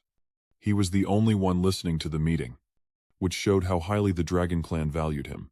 From afar, Luo Lan approached to greet him. Lan, you're here early. And he happily welcomed her. Sir Knight. Time pass, and the meeting room fills. Wei Chang begins the meeting, and everyone takes their seats. The topic of today's meeting is probably clear to everyone. War with the Deep Red Mother is inevitable. Her appetite is too great. If that greedy Deep Red Mother builds a god realm, it will spell disaster for all our races. With goodwill and sincerity, Wei Qiang directly implores. Old Zhang, in terms of divine sense, you are the strongest expert, worthy of the entire star system. I must trouble you to search for the location of the Deep Crimson Realm and investigate where they will strike. Finding their first point of attack is extremely important. Zhishuang Luo put his plans into action. What must be done? Must be done. Now, we must wait for them to make the first move, then add fuel to the fire. The Mother of Crimson has been preparing for years. Once she acts, it will shake the heavens and the earth. Looking at the experts around him, Wei Chang directly asked for ideas, encouraging everyone to speak their minds. He proposed a perfect plan if the Dark Red Mother initiates war and gains the support of other races.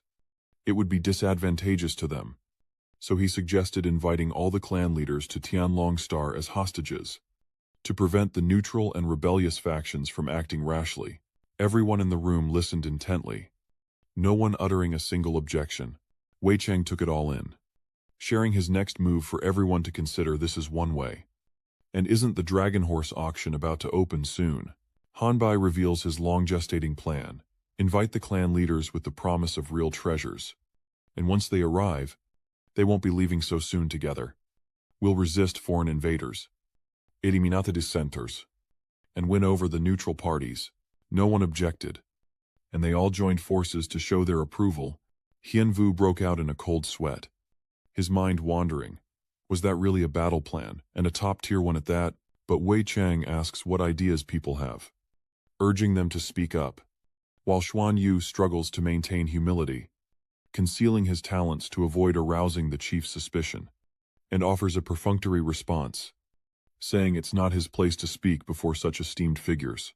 Helpless, Han could only explain softly that they were gathered to participate in the great affairs of the Heavenly Dragon Council, to lay the foundation for the future. Everyone here is on our side, so speak freely. He immediately agreed, a determined idea forming in his mind. It's not appropriate to hide anymore. I have to show my hand a little. With a steady, neutral tone, Xuanyu spoke. Esteemed Chief, esteemed Knights, this is what I think. Currently, our greatest weakness is the deep red realm's unpredictable drifting. We have no idea where it is, and the ultimate goal of the Crimson Domain must be the Dragon or Pegasus Star. Only the massive life energy of our Dragon Horse Galaxy can allow the Crimson Domain to ascend to the God Realm. They gradually devour planets with life energy in our galaxy, starting by selecting suitable planets for the Deep Red Mother to consume, then guiding and directing her to attack where we want, by creating false targets, attracting her, and leading her to appear in a position advantageous to us. After careful consideration, Wei Chang agreed, saying that Lan's suggestion sounded much more credible. The atmosphere grew heavier, and no one dared utter a word as he laid out his final plan. His eyes filled with murderous intent, ensuring the enemy could never act against them again. Ya Yuan praised the idea, and Ji Shuang added that turning passivity into initiative would be greatly beneficial and worth a try. The threat from the Crimson Realm is even greater than that of the Dragon Horse Federation. The Federation, for all its faults, is an established entity, a tangible threat. But the true danger lies in the Crimson Realm, a mobile, terrifying dimension that devours all life. If this were to appear in the Duluo Federation, could they stop it? Young Master Xia contemplates how the Dragon Horse Federation should confront the Crimson Realm. Han continues the meeting. Next, we'll analyze what methods the Deep Red Mother will use. Xuanyu is helpless. Wait. Are you just now starting to understand? Liang Wei clearly presents the important details. The Deep Red Realm is famous for devouring. The Deep Red Mother probably understands. This path isn't really the right one. If she consumes us, no one knows what she'll become. I believe her primary tactic will be consumption, perhaps even devouring an entire planet. I, along with Zhongxin and the Pegasus seat, are enough to deal with her. But the key is her ability. She needs not only life energy but also destructive energy.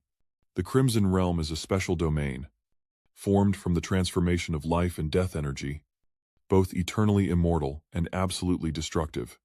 It is an entity, both the Crimson Mother and the divine will of the entire dimension. However, since we haven't truly engaged her, it's difficult to predict her combat style. Unwin added, with optimal information, only in true battle can I truly judge. Regardless, I agree with Lan. We must bring the battle to a place where I can easily respond. Currently, the strongest force I can mobilize is us, along with the 36 Heavenly Demon Knights. The 8-armed Demon King can mobilize over 5 million demons, but requires my full logistical support. The Dragon Clan is struggling to mobilize, with only 500 members of all ranks assembled so far. As for the Wolf Clan, the Golden Wolf King can mobilize enough troops, which we'll consider our base force, and other clans also have armies and have begun to mobilize. Therefore, Lamb, please submit your draft plan to me. Next, the Knights have compiled the allied forces of the various races and can organize an army of several hundred clans, most of which are powerful races. Aerial combat can be initiated directly, and the warships of other races have been moved near Tianlong Star, ready for unified modification. Of course, there are warships from other races that haven't arrived yet, meaning the traitor is among those who haven't. The meeting was short, and the knights wasted no words, focusing on troop deployments and proactive strategies for when the war begins. It was a basic tactic, almost too simple for a top student from Shrek Academy, like Lan Xuanyu. What surprised Lan Xuanyu was that the Tianlong leader had arranged for him to command a race, the Blue Sea race. His people, the Lam Hai, were a weak and unremarkable race. But this was the Dragon Star. And even the Lam Hai had a few strong warriors. The Lam Hai were unified and divided into one battle group, roughly for combat, with a total of 30 Zero Lam Hai warriors. With mechs capable of short aerial combat, Lan Xuanyu was now the supreme commander of the Lam Hai clan, a fact that left him speechless and chuckling wryly, never expecting to command at this level for the Dragon Horse Federation. Of all places, Lan Xuanyu, with the help of the Heavenly Dragon Council staff, prepared a large amount of material, of which he made copies to send back to the Duluo Federation. So busy was he arranging the battle plan, he didn't even have time to visit the Heavenly Dragon Council to purchase weapons and equipment. After 3 days, a complete battle plan was finally finished, and Lan Xuanyu breathed a sigh of relief after handing it directly to the Heavenly Dragon leader. He stretched his shoulders and complained that it was even more tiring than cultivation. Bai Shuzhu asked curiously if he was now considered the chief of operations for the Dragon Clan. With a gleam in his eye, Xuanyu replied, "Not just the Dragon Clan, but the entire Dragon Horse Federation. If we were back home, I'd be at least a general, maybe even a marshal." She coldly dismissed the idea. "Dream on. Do you think the chief will even use your plan?" Lan Xuanyu pondered for a moment, then shared his thoughts. "After learning that day, I only felt one thing. The Dragon Clan are all brawn and no brains. Do you think they'd go for it? Even the Tianlong head wouldn't be that foolish." He sternly expressed his dragon self. "Enough of that. Let's go to the Tianlong Association. Buy some things." Bai Shu happily agreed. "Okay. Let's go." The Dragon Merchant Guild is divided into 2 levels, one that specializes in external business, the largest merchant guild on the entire Dragon Star, directly under the Dragon Council, and a higher-level Dragon Merchant Guild that is only for internal Dragon Clan use, where only Dragon Clan members can make purchases.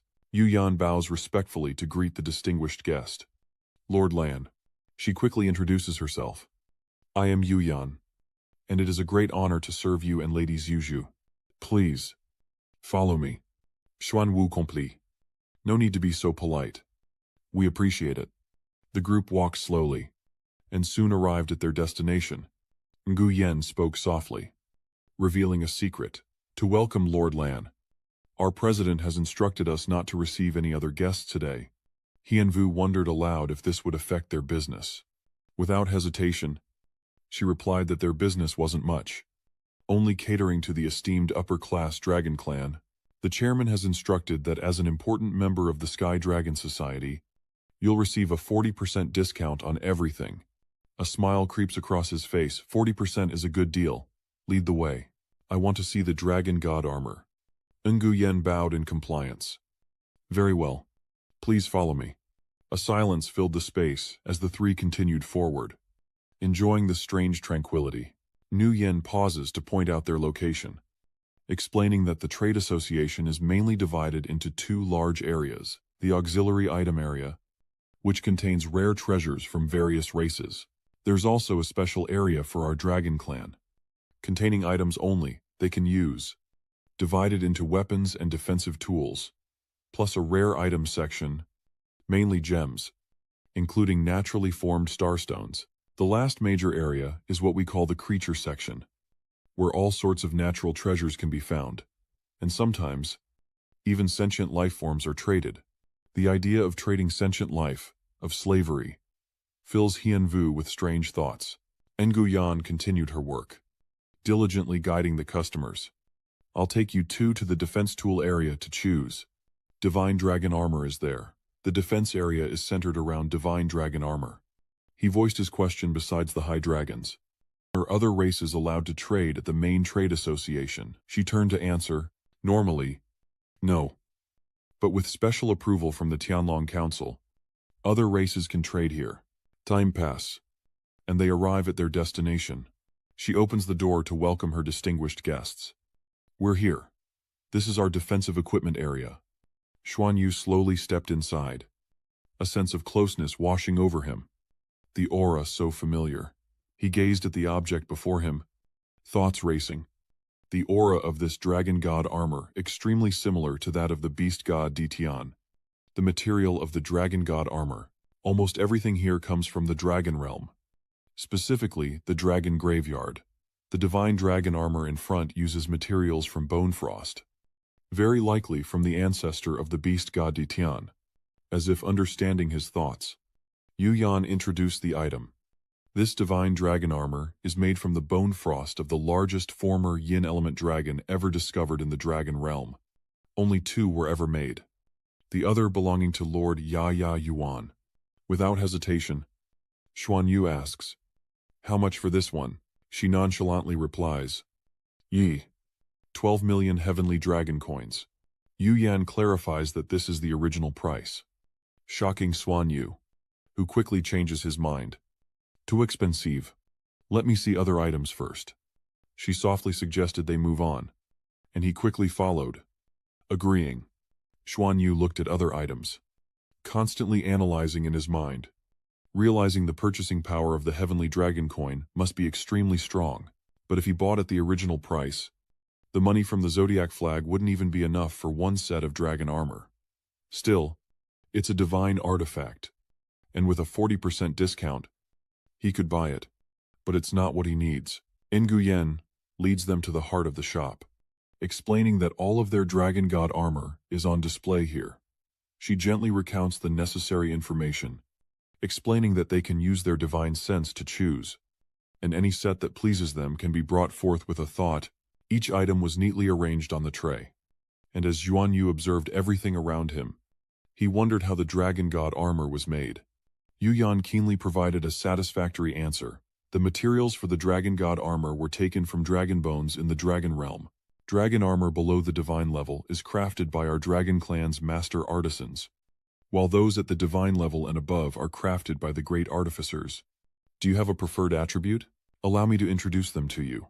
There are 7 attributes of the divine dragon armor: water, fire, earth, wind, light, darkness, and space. All at the god level. She's caught between 2 boats, vaguely denying the issue, apologizing, saying it's really not there, when a voice cuts in from afar. No, it can't be. Hien Vu's mind races, his face growing wary. This voice, it's a leisurely figure, flickers into view, and he's shocked by the person before him. The voice of thunder cuts through Xuanyu's mind, awakening him. The owner of this voice, one he didn't detect before, meaning his spiritual sense is far inferior. Without a word, he places his hand on Xuanyu's shoulder. Baishu frantically tries to stop him, but his mind snaps back to focus. Something's wrong. The air freezes in an instant, sealing his body. He can't move his right hand. Ding Zhong bluntly provides information, confirming that Zhong Zhishuang's assessment of the man's potential was indeed accurate. Xuanyu tries to step back, his mind resisting, but the other party has no malice, only probing. But even if it's just a probe, this terrifying power is enough to shock people. His mind raced with countermeasures. Suppressing his bloodline didn't seem to do much, at least not outwardly. Xuanyu offers a polite smile, thanking the elder for the guidance, while Baishu looks on, bewildered, thinking, Guildmaster, the Guildmaster of the Heavenly Dragon Commerce Guild. Without a doubt, this old man holds an incredibly high position within the dragon race. Otherwise, he wouldn't directly address the Light Holy Dragon Knight like that. He turns and calls to the guests behind him. Follow me. The 2 remained, watching the gentleman proceed, as Baishu turned with a wary expression. Let's go. Carrying his curiosity and swirling thoughts, Xuanyu was surrounded by dozens of god-ranked dragon armor. These are all divine artifacts. How many exist in the human world? Yet here on Tianlong planet, there are so many god-ranked dragon armor. Normally, even if it's a divine artifact, the price of dragon armor is definitely above the norm. So many divine artifacts, even if obtained from dragon bones in the dragon realm, still demonstrate the dragon clan's powerful forging abilities. As the great doors slowly opened, Xuanyu took the lead, saying, "Let's go." Xuanyu couldn't help but wonder what lay ahead. Where is this place, a repository of treasures? Could it be that the dragon clan possesses even a god-tier dragon armor? After a long while, Tingjong signaled, "We're here." He became flustered, looking at everything, wondering what this place was. It was decorated with ancient ruins, and Xuanyu was even more surprised, as these were clearly dragon bones, definitely from the dragon realm and not from the current dragon race. The dragon transformation period will have some of the original clan's aura, but the aura emitted from these dragon bones is similar to that in the dragon realm. Due to the purest aura, only then did Dingzong notice him. "Did you just ask if the divine dragon armor has all 7 attributes?" He readily admits it's true. It doesn't exist. But it could. Here. There are dragon bones of 7 attributes, and I can focus them to create a god dragon armor just for you. Without hesitation, Xuanyu agrees to the custom creation. However, Dingzong sternly warns him that the user must be highly qualified and balanced to wield a multi-attribute dragon armor. The user must be able to withstand it. Combining those 7 elements into a dragon armor requires the best parts of high-level dragon bones and the user's own essence to complete. Despite the warnings, Xuanyu remained steadfast, saying his essence was no problem, and asking the price. Without hesitation, Dingzong states the price for 7 pieces of god-ranked dragon armor, sensing Lan Xuanyu's difficulty, and suggests using fewer materials. He felt helpless. Even with a discount, the million-plus heavenly dragon star coins he had wouldn't be enough to buy 7 god-ranked divine dragon armor sets, and he still wanted to buy one for Tusu. Perhaps sensing his hesitation, he continued, saying that her ice-devouring ability was rare, and not everyone possessed it. It would require a combination of many elements to achieve something comparable, and at least 2 types of dragon crystals to complete, something no one else could do. Xuanyu eyed Dingzong warily. That was the Tianlong seat's name. He was already shocked that this old man directly called Zhang Zishuang by name, proving he was no ordinary person. As if reading his thoughts, the old man stroked his beard calmly. "Don't overthink it. I am Zhang Zichang's teacher, a retired engineer." Hearing this, Xuanyu panicked. The teacher of the chief seat. What level of unfathomable powerhouse is this? The fact that he calls the chief by name suggests his cultivation is considerable. How could the Dragon Clan Guard's inner strength be so profound? We've lived long and grown, weary of survival, but we still hope to witness miracles and yearn for a brand new world that can bring a brand new life. The value of the 7 god-level dragon armor cannot be changed, but you are not sufficient, so pay it off slowly later. Consider it an interest-free loan as an exception. With his eyes closed, his tone became calm. The forging process is also a test for you. If I find you can't bear the dragon armor, I'll stop. If you can't pass, your future will be difficult. If you do, we can barely support you. At least until you fulfill your agreement with Rang V. Qua. That means he's not the only powerhouse at his level. Or rather, at the Dragonborn level. He hesitated, recalling what Zhong Jishuang had told him that he and Luo Lan were still waiting. And relatively speaking, the Heavenly Dragon Chief was a bit impatient. So, compared to the Heavenly Dragon Seat, it's probably these elders who are more impatient if they want to live. They must rebuild the God Realm, and they'll support whoever is faster. This man before him represents the refiners, here only to test him. If he passes, he'll gain even more support. All of this leaves Xuanyu feeling helpless. Zhang Zishuang must want to confirm things once more. Do I even qualify for their support? These lineage knights are so demanding.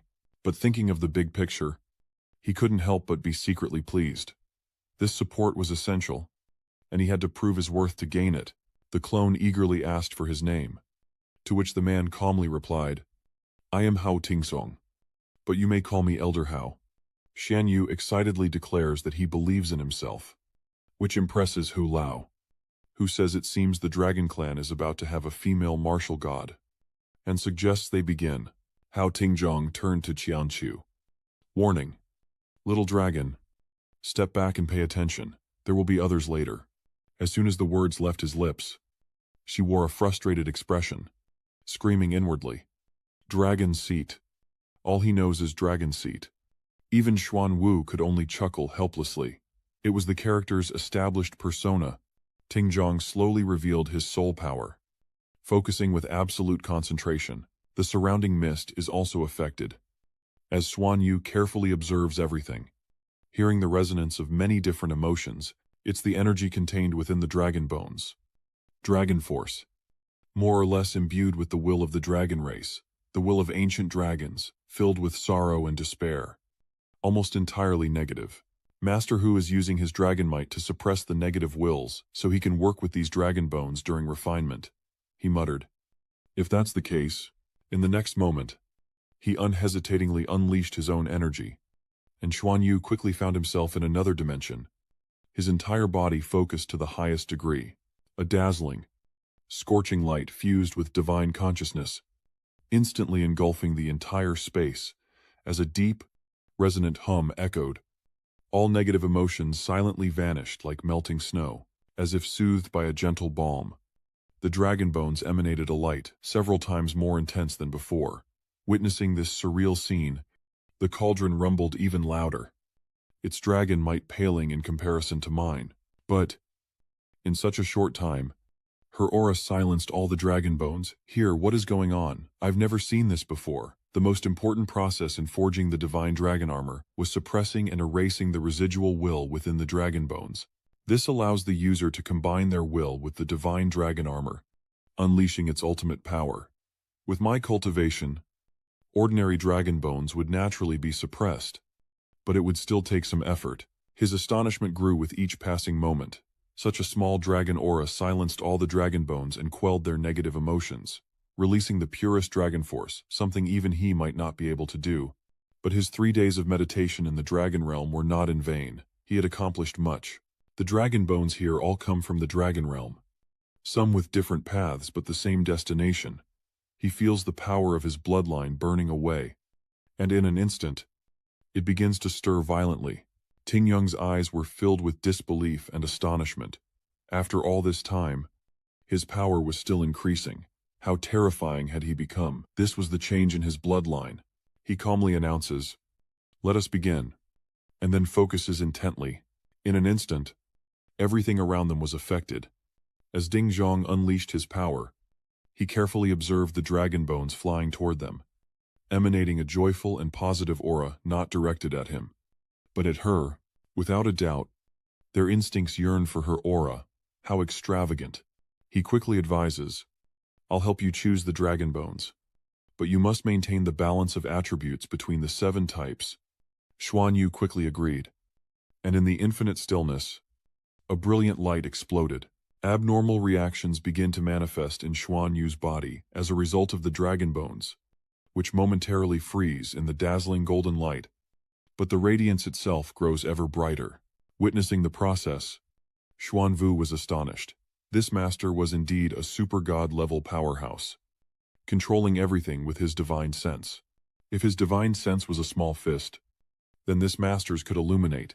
What he said, though profound, was true. Divine-grade dragon armor requires a certain level of refinement with dragon bones. Crafting dragon armor with all the necessary attributes requires the dragon bones of a dragon king, and the dragon force consumed in the process is astronomical. His body is continuously accumulating soul power from the dragon bones. As the elder beside him persistently coaxes and uses his divine sense to communicate with them, Xuanyu carefully understands his intentions. Seeing Xuanyu so focused, he continued to ramble on about how the usual process of forging a god-level dragon armor requires the user to infuse their consciousness into the dragon bones. A light quickly gathered between his brows. He assisted and reminded him constantly. But dragon bones almost always reject divine sense, requiring constant influence and suppression to finally merge. But does this guy really need to merge his divine sense so quickly? It's not just that they're not resisting, but they seem to be welcoming it. What kind of trickery is this? Unbeknownst to everyone, the elder was panicking. Having been convinced by Ji Shuang to personally craft the divine dragon armor today, I was prepared to expend a great deal. Ji Shuang prepared 10 heavenly nourishment starstones. But it seems I won't be expending that much. Enveloped in Lan's radiant aura, I can clearly feel my dragon force being tamed, my bloodline showing signs of transformation. For me, whose bloodline has long been stagnant and weak, it's evolving for the better. He assumed Lam's bloodline made the Dragon Clan king feel his throne was threatened. But when he expended his dragon force, Lam's domain purified it, turning the bone marrow into iridescent scales that fused together. Soon, the forging came to an end. Finally, Xuanyu forges a suit of dragon armor. Sensing its power, he praises it, truly worthy of the Dragon Clan's greatest weaponsmith. His body radiates energy, and the shield around him shimmers brighter and brighter. While deep below, Bai Xiu can barely contain his frustration. Who's the girl between us anyway, he wondered, feeling like Hyunwoo was becoming more feminine. Hyunwoo, sensing the forging process was complete, slowly opened his heavy eyelids. The divine dragon armor is beautiful beyond words, but it fills him with dismay. It's so feminine. Will he even be able to wear it once he's back to being a man? Below, Ding Zhong reminds him, "Get ready. You need to go out and receive the baptism of the heavenly tribulation to be considered complete." As he spoke, radiant light erupted around Xuanyu, illuminating the space. Ting Zhong frowned, displeased. "This is not the place for tribulation," he quickly shouted, teleported, and then explained that he didn't want to attract a tribulation aimed at himself. He's already nearing the end of his lifespan, and if struck by a tribulation, he might really kick the bucket, so he should rely on the younger generation. Hearing this, Xuanyu forced a smile, appraising the situation as they teleported to the skies above Sky Dragon City. Despite facing the heavenly tribulation, Xuanyu was filled with anticipation, now only wishing for more calamity-colored, world-destroying, universe-mastering tribulations to replenish his 3 dragon cores. The power of this heavenly tribulation is even more terrifying, containing a vast amount of righteous energy. This natural tribulation is far stronger than anything I could conjure. But with my physical strength, it's nothing. The 3 great dragon cores are stimulated, absorbing massive amounts of condensed elements, and my dragon power is stimulated, increasing at an even faster rate. Xuanyu immerses himself in sensing the heavenly tribulation, for only by enduring it can the divine dragon armor be fully forged, like creating a sentient being. Wearing it during the tribulation will undoubtedly yield better results, making the armor even more attuned to him. In crafting battle armor, the final step is the most crucial, requiring the Soul Master's direct involvement to truly understand and merge with their armor. Yet, the Dragon God armor can be worn directly, completing the fusion during the tribulation. Of course, this custom-made dragon armor can't be worn by anyone else. It's the most wasteful method of creation, reserved only for the lineage of technicians. Xuanyu noticed a more terrifying power than he'd ever endured. A spreading sensation, a surge of dragon force, making him feel his own immense power. This dragon god armor far surpasses the previous one, and the wisps of 7-colored spiritual energy swirl around before rushing in one direction, gently merging into Xuanyu's body. Shocking Ding Zhong, unaware of anything amiss. He respectfully bowed, thanking Elder Hao for his help. Din Tong nodded, saying a few words to guide him. "You still need to be capable enough. This is something not everyone can handle." After that, the two returned to the heavenly dragon chamber of Commerce's vault, where Bai Shu and Yu Yan rushed over, overjoyed. "Lan, President, you're back." Xuanyu smiled, bringing good news. "We're back." And the crossing went smoothly. Bai Shi turned to Ding Zhong, relieved, and asked, "It's my turn." "Right. Elder Hu," he agreed with a condition. "Yes. But there's something you need to do. You need to use the previous halo. The stronger the halo, the more stable the process of creating the divine dragon armor will be." Without hesitation, Xuanyu reached out to support the person in his arms, gaining a deeper understanding of his own abilities, an upgrade to the Golden Dragon and Fury Domain, or perhaps the Divine Dragon's Radiance. empowering the dragon god and enhancing the bloodline of the dragon race. Afterward, Bai Shu's crafting process proceeded smoothly. More than anyone, Ding Zhong noticed the distinct difference in the forging process. With the support, the effects of the godly dragon armor's domain increased more than just one level. Bai Shu also gradually noticed the changes flowing within her own body. Sensing her bloodline stirring, Zhong Ding stops his endless speculation and immerses himself in the forging process.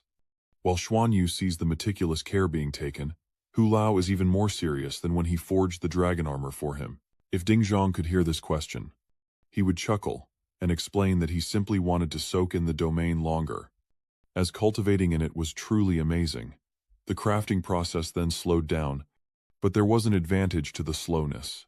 Xuanyu and Bai Shu could clearly see and feel the entire process of forging the dragon god armor within the cauldron. There were 3 types of dragon bones, selected one with ice properties, and one with dark properties. There's also a special dragon bone that Xuanyu and Bai Shu are seeing for the first time.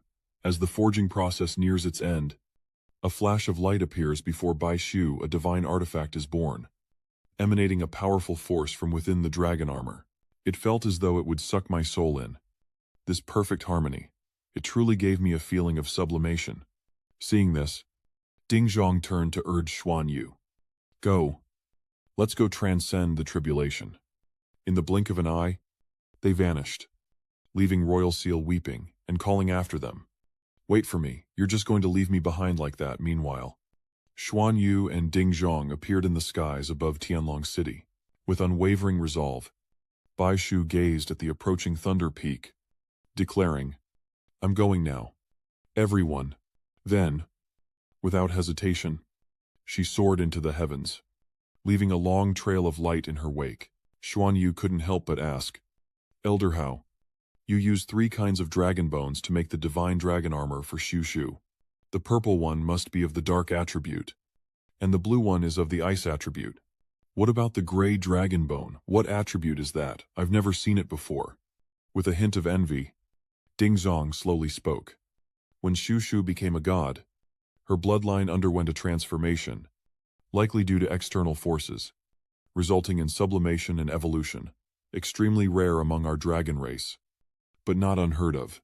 This sublimation is also a mutation, making her bloodline unique. Though Ding Tian posed a question, his tone was certain. If I'm not mistaken, this transformation was aided by someone, wasn't it? Xuanyu affirmed, unsurprised, and explained, it's in her bloodline's talent. Not only does she possess ice and dark attributes, but after those attributes ascended, she also gained an incredibly powerful devouring ability.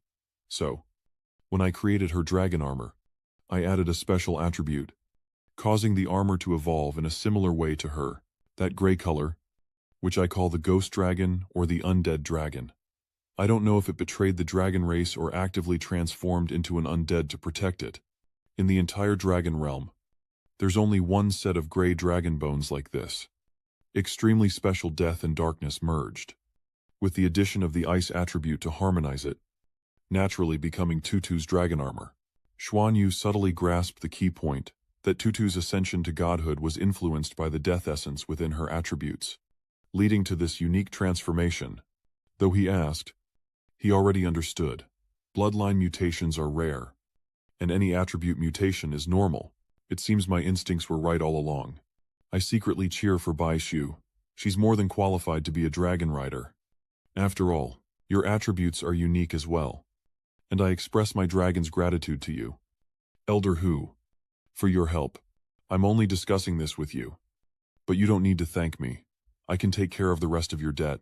But the assets of the Sky Dragon Chamber of Commerce belong to the Sky Dragon clan, and I can't decide that alone. Your domain is amazing. It has a great stimulating effect on our dragon bloodlines. I'll bring some clansmen later. If you let those with dragon bloodlines cultivate there for a time, your debt will be cleared. What do you say, hearing this? Xuanyu smiled brightly, agreeing to whatever the old master wished. I didn't expect the divine dragon armor to cost so much. If I really owe you that much, I don't know how I'll ever repay you. Originally planning to attend the Dragon Horse auction, it seems I won't need to now. My sisters and I are grateful to Elder Hu. The Cauldron Spirit, somewhat surprised, asks about his plans, inquiring if he has a goal in mind for attending the armor auction.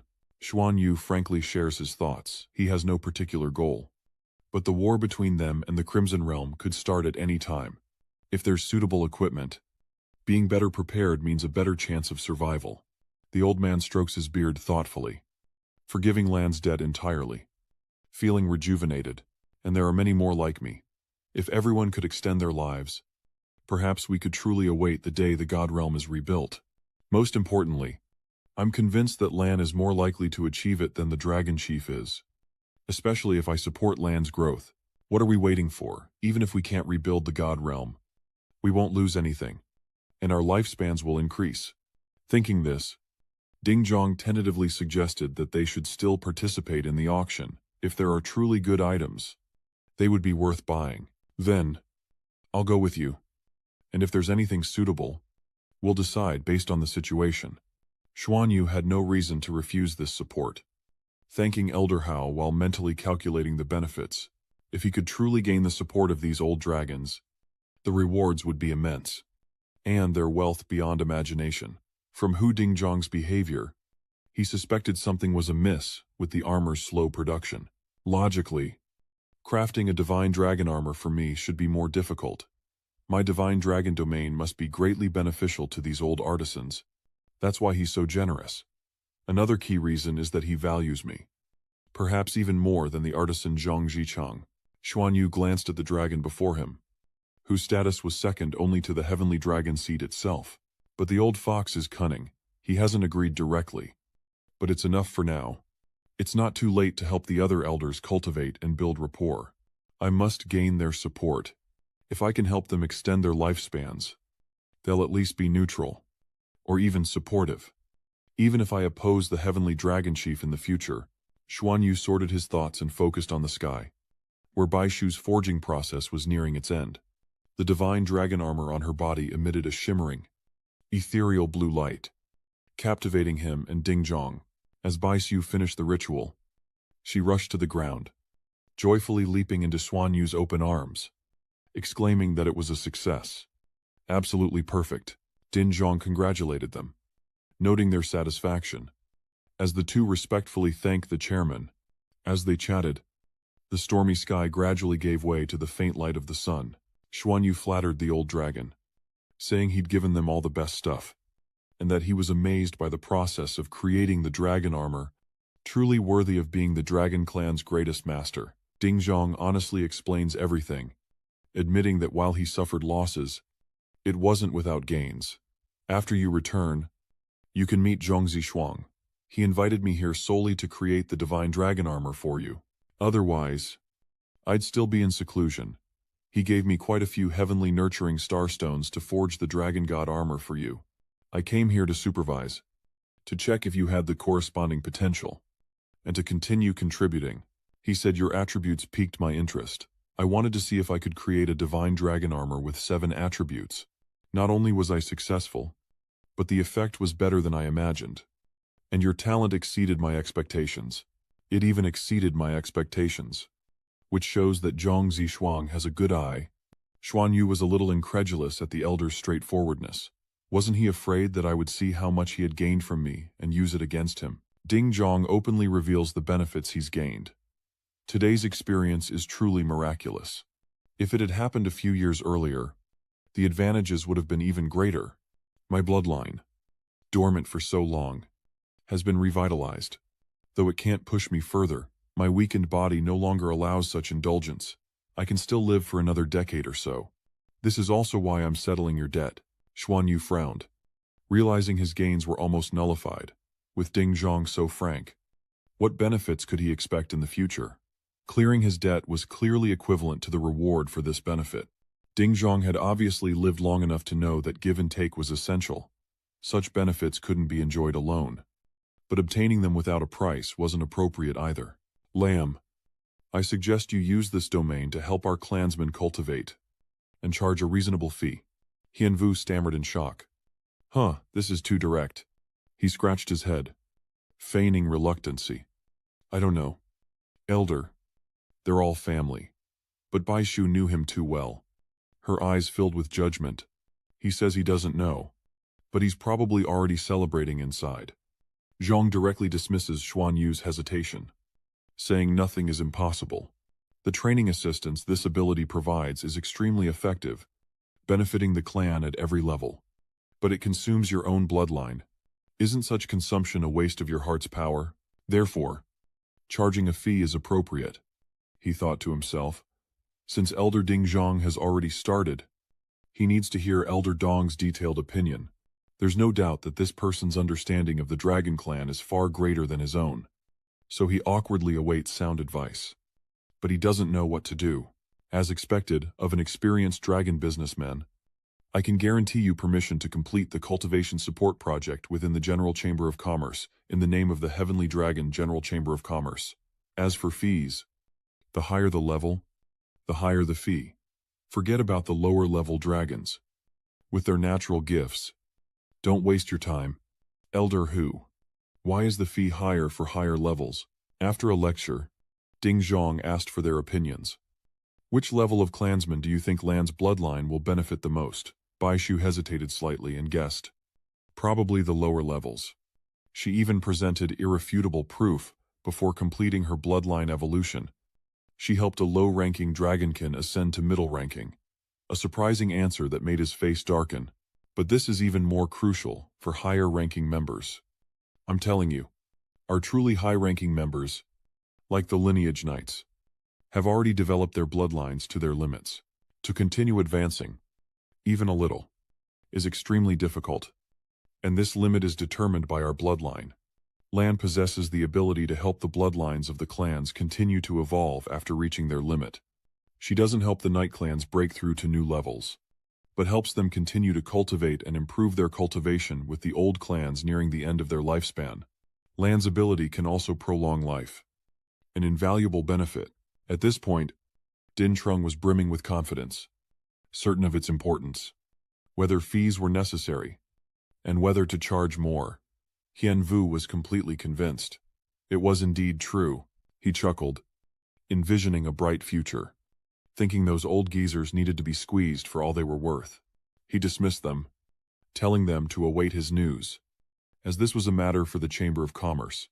Bai Shu and Wu Xuan were speechless, recognizing the true nature of this Dragon Clan impostor. No profit, no action. Ding Zhang carefully instructed him that if any knights asked him or requested his help with cultivation, he should refer them to him, assuring him they wouldn't dare do anything to him. At this point, he could only blindly agree, promising to obey. On the surface, he was obedient, but in his heart, he was calculating how to get his share. This president of the Tianlong Chamber of Commerce definitely has a dark heart. But can a dark heart earn less money? Moreover, this one is obviously well-intentioned towards me. He certainly won't treat me unfairly. The more profit I make, the faster I can cultivate and build a divine realm. As they left the Heavenly Dragon Association, Bai Su asked, "What are you planning to buy at the auction?" He then brought up something from the past. "Do you remember when I told you that the Heavenly Dragon Association had given me control of the Blue Sea Clan's army? Remember? Isn't that a burden for us? After all, even the heavy battleships on their side will be difficult to use." "Right." Xuanyu wagged his finger. Laying out his plans, he intended to arm their new military branch at the auction, especially the 33 Skywing Squad, causing Bai Shu to recoil in shock at his audacity. Xuanyu crossed his arms, puffing out his chest with pride. "Don't worry. I subtly hinted to Lan about taking control of the Blue Sea Clan's army. It's not a big deal for them. I did it mainly because the Blue Sea Clan is most like us, making it easy for our comrades to blend in.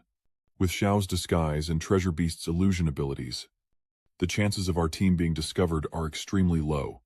Moreover, with my bloodline abilities and the right weapons, even facing true god-level experts within the Blue Sea Clan wouldn't be a major problem. Since arriving on Tianlong Star, everyone has been working hard to cultivate, improving significantly, but compared to training at the academy, they lack practical experience." Bai Su nodded in agreement, saying it made sense. Xuanyu calmly analyzes their training strategy. seeing war as the ultimate opportunity for growth. Aiming to elevate everyone in the 33 heavens to the god rank, Little Miss has always been cooperative. So I'll have her participate as a reward. Therefore, I need to arm everyone well through the auction, focusing on my own people, while also giving the Blue Sea clan some benefits, so they will naturally acknowledge us more and listen to my command. Bai Shu was speechless at his thoroughness. He really had arranged everything. 2 days passed in a flash, and it was now early morning at the Heavenly Dragon Assembly. Xuanyu arrives alone once more, greeted at the door by Ting Zhong, who says, "They're here." He bows respectfully. "How could I trouble you to wait here?" Ting Zhong gets straight to the point. "I have something to say to you. Let's talk as we walk. 3 people are coming today, and I've already spoken frankly with them. Later, it's up to you. Their situations are similar to mine. Some are even a century older than I am, truly dying old men. I thought he was waiting for death.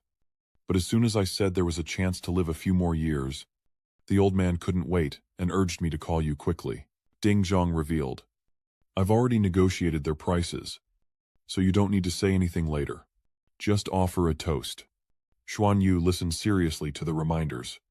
"Don't worry. I will definitely do my best."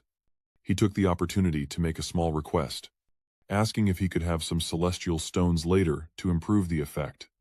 A request that seemed unimaginable to the old man, who wondered why he hadn't spoken up sooner. Last time, Xuanyu shyly explained the reason it was about the celestial nurturing stones. I was embarrassed, but the other party was decisive and generous, saying they had plenty and to just ask if I needed more in the future. Hoping for just that, he enthusiastically agreed.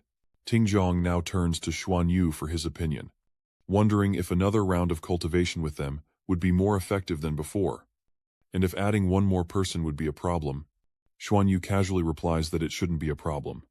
As long as it's within his mist domain, the effect should be the same. Before long, he led Xuanyu into the grand hall of the Heavenly Dragon Chamber of Commerce. "Sorry to keep you waiting." Knowing what to do, he quickly bowed respectfully. "Greetings, seniors." Chu couldn't help but exclaim, "So beautiful. Was I that beautiful when I was young?" Zifeng quickly chimed in. "Of course, it's just that you didn't like us back then. You were the goddess in the hearts of all the young dragons." Taking the opportunity, Not Bach exposed his old rival. "That's right. I still remember that old man drooling over you from afar. Now he's so old he's about to wet himself. Always drooling. And his wife is always yelling at him.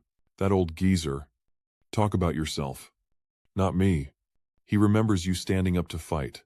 What am I supposed to do? I'm stronger than you. At least I know my limits. If something's clearly impossible, I won't dwell on it. I just admired and appreciated her. That's all." Seeing their antics as tiresome, Zhang Chu silenced her old friends with a single sentence. "Enough. You're embarrassing yourselves in front of the children." Ding Zhong regained his composure and introduced her. "This elder sister is the oldest member of our dragon clan, the only one in our history to live over 5,000 years, and was once our most beautiful.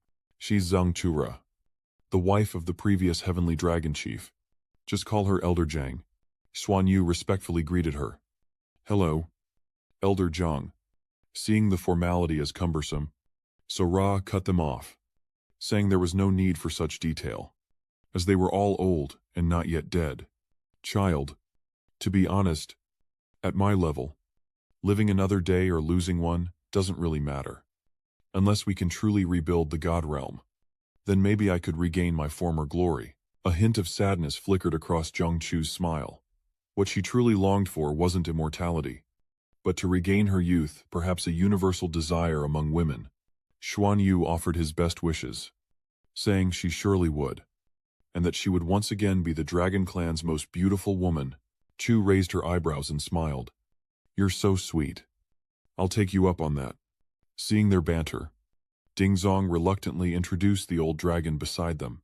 "This old geezer is Zhao Yibo, formerly known as Zhao Yiba, because he fights like a madman but lacks the strength. Just call him Old Zhao."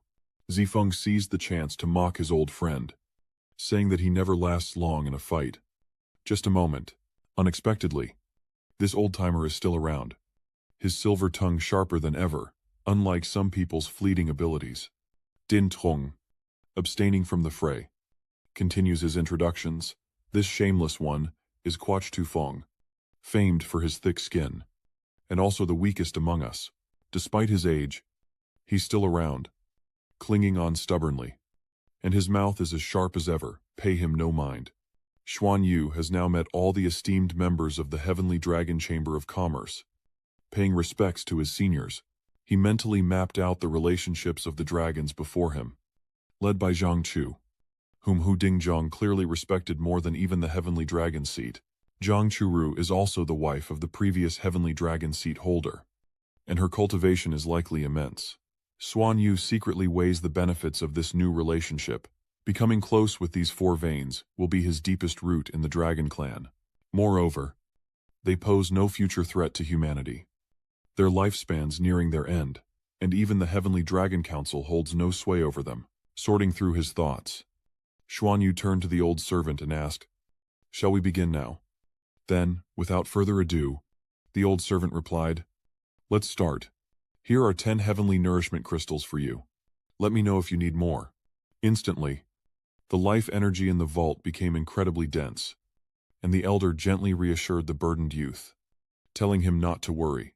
We didn't have much hope to begin with, but old Hao kept pulling us in after we just came out of seclusion.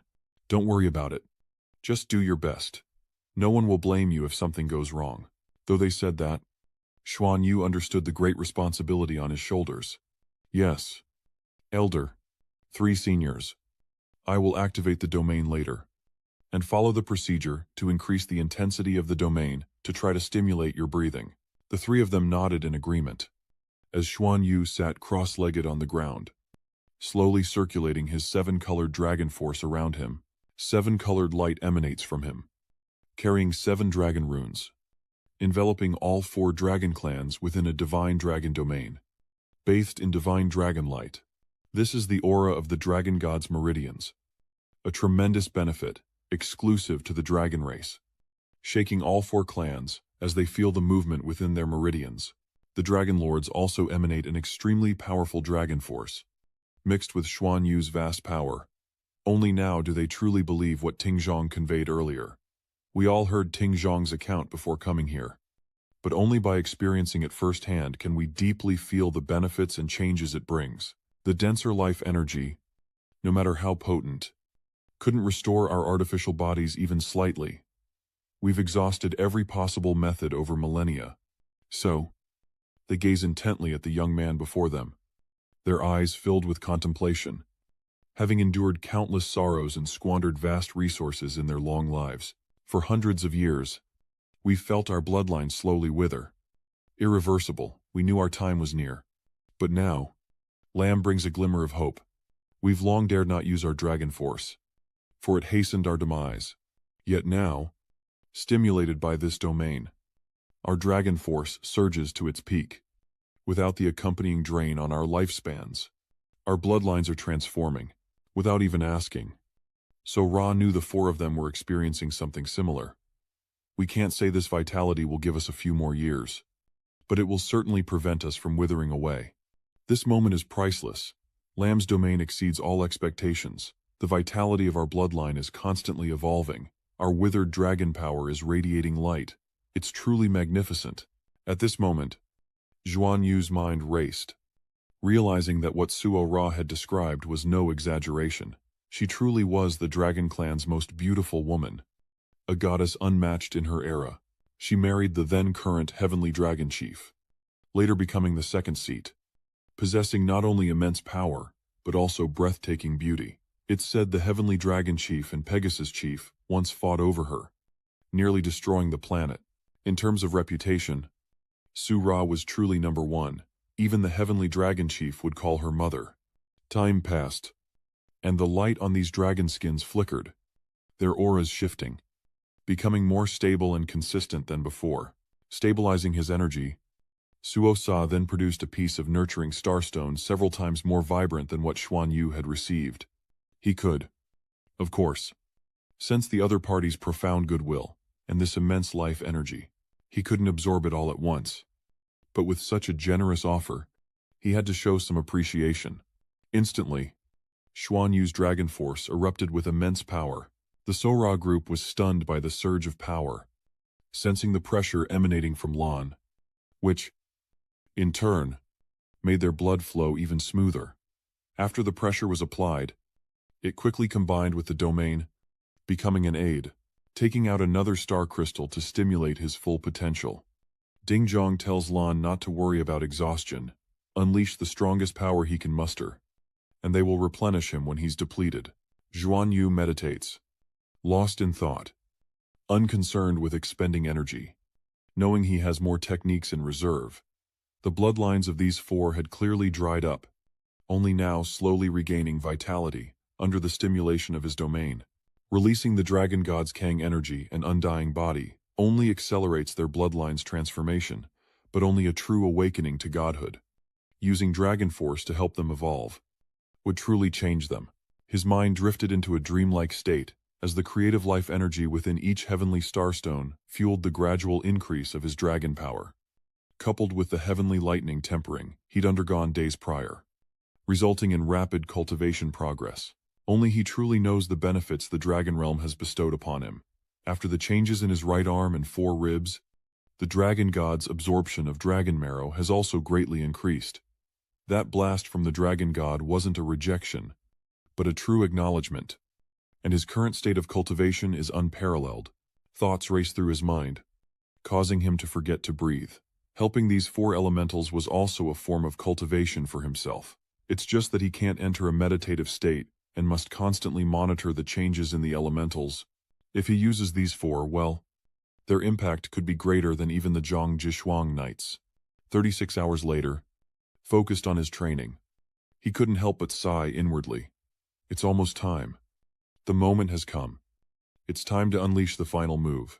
Xuanyu's eyes snap open, his breath coming in ragged gasps, as if waking from a long nightmare. He immediately turns his gaze to Sora, his mind still racing. He realized that after this transformation, he wouldn't die for at least 15 years, a decent outcome. Better than nothing. Sensing something strange, Sora shuddered. But before she could react, Hyunwoo was already channeling energy into his hand. Fear began to seep into her mind. This experience was benevolent, not an attack. But that didn't last long, as Xuanyu suddenly cried out and collapsed to the ground, as if having a stroke, shocking the elders into turning pale. "What's wrong with him, Junior?" Amidst the chaos, a resounding roar shook the very air, revealing the crowd's stunned expressions as they turned towards Sora. What was that sound? That is, with a youthful, radiant face, Sora had successfully returned to her former, enchanting beauty. The sight inspired awe in everyone. She's back. The Divine Transformation Warrior. Our Divine Transformation Warrior has returned, and the Dragon Clan's first maiden has returned. While Zifeng was still too shocked to speak, Dingzhong hesitantly asked Xu Daje, "Greetings. Greetings, Senior." Lost in thought, she didn't hear the words, only feeling like she was being doused in boiling oil as the colorful light fell upon her. The blood within her body instantly erupted, then began to change uncontrollably. "They've returned, all of them, and I've regained my youth." A surge of happiness brings tears to Sueda's eyes, as the bloodline within her boils, merely restoring the vitality and life of her organs. Rejuvenation and transformation accelerate within her surging blood, her life force growing at an astonishing rate. This is no mere shedding of skin, but a rebirth. It wasn't until she heard the conversation between Din Trung and the librarian. "How do you feel? Is this temporary?" She finally awoke, replying, "It must be temporary. Her high-level life force is temporarily helping me activate the vitality of my bloodline. This breakthrough can last for a year, after which I'll revert to my original state, Old Marquis. I can now confirm your suspicions are correct. This child truly has the potential to reach the level we once aspired to. Her bloodline is so potent. I can almost glimpse that higher realm." That action jolted him awake from his stupor. Who was this person? The vague question made Shijiang smile with delight. His honeyed words flowed like a heavenly spring. "Junior. I am Elder Shijiang," causing a shockwave in Xuanwu's mind. Jiang, overjoyed, embraced his benefactor, saying, "It is I. That power is extraordinary. It restored my youthful appearance. And though it lasts only a year, it's like a new life to me." The brief explanation was like a warning bell. Shaking Xuanyu to his core, he hadn't expected the great revitalization to be so effective. Could it be that he had truly saved him?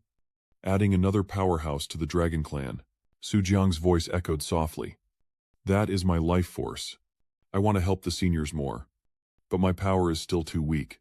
Using it once has already drained me so much. You should rest. Speak of this to no one." Granted this privilege, Xuanwu respectfully accepts. "Yes." As the teleporter's occupant departed, Jiang revealed a flush of happiness, whispering, "I'm back again." Trailing behind, Dingzong echoed, "Indeed, our Fire Dragon Knight has returned, but only for a moment." As Lady Jiang regained her composure to discuss matters, "It's unbelievable that we can see true hope in this child. He's only just reached godhood, and he's already helped us so much." The conversation grew serious as Yibo and Zifeng joined in. Each time she levels up, her bloodline will naturally become stronger. If she takes another step and uses our blood, the effect will be amplified each time. Yes, that's right. We might actually have a chance to survive. Didn't she make a 10-year promise with Jiang Weiqiang? If she can truly become a divine knight in 10 years, we might actually have a chance. As the other finished speaking, So Ra quickly voiced her thoughts when she released her primal power. It was very similar to the aura of the Dragon King's remains within the Dragon Realm. And importantly, her primal power didn't reject us. She even helped our bloodlines boil in an instant. Completing the second transformation, I can confirm that she isn't rejected by the Dragon Clan King's remains. How accurate is the information that's been circulating? Standing outside that conversation, Din Trung had time to speculate before speaking, saying that using a transfer formation shouldn't be a problem. But there was still one possibility, quickly drawing attention from Sora, who wanted to say that kings don't meet. The two most powerful figures then began to speak. The Dragon Clan King sensing that the bloodline within her could reach a level close to her own. Which is why, otherwise, why haven't any of us been able to make the Spirit Clan King's remains react like that in so many years? Not even able to reject it. Before Sora retreated into her silent contemplation, the only uncertainty was whether the Green Dragon King had reached the God King level. If so, Lamb could also reach that level, and a God King level powerhouse could certainly build a God realm. Therefore, she issued a strict order to support the fight, and instructed the old butler to keep today's events a secret and to temporarily halt the plan to sell her bloodline stimulation method to the clan, as this domain release method would surely consume her bloodline power, and if it affected her cultivation, it would backfire. Zhang couldn't dare question her. But Su Ran offered one final reminder. Therefore, unless we're on death's door, let's not have her use her domain. We'll talk about it after she advances to the next level. Later, golden sunlight gently bathed Paradise Star. Waiting for him, Bai Su asks about his trip. Her peaceful mood suddenly tenses up the Dragon Clan's #1 beauty. Extremely beautiful. Hearing that answer, she thinks it's probably not a problem our son should be concerned with. Bai Shu couldn't hide the threat in her words. Don't tell me she's young again. I'm afraid you'll be tempted. And her obvious jealousy made Xuanyu break out in a cold sweat. Tempted by what? She's an old woman who's lived for over 5,000 years. Unfortunately, that only made Bai Shu even more worried, saying that if they were really going by seniority, his would definitely be higher than hers. He'd forgotten that Uncle Luo and Nana had both existed for tens of thousands of years. A gentle reminder brought Xuanyu to his senses. That's right, he quickly fell into thought. If lineage were considered, his would be shockingly high. But in terms of age, it truly couldn't compare. Before Baitu could interrupt the silence, he asked, "So, what do we do next?" Sensing his curiosity, Xuanyu was quick to answer. "No rush. At this auction, the 4 clans will surely support us.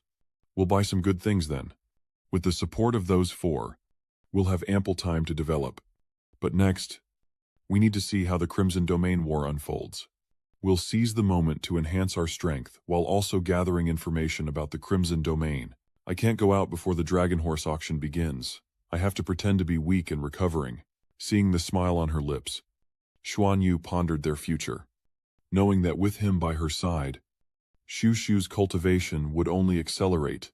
After becoming a god, Shu's ice-devouring attribute grew stronger by the day, and with the newly acquired azure dragon armor, she could be said to have gained wings. 10 days have passed, and the entire Tianlong region is buzzing with excitement as merchants from all races in the Dragon Horse Federation gather in its largest city to prepare for the Dragon Horse auction. The auction will be held live at Tianlong Square, and tickets are already scarce. Qualifying to participate is extremely difficult. Even with Tianlong City's vast area, no hotels have vacancies, forcing the city to set up tents in any available open space. During these 10 days, Lan Xuanyu attended the Tianlong convention many times to perfect his proposal, and now the plan is secretly underway. Meanwhile, in a palace, Wei Qiang was meditating when he heard Chu Da's voice. Wei Qiang. Wei Qiang. Wei Qiang startled. He was immediately pulled from his subconscious. That voice. Mother. Confused. He looks around. Mother. Are you all right? Before he can hear her command again, come to me for a moment, Wei Qiang hastily complies. Yes. I'm coming. A moment later, he arrives at the mountain radiating terrifying energy. Standing before the treasure, Wei Qiang hesitantly spoke. Mother. Seeing Wei Qiang's choked-up state, his mother, Suada, couldn't help but chuckle. Why are you crying? It's not like I'm dying. But her words only made him even more worried. Mother is over 5,000 years old. Yet she closes her eyes and regains her youthful appearance. Is this the legendary death flash? Feeling the atmosphere grow heavy, So Da sighs wearily. Stand up. I have something to ask you. Wei Qiang reluctantly stood up as dark clouds swirled overhead. Yes. Standing close to his beloved mother, he slowly spoke his thoughts. Mother's aura, which had been weakened to the extreme, has actually recovered a bit. Hearing this, So Da nodded with her eyes closed. I won't die in the next 5 years. Do you know why this change is happening to me? She suddenly threw out a heavy question, causing Wei Qiang to tilt his head in confusion. How would I know? Witnessing this, she spoke calmly.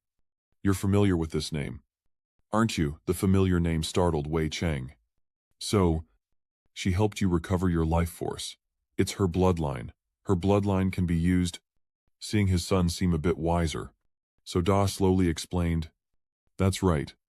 It was her. The old Marquis must have helped her create the Dragon God armor.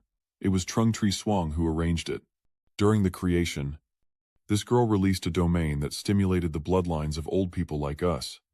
Like candles in the wind. The old man benefited greatly from that. So he had us try it too.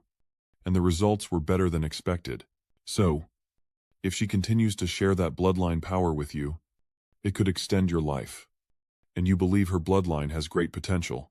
Unfortunately, you're now annoyed with your son, who only knows how to fight. Just like his damned old man. You absolutely must not touch this child. Regaining his composure, he continued the discussion. I've thoroughly investigated her background these past few days. Her innate bloodline talent is remarkable. But most importantly, her evolution on the Dragon Ascension platform. You've tried to trigger that 7-colored dragon force at Thanglong platform, but with little effect. Proving Lam's uniqueness, after she became a god, her bloodline evolved again, skyrocketing, and the compatibility is unprecedented, meaning she truly possesses great fortune. Now that you've pushed your bloodline to its limit, which I can sense, absorbing her 7-colored dragon force could stimulate your bloodline. Before speaking, Guang was weighed down by memories of the past. I made a 10-year pact with her to see how her bloodline would evolve in that time. If it continues to evolve, the effect of devouring it will be even greater. Mother, I'm not getting any younger, and I may not be able to wait until she truly matures. That truth makes Sora's expression more melancholic than ever. I understand your meaning. But before she reaches God level, you absolutely cannot touch her. That's the first point. If, when she ascends to super God level, her bloodline can transform into the 9-colored type. Perhaps the dragon race's hope truly lies with her. Wei Cheng was about to retort, but Suo La sternly cut him off. Listen to me. You're still as reckless as ever. Zheng Zhishuang is close to her and even has a group of knights supporting her. You know this very well. If she truly shows enough talent, do you think those young artificers will let you touch her easily? Although you are strong, you are not the only strong one. Enraging the crowd will make the situation uncontrollable. When Wei Cheng nodded in confirmation, Chuza couldn't hide his weariness and sighed. You must change your way of thinking. If you can exploit something, then try to exploit it. Instead of using such forceful means, Zheng Zhishuang also has incredible talent, which he showed when he followed Old Hao to cultivate. Honestly, Hao Ding was originally meant for me, so I wouldn't let Zheng Zhishuang compete with you for the chief position. So, without hesitation, he imparts his hard-earned lessons to his son, because without them, Zheng Zhishuang's talent in divine sense might have prevented you from becoming the host. No matter what, I'm always thinking of my son. I'm just reminding you that Zhishuang will be more difficult to deal with than you imagine. If you truly provoke his wrath, even if you win against each other, the entire dragon race will suffer. Furthermore, at the recent Heavenly Dragon Conference, Lamb's wisdom impressed some neutral faction knights. Given 10 years, she might truly become uncontrollable.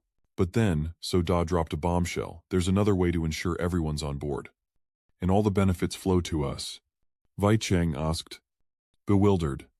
What do you mean? Before she could spell it out, he realized, my untrustworthy wife down in the dragon's nest. She's only a figurehead, isn't she? Remembering Zhu Yue, Wei Cheng's voice suddenly softened. But when necessary, she will definitely support me. You know her situation is also very special, and I was able to get to where I am today thanks to her support. Suo Da raised an eyebrow, reminding him, but she can't bear you any offspring. This caused Wei Cheng to ask, you want Lan to be my dragon seat? Impossible. She won't agree, and neither will Zheng Zhishuang. His son's obedience angered the master. Of course not. I'll adopt her first. Parental orders are paramount. As you know, whether she can't bear children or her bloodline isn't strong enough. If she were to have your heir, wouldn't her bloodline become part of you if she were to become your wife? What would Zheng Zhishuang and the others think? No matter how aggrieved they feel, they'll have to swallow it, and all the benefits she brings will be yours. Therefore, you can't pressure her. Instead, you must help her, even more than Cheng Tri Swang. Treat her like a foster sister, so she doesn't resent you. Understand? His stern lecture, more intense than a university professor's, left Wei Cheng sweating bullets. But what about her dragon scale? As soon as Chuda finished speaking, he had to rise to the occasion. That's your problem. Handle it well. As a superior, and now the brains of the Federation, you should know. The Spirit Stallion auction is about to begin, and this is your chance to shine for your position, your family, your power, and your future. So weigh your options carefully. Her ascension will surely extend my lifespan. Perhaps I can truly await that day. I've already told you the best way to benefit from this. But no matter what you do, if you want me to live longer, don't touch her until she reaches the God-tier level. Even though you're old, use all the tricks you had when you were young, because your mother allows you to be shameless. That lengthy conversation left him with a splitting headache to shamelessly pursue a girl. He was the leader of the Dragon Horse Federation, the head of the Heavenly Dragon, yet he still had to obediently reply, I understand. As the pure morning sunlight spilled into Heavenly Dragon Square, the crowd below began to stir like a bustling marketplace. The sight left Bai Xiu stunned how vast it was. And where were they going? This made Xuanyu chuckle as he explained that, as members of the Heavenly Dragon Assembly, they would naturally have a guide. When his eyes met a man in a black suit, he hurriedly told Bai Xiu, look, he's here. The staff member eagerly greeted them. Lord Lan, you can activate your divine sense to teleport to your seat. Xuanwu subtly nodded to Bai, then began scanning the surroundings with his divine sense. A pillar of light enveloped them, teleporting them to an unfamiliar place, prompting Bai to ask, where are we? At first, Xuanyu wasn't sure either. So he looked out the window and said, "This place. It must be the best view in the entire auction. Let's wait and see. There's no rush to sit down." Suddenly, a familiar voice called out from behind them. "Lord Lan. Lord Shushu." Liang Vai approached excitedly. "Please, come in and take your seats. Your places are this way." The two were stunned as someone exclaimed, "Lord Holy Light." Their exaggerated attitude didn't make him forget his initial sales pitch. The tense atmosphere lately could finally be relieved, thanks to someone who could lighten the mood. "Lam, have you ever thought about what your future Dragon Knight title will be?" Xuanyu was asked a difficult question, but didn't need much time to reply. "Me, I'm still far behind." Liang Wei burst into laughter at that statement. "Far from it. As if we couldn't see that. With your current bloodline, becoming a lineage knight is almost guaranteed. You can start considering it now. The title of Golden Dragon Princess is no longer suitable for you." But Xuanyu only chuckled inwardly, thinking, "Dragon Knight. I want to be called the Dragon God. What do you think of that?" One figure after another appeared in the VIP room, and as a dozen Dragon Knights arrived, it became even more lively. Xuanyu and Baishu quickly bowed to Zhishuang and Luolan. "Greetings. Grand Scholar, greetings." Lord Luolan. Seeing the two young geniuses before her, she couldn't hide her surprise. "You're here too. Was it a special approval from the Grand Scholar?" Xuanyu didn't dare reveal the truth, resorting to his familiar act of playing dumb. "We don't know either. The Tianlong staff gave us the teleportation location, and it seems we're allowed to sit here."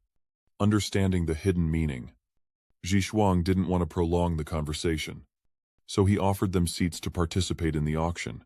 Xuanyu nodded in agreement, realizing that this Divine Light Knight was still looking out for him, making him a pillar of support within the Dragon Clan. But as Zhishuang and the other person left, a dazzling magic circle suddenly appeared, causing Xuanyu to raise his eyebrows in surprise. What was this? Even the highly respected elder was unable to hide his shock. "The seat." "No. Lord Seat." Silence fell as a group of people emerged from the magic circle. A clamorous greeting erupted. "Greetings. Lord Seat, greetings. Divine Fire Knight." It drowned out Zhishuang's soft greeting. "Divine Fire Knight." Zaying him. So Ra excitedly chatted like a close friend. "It's been a while. Zhishuang. Don't call me Flamebringer Knight anymore. I'm not one anymore. Just call me whatever."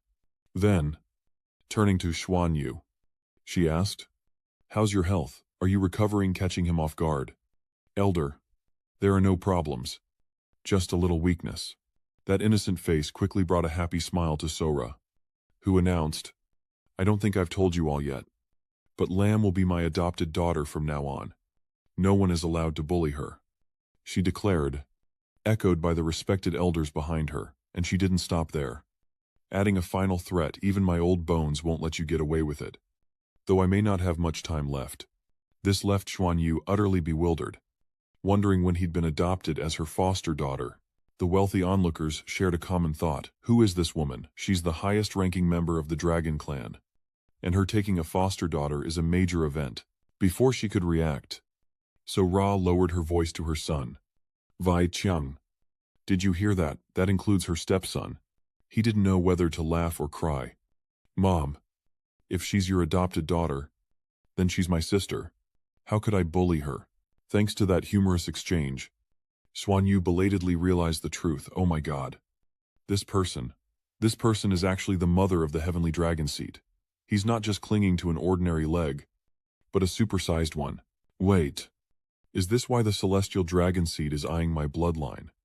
Even though it can't be successfully integrated. But what if they really do that? Kill me? No.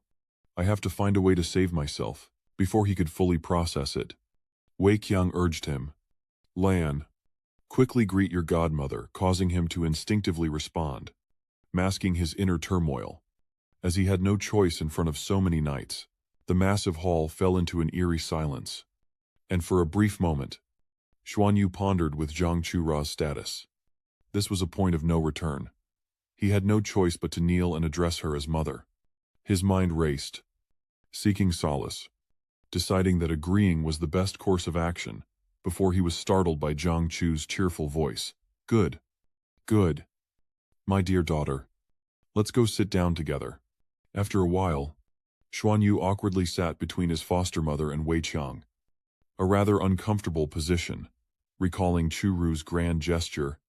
Wei Qiang, you sit over there and let your sister sit here. Plus his bewildered expression. What is going on? Xuanyu's face visibly darkens with discomfort, while Wei Qiang is busy calculating in his head, seeing her as nothing more than a wild dragon who's just joined the clan. No matter how beautiful she is, her status doesn't match. But after her mother's reminder, she's too genuine, so she'll try to accept this half-sister. Meanwhile, Xuanyu tries to silently navigate the awkward atmosphere, feeling like she's sitting in the eye of a storm. Zishuang glares, lost in thought, unable to accept the reality that her faction had always supported Lan. Zhangchu's adoption of Lan as his foster daughter seems to have ruined everything she had built. What is going on? At this point, Din Trung could only close his eyes and scream internally, compared to the divine transformation knights. The knights here were still too green. With one seemingly simple action, he had solidified Jiang Weichang's previously shaky position. The true ruler of the Dragon Clan was more than just a name, and her son paled in comparison. These thoughts were cut short, as Wei Qiang stepped forward to announce the start of the auction. The silence emboldened her to take Hian Vu's cold hand, saying, "Daughter, if you like anything, just bid on it. I can't take my wealth with me when I die, and Vi Kuang doesn't need it much, so help me spend it." This unexpected proposal flusters him, as he thanks his foster mother but insists he can't accept her gifts, having already borrowed and bought so much. But Sorha waves it off, gently urging him to buy whatever he wants, as she certainly can afford it. That sincerity prompted Xuanyu to switch to telepathic communication. "Foster mother, I have something I want to say to you privately." She was a little confused by the change in communication, but quickly responded, "Go on." Hearing that, he finally voiced his thoughts. "Mother, I can't accept such a treasure without contributing something. I don't know how to say this, but I need to offer something in return." He then accidentally spoke aloud. "I didn't know the chief was your son. I know he's always hoped his bloodline could evolve to a higher level, and he's tried the Ascension platform before, but it wasn't very effective. Though I don't know why my bloodline evolved. I want to offer you a drop of my origin blood, so you can research whether it can help your bloodline evolve. If you succeed, with your cultivation and talent, you can certainly extend your lifespan." Those words made Sora secretly praise her. This girl is very smart, expressing her loyalty, and it seems she has found her place. Whether she reaches the God King level or not, inheriting my bloodline and controlling the dragon race, she'll do even better than Wei Cheng. A truly clever girl, with some of my youthful spirit. Not bad. Not bad at all. This pleases her greatly. She understands her daughter's intentions. They can discuss it later, but for now, she should focus on the auction. Her future inheritance will be hers alone, not that Wei Cheng's. This finally puts Xuanyu's heart at ease, and Lan Ling respectfully accepts her orders, thanking her foster mother. Meanwhile, Wei Qiang couldn't help but notice the different way his mother looked at him versus Xuanyu. Ling couldn't help but panic, sensing that his mother seemed more pleased with Lan. "Why does mother look at me like I'm broke? Right. She wants me to dump my wife. But how about I just marry someone else here, in the Heavenly Dragon territory? After all, my wife won't leave the Dragon Realm, so as long as I'm discreet, there shouldn't be a problem." This continued until Min Tuyen stepped out, drawing everyone's attention. "Welcome everyone. I am Zhang Min Xuan of the Heavenly Dragon Pavilion, and I will be your MC for today's auction.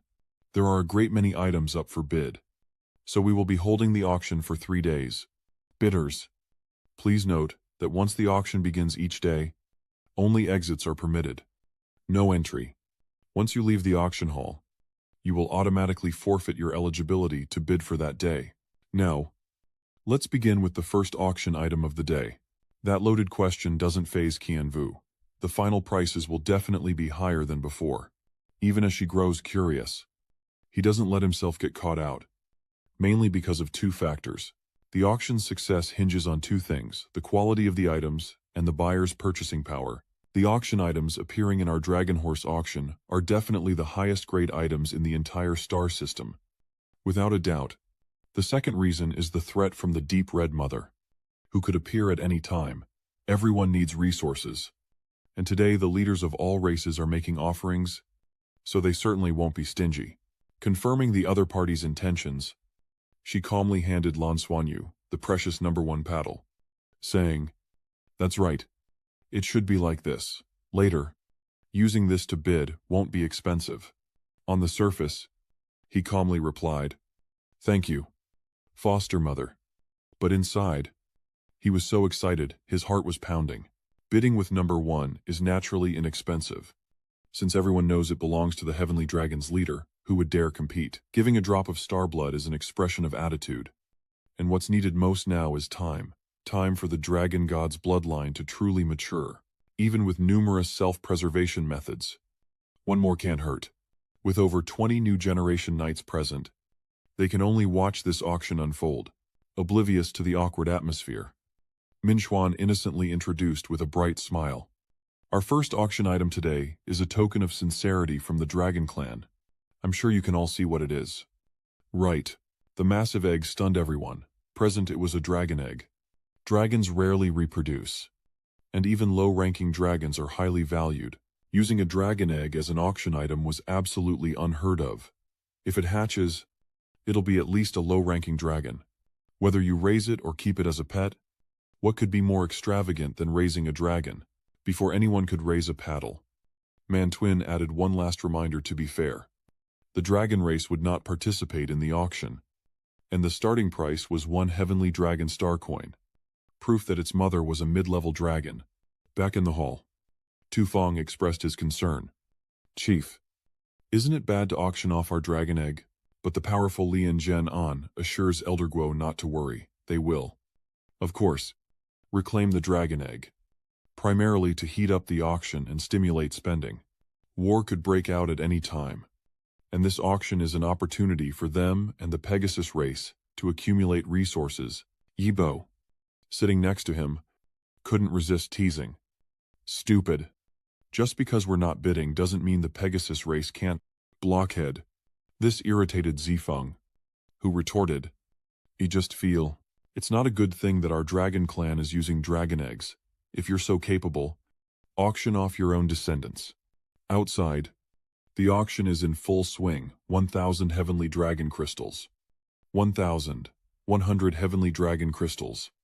1,300 heavenly dragon crystals. Only Xuanyu carefully assessed everything. After the bid, Zhang Mingxuan didn't reveal the number on the auction board, meaning no one knew which clan was bidding. Naturally, it wouldn't be easy for someone's identity to influence the bidding situation. This auction is truly interesting. The numbers climbed higher and higher, with no sign of stopping. 1,630. 1,830. 2,000 celestial dragon star coins. Suddenly, a clear voice ended the bidding war. 3,000 celestial dragon star coins. A triumphant smile bloomed on Min Tuyen's lips. Following protocol, she announces the confirmation again. 3,000 Sky Dragon Star coins. Any higher bids 3,000 Sky Dragon Star coins. Below the stage, Lan Nuo suspects this exorbitant price for the first item is a prearranged scheme between the Sky Steed and Dragon clans. With no further bids, the auctioneer declares the item sold for 3,000 Heavenly Dragon Star coins. And now, on with the show, a special thank you. And let's move on to the second item. From here on out, today's auction will focus on resources, likely the items the clan leaders are most hoping to see. The first resource item is a rare metal familiar to everyone, and also one of the specialties of Tianlong Star Energy Essence. As everyone knows, energy essence is the most important source of energy in our Longma star system, and the modern technology of the various races in the Federation almost all require energy essence. Although energy crystals are mined everywhere, those from our Tianlong star are undoubtedly of the highest quality. This small crystal in my hand is enough to power a small warship for over 30 days of patrol. The information caused Xuanyu's eyes to widen. Energy crystals. Isn't this the standard form of a heart origin crystal? Initially, the Tianlong leader used this to plot against the Federation, almost killing himself and causing my mother to fall into the Huang Star. I still have good impressions of other Order Knights, but only the Tianlong leader evokes rage from the bottom of my heart. However, I must hide my feelings for now. Min Quan's enthusiastic voice interrupted his thoughts. We're auctioning off 10,000 standard-sized energy crystals like these. One standard crystal can sustain a fleet in high-intensity warfare. Starting bid is 100 Sky Dragon Star coins, with increments of at least 10 Sky Dragon Star coins. Taking advantage of the lull, Xuanyu turns to Vi Kuang to discuss. Elder brother, is the energy core allocated to the Lam Hai clan fleet, something our fleet needs? Lian Bihan gently reminds her. Your mother's precious daughter, you don't need to call me chief in private. Just call me elder brother. All of our Federation's warships need energy cores, including yours. I'll have someone replace the 3 smaller, but more advanced, warships from the Blue Sea clan. As for energy crystals, of course, you'll have a full supply. He expressed his gratitude, but inwardly, he was annoyed, finding it hard to bear the thought of the enemy gaining an advantage. Before long, the previous auction item was sold, and Min Xuan continued to host, presenting the next item, a piece of golden metal. One of the few rare metals with top-tier spirit power conductivity, almost the best material for creating a unidirectional vortex of circulating energy. Xuanyu recognized it instantly, star essence. But he wasn't interested in this item. Even though star essence was astronomically priced in the Duluo Federation, only the core matrix of a prototype is worthy of using it to create a single directed vortex of circulating energy, and the Dragon Horse Federation has many planets that specialize in producing this. Its value isn't very high. And Min Xuan on the stage starts the bidding 10 tons of star essence. Starting bid 50 Heavenly Dragon Star coins. No sooner had he spoken than Liang Piao eagerly raised his sign, bidding 50 Heavenly Dragon Star coins, drawing Xuanyu's attention. Seeing Liang Pu's determination and noticing him, Senza knew he had to outbid him for the 10 tons of star metal, especially with their leader nearby. Feeling a bit of regret already, Xuanyu realized he didn't have enough Dragon Star coins and would have to figure out payment later. Just then, Chu suddenly tapped Xuanyu's shoulder, asking if he was interested in these trinkets. He told him to speak freely. As there were no outsiders, Xuanyu scratched his head, admitting he was a little interested, but felt helpless.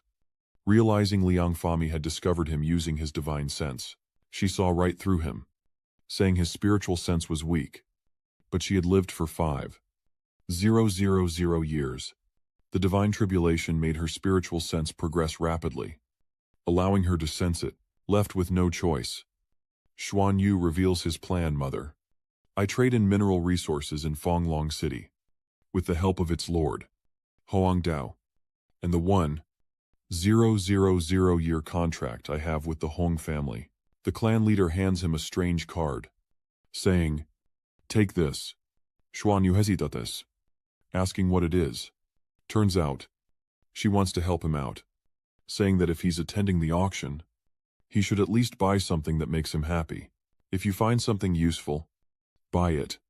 Don't worry about the price. Just spend the 5 million Heavenly Dragon Star coins. Haven't I told you my assets will all be yours in the future? So Jia's generosity made his eyes shine like stars. This was, indeed, too much. Even Zol. He was a little reserved, but she encouraged him, saying there's no need to be shy between family. If he needed more, remember to ask his foster mother. This time, Xuanyu was extremely grateful, thanking his mother. Before long, Wei Chong teased him, saying he was a little jealous. Their appearance made Bai Shu chuckle to himself. Little Lan. Little Lan. It's been a year, hasn't it? If his teammates knew, the Wing Clan's participation in the auction for Void Source crystals means they're still heavily reliant on them. And now the Dragon and Pegasus clans hold the most. In the end, the Wing Clan purchased the Void Source crystal for 5,800 Heavenly Dragon Star coins. From the sidelines, Xuanyu clearly sees the situation. The Yulong clan is only solving an immediate problem without thinking of the consequences. After all, Whether it's the Tianlong or Tianma clan, their reserves of Void Origin crystals are limited. And what happens when they run out? But it's not his problem. He can't return the dragon source to them. As the days passed, Lan Xuanyu witnessed the auction's true power, with items of immense origin being offered, and Min Xuan on the platform continued to surprise the attendees. Next up is the final auction item of the day, and something you're all very familiar with, considered the most precious essence of the Dragon Horse Galaxy. It's the Celestial Nurturing Crystal. Found only on Celestial Dragon Star and Celestial Horse Star, a shimmering emerald crystal is unveiled. Yes, you heard right. It's a heavenly nurturing gem. With these gems up for auction, don't miss your chance. A total of 30 are available. We'll auction them in sets of 5, 6 times in total, with the same starting price of 10,000 Tianlong star coins each time.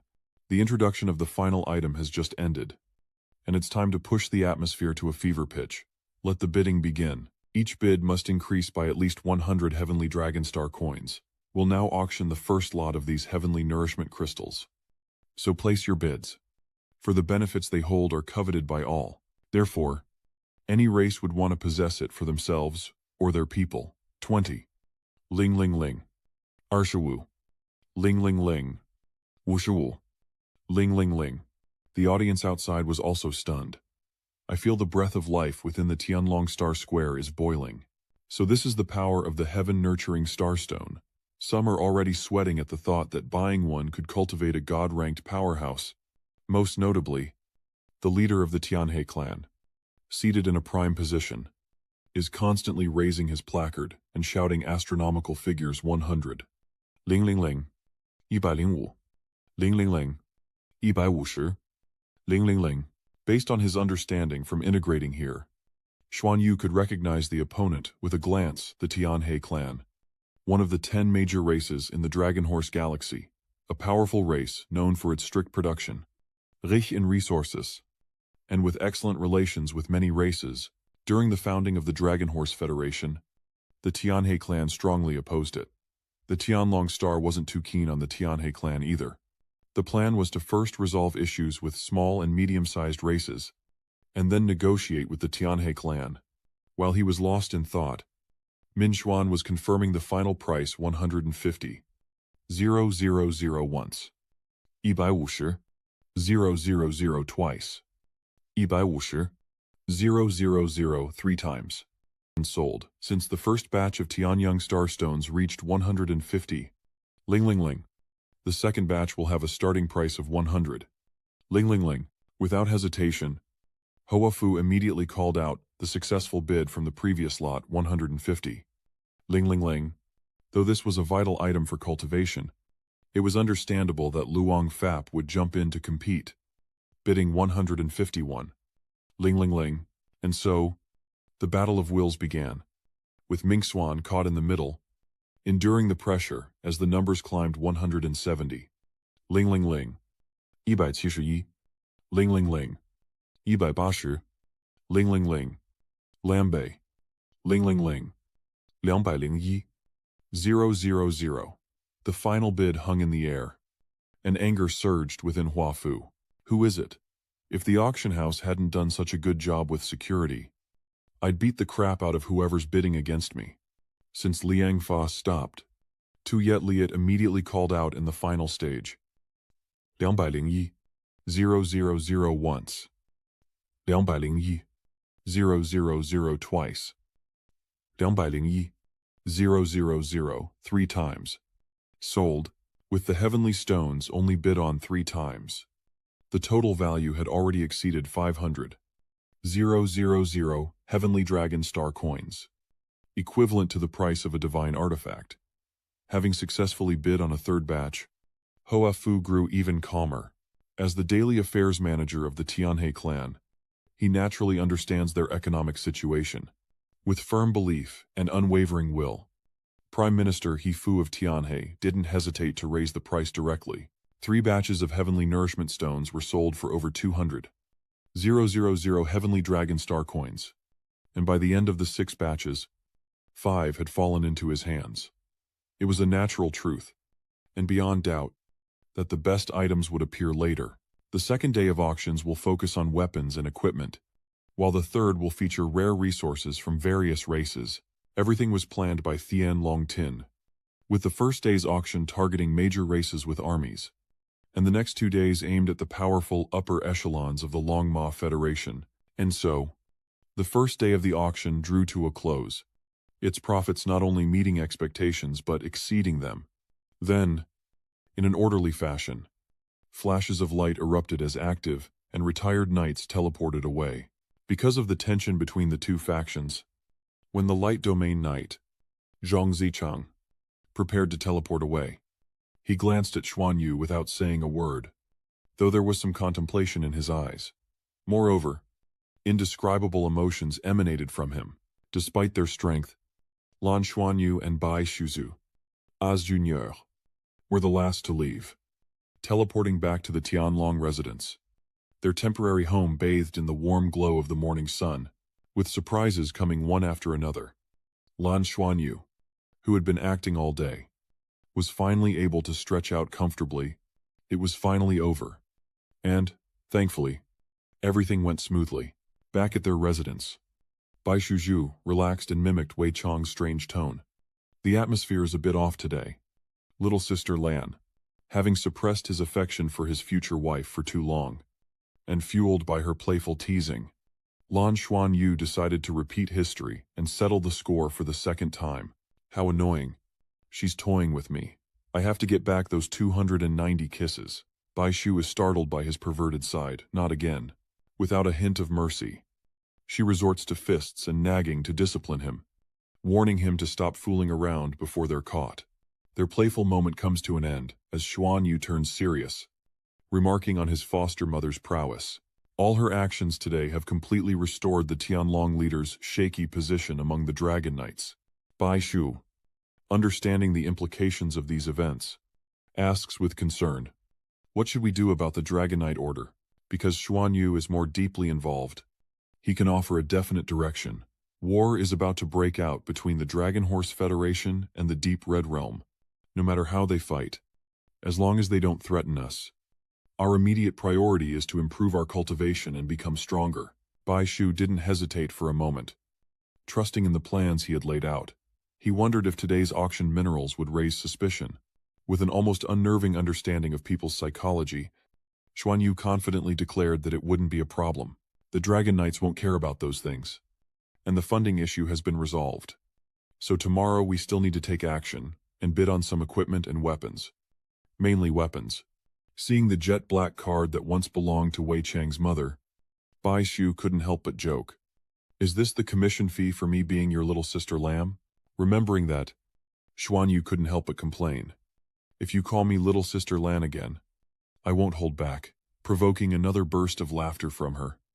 "I won't tease you anymore." But clearly, Bai Shu couldn't stop this delightful and never-tiring amusement. "Let's cultivate, little sister Lan," Xuanyu playfully scolded her, not daring to actually do anything. "You called me that again." And that evening, smaller auctions were held throughout Tianlong City. Clearly, someone has broken down the items acquired in the morning to deploy and gather more profits. Even some black market auctions will feature a piece of heavenly nourishing crystal to attract attention. The second day of the auction begins on time, and it's even more appealing to the average person than the first. Needless to say, Lan Xuanyu and Bai Shuju arrive at the private auction room early. He's not in a conspicuous position like yesterday, which belonged to the heavenly dragon seat, and naturally sits with Bai Shushu in the back. Today, besides the current bronze knights, Zhang Chu and the remaining 4 elders are absent from the auction. Clearly, his appearance the previous day was a blatant show of force, and from what Xuanyu himself experienced, Zhang Chu Jia was likely there for him. The advantage of sitting in the back was the freedom it gave him. But the difference was that all the other Dragon Knights were here, and for various reasons, Xuanyu didn't feel comfortable talking to any of them. The other disciples seemed normal, showing no change or emotional reaction, and even smiled and greeted him when they saw him. Even more frightening for Xuanyu was the arrival of the heavenly dragon seat. Wei Chang even took the initiative to greet him before taking his seat. "Little Lan, you're early." He could only force himself to reply, "Greetings." Headmaster. From the looks of it, the other Bronze Knights, aside from those he knows well, seem unusually cordial towards him. Of course, Xuanyu understands his own worth and can deduce the root of the matter. The other Bronze Knights probably haven't figured out whose side he's really on. This foster mother is truly formidable. Her rebuttal and attack help the Heavenly Dragon Seat resolve internal conflicts truly. The older, the wiser. Afterward, he didn't dwell on this matter too much and turned his gaze toward the auction itself. Today's auction had a different auctioneer. Once the esteemed guests were settled, the figure standing silently began to speak with a resonant and powerful voice. Greetings, and welcome to the second day of the auction. I am Li Jingyi of the Heavenly Dragon Society, and I will be your auctioneer today. What draws even more attention is her true identity, a moon spirit knight. One of the 18 renowned knights of the Heavenly Dragon Citadel. Even Xuanyu is surprised. A spirit knight is hosting today's auction, and without wasting any time, Jingyi gets straight to the point, announcing the start of the auction. Amidst the silent crowd, she slowly gives a clear instruction. Have the first item brought out by 10 staff members. As the first item up for auction today, it's naturally going to be a grand opening salvo. So I can reveal to everyone in advance that our first item is a divine artifact. That phrase alone is enough to make the entire arena boil over a divine artifact. The first item is a divine artifact. To keep the momentum going, the box was opened, revealing a weapon radiating brilliant light. Its power alone, without a master's guidance, was enough to overwhelm the weak. Indeed, panic spread, as everyone wondered what it was. The power was immense, and even from this distance, they could feel the chilling aura emanating from the sword. As the auctioneer, Tin Di emotionlessly announced each word about the item Chom Nam Ice Seal Divine Sword. A mid-grade divine artifact. This divine weapon doesn't belong to the dragon race. It's a spoil of war from thousands of years ago. Our grandmasters considered forging it into a dragon spear, but found it impossible to melt down. The divine sword emits an extreme chill, and among the known abilities, none can dissolve it. Without hesitation, she reveals why a dragon knight is needed to present this item. Only those with ice affinity can wield this sword. To accurately demonstrate the potential of this truly cold weapon, a high-level expert is needed to suppress it. And soon, a brilliant blue aurips. In moments, the spot where Tindi stood erupted with light, eclipsing the faint sunlight. Hong Nat, despite his distance, was already drenched in sweat. It was powerful. The temperature in the entire auction hall was plummeting. As an ice attribute user, Baitu couldn't help but feel a connection to the sword. But Jingyi continued. It possesses the Azure Icewind domain. A super god-level expert can freeze all things with it. And it has many other properties that cannot be fully explained here. A word of caution: if you cannot absolutely control sub-zero temperatures, do not even consider this artifact. Its inherent cold is too powerful. Those without a corresponding affinity cannot use it for long. Not even super god-level experts. That's enough information for Xuanyu, who thoroughly researches the strengths of the 18 divine skill masters, to realize that one ice attribute master seems uninterested in the Azure Ice Sealing Divine Sword. Even now, Lan Xuanyu lowered his eyes and pondered, while he felt the 150,000 price tag didn't quite match the artifact. It had been in the Dragon Clan's possession for many years, a spoil of war from long ago. Strangely enough, only one person had ever used this divine artifact before the divine fire pillars Zhang Chuchu. She doesn't wield ice, but a powerful fire, and her abilities can suppress the artifact's properties, allowing her to use it in special circumstances. Later, having acquired another artifact that better suited her, she abandoned the Azure Frost Divine Sword. Truly, because suppressing its side effects consumed too much dragon energy, especially given their opposing elements.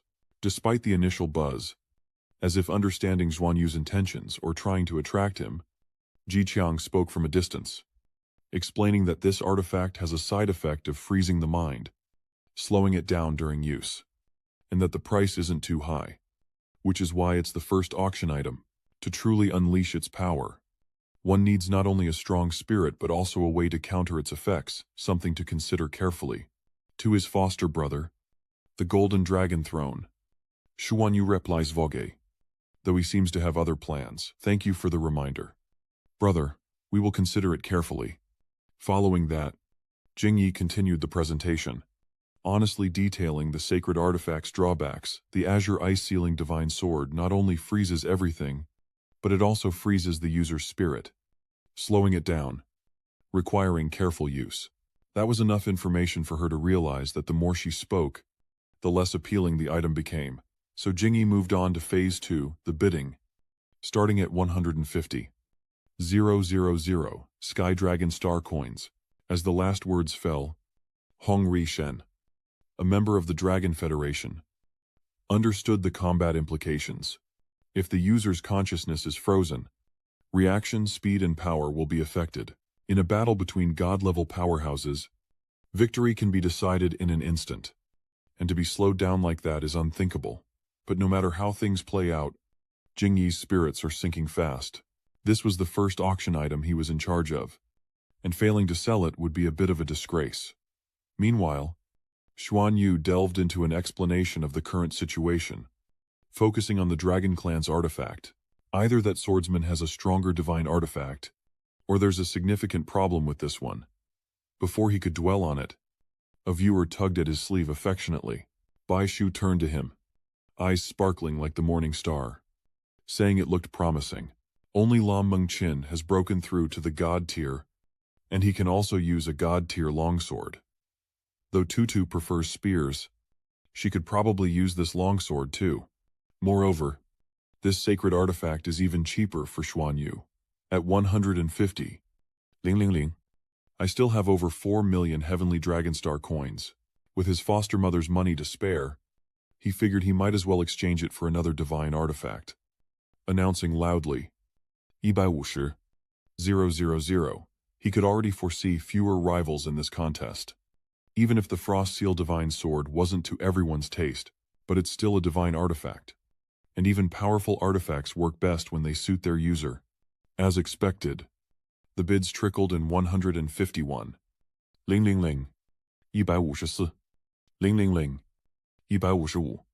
Ling. Though others bid, Jingyi's emotions betrayed an indescribable gloom. This is a divine artifact. After all, do you not respect it? Fine. I'll just take it back myself, without hesitation. Xuanyu doesn't give up on the sword, bidding 160. Ling. Ultimately and effortlessly, securing the divine artifact at the price he just called out. As it's a divine-level weapon, the auction winner must personally retrieve it from the stage. Otherwise, the auction will be cancelled. Without a second thought, of course, Xuanyu would step forward, already worried about his wife's safety. Due to the separation of the VIP rooms, claiming the item would inevitably reveal the buyer's identity, and the audience was stunned to see his face. Meanwhile, the powerhouses of other races wondered. The one in the Dragon VIP room wasn't a Dragon Knight, but the famed Golden Dragon Princess, known as Lin, whose prestige was immense. At the Tianlong Plaza, where the most extravagant auction ever held by the Dragon Horse Alliance was taking place, Jingyi slowly handed the Glacial Sealing Divine Sword to Xuanyu. Lin, congratulations on winning the divine weapon. It was well worth the price. Up close, you can clearly feel the intense chill of this god-tier longsword, a bone-chilling cold that spreads through every part of your body. Clutching the item, Xuanyu was secretly relieved to find that bloodline suppression really worked. The moment he grabbed it, he could feel its rebellious aura. It clearly sensed that his strength wasn't great and wanted to resist. It even wants to rebel. I can't give the Icewind Godsword to Tutu just yet. This divine weapon is too stubborn. I'll deal with it later. This little episode has given me a plan. Once I'm back, I'll need to refine it with my bloodline before Tutu can safely try to use it, never settling for just ordinary items. Qingyi raised her voice to recapture everyone's attention before presenting the second auction item. A morning had passed, and she had already auctioned off 71 items, with the total value exceeding yesterday's earnings. Among them is a very special item, a living creature, Star Lily Clan Battle Pets, and a nest of 12 at that. Star Lily Clan Battle Pets are already extremely rare. They're not just pets. but also the best protective companions once they accept a master. No matter the master's race, it will remain unchanged. Though Xuanyu chose not to buy them despite their uniqueness, the continued success lifted Qingdi's spirits even higher. And the next auction item was extremely special, coming from the Tianma race. Frankly, I didn't expect this item to be up for auction. This treasure is a gem unique to the Skyhorse race, found nowhere else in the entire Federation. Though not as high-grade or precious as a celestial nurturing stone, its effects are comparable. Everyone present was stunned upon hearing the introduction, and the name Celestial Steed Protector. Even Xuanyu and his group were captivated. What was this? However, what shocked him to his core was when Wei Cheng, Luo Lan, and even Ji Shuang of the One Dragon One Night declared their intent to bid. His heightened hearing made it feel like a demonic intrusion. What grand scheme were they plotting to elicit such a strong reaction?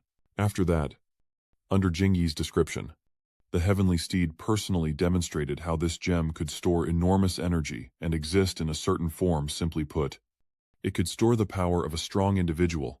What you see in this gem is a one-time defensive ability personally transferred by the current Heavenly Steed Guardian. Activating it with Divine Sense unleashes a defensive power equal to that of the Heavenly Horse Chief, granting an extra life against formidable foes.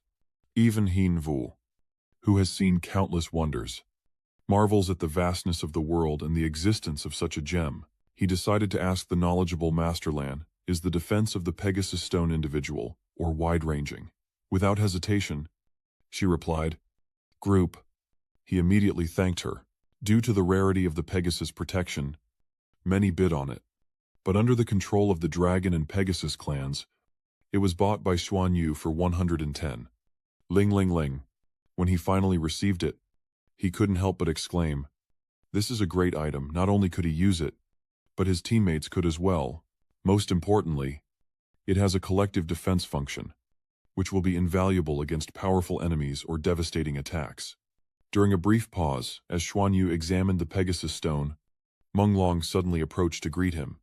"Lan, you've broken through to the god level, haven't you?"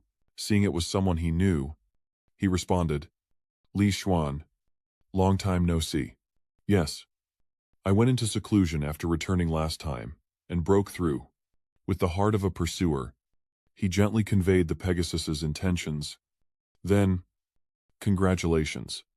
Lan, you were the one who bid on the Heavenly Horse Stone earlier. My father said to give it to you. And we'll settle the payment with the auction house. So you don't need to pay. I had to attend to my father yesterday, so I couldn't greet you sooner. Are you and Miss Tutu free tonight? I'd like to treat you to a meal." With the Dream Dragon's status and favor before him, Xuanyu found it hard to refuse outright, saying, "All right, I should be the one playing host." A quick calculation left him satisfied. Li Menglong had essentially given him 110,000 Sky Dragon Star Coins, a gift that was far from small. After spending 160,000 on a divine weapon, reaching god level means I've officially joined the ranks of the strong and truly entered the center of power. Instead of weapons or defense, he sought out gems and items to enhance his protective abilities.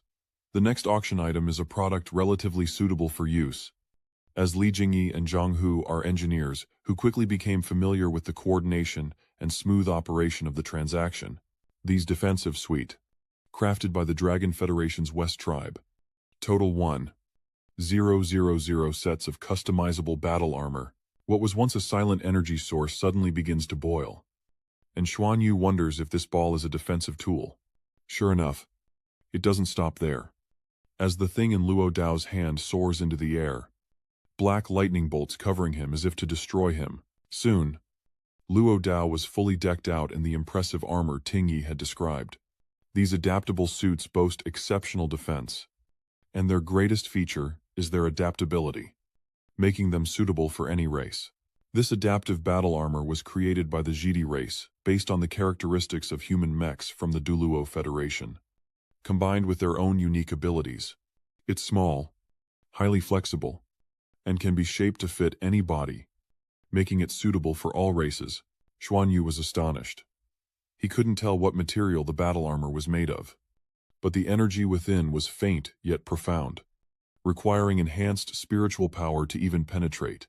This is probably worth a purple-level mech. But it's so much smaller. Purple-level mechs can't compare. I have to win this. As he gathered his thoughts, Jingdi confidently announced its value, a total of 10,000 Wu, with a starting price of 100 Heavenly Dragon Star coins per unit, making the starting bid for 1,000 units 10,000 bidding on the whole lot. Not individually, as Lan Xuanyu predicted. The set of molded armor was highly sought after, and representatives of various hidden races began competing madly as soon as she finished announcing it. Of course, someone with as much wealth as he has couldn't be absent. Bidding 200.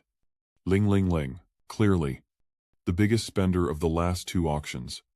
The Tianhe clan's Huafu wouldn't pass this up. 201. Ling Ling Ling. And so, the battle between Lan Xuanyu and him began. 205. Ling Ling Ling. 206. Ling Ling Ling. Even though Huafu didn't know who it was, he could guess the species, making the other party's persistence all the more puzzling. What are the Dragon Clan up to? Didn't they approve these battle armors for auction? No matter. The most important thing is to raise the bid. 211. 000. Of course, Lan Xuanyu won't back down. 215. Ling Ling Ling. Finally, it ignited Prime Minister Tianhe Denggao's determination to possess it at all costs. Just like yesterday, he wanted to see who it was. After learning that his auction competitor was Lan, and determined to obtain this batch of battle armor, Fu, the chief of the Tianhe clan, wanted Lan to show him some respect and let him buy it. Unfortunately, Lan refused and contacted an insider to quickly acquire the goods. A blatant disregard that humiliated him. But he was powerless on Tianlongxing and could only swallow his anger. Meanwhile, Xuanyu's heart was breaking, as the price of the item was even higher than a divine artifact. If it were a divine artifact, it would be something to celebrate. But such items were too rare today, and he couldn't even bid on them. Amidst the auction's lively atmosphere, Ji Chang leaned over, casting a meaningful glance at Xuanyu. Well done. The unexpected words momentarily stunned him, leaving him wondering. Well done, what did I do? Meanwhile, Lalan chimed in, saying that this Heavenly Harmony clan leader relies on resources we can't do without, and often looks down on us with his inner power. Now, he's finally been humiliated. Seeing his contribution, Xuanyu seizes the opportunity to reclaim his efforts. You see, I've vented such a huge frustration for everyone this time. So, shouldn't you pay me? But Lalan feigned ignorance, saying he couldn't hear. This sudden change of attitude left Xuanyu speechless, a sense of disbelief rising within him. He was, after all, the 7th-ranked craftsman. Why? Just as the air grew tense, Wei Qiang suddenly interjected. Look for me. He smoothed his hair, exuding a dashing, flamboyant air, and declared, I'll pay you. Witnessing this, Xuanyu felt a wave of nausea and disgust wash over him, but then he froze, noticing something strange. What was with that gentle smile? Shouldn't he be glaring at me?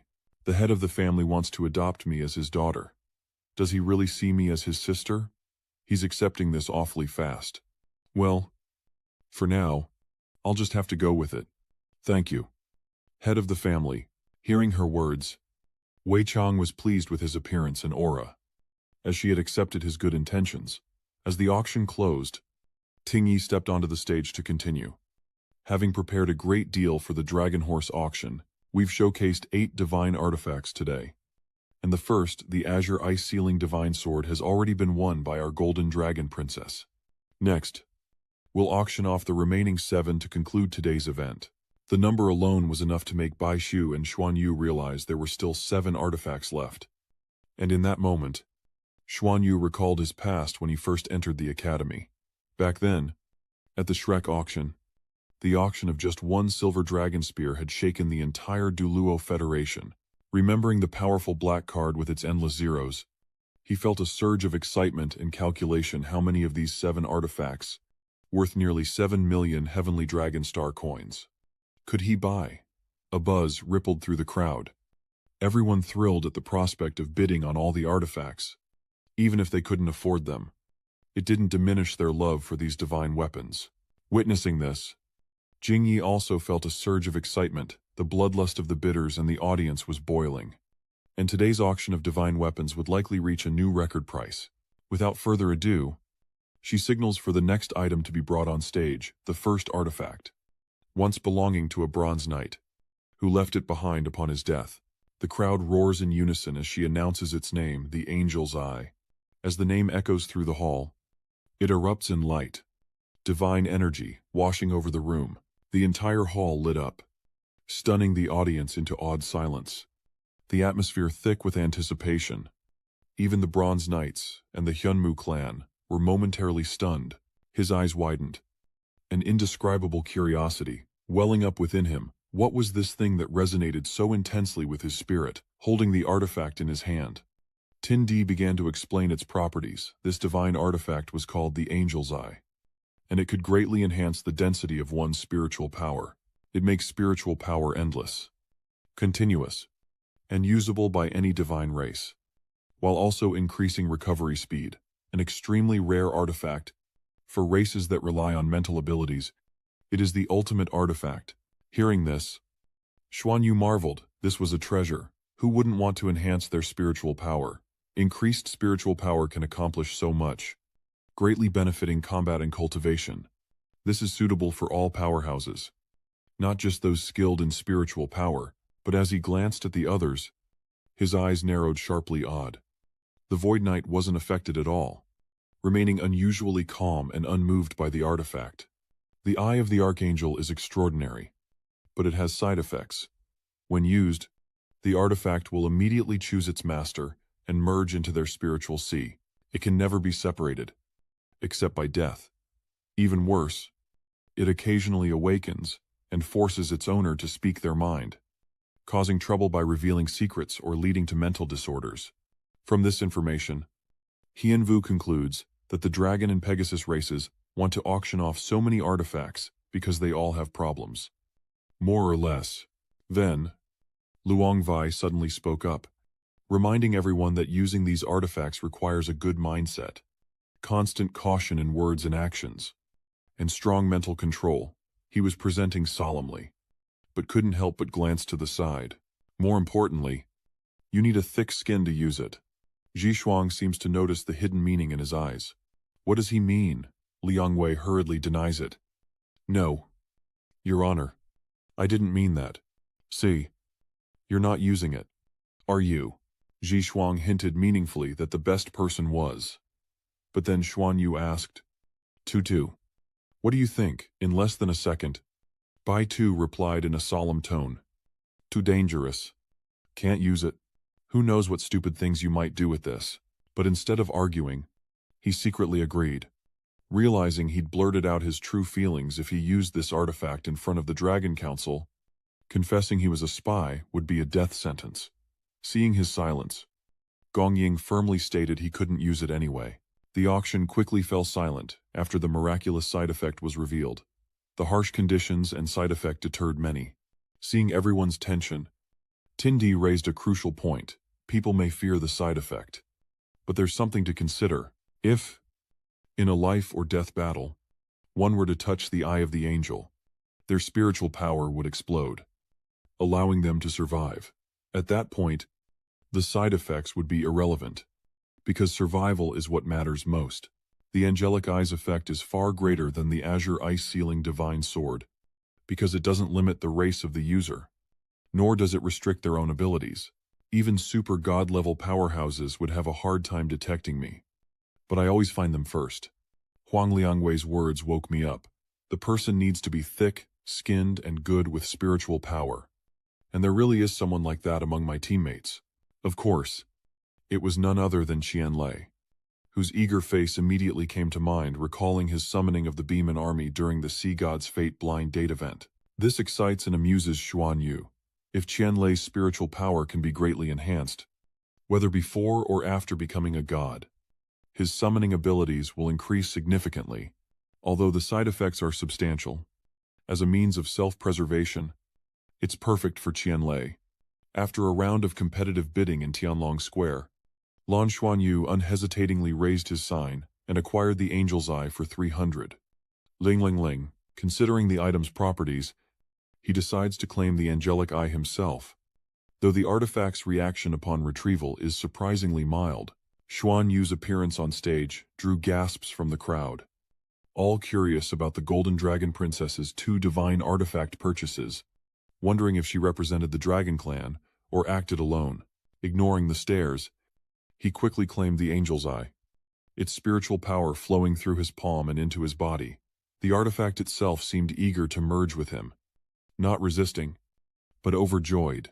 Of course, Xuanyu wouldn't let the Angel's Eye have its way, ultimately storing it in his storage ring before returning to the VIP room.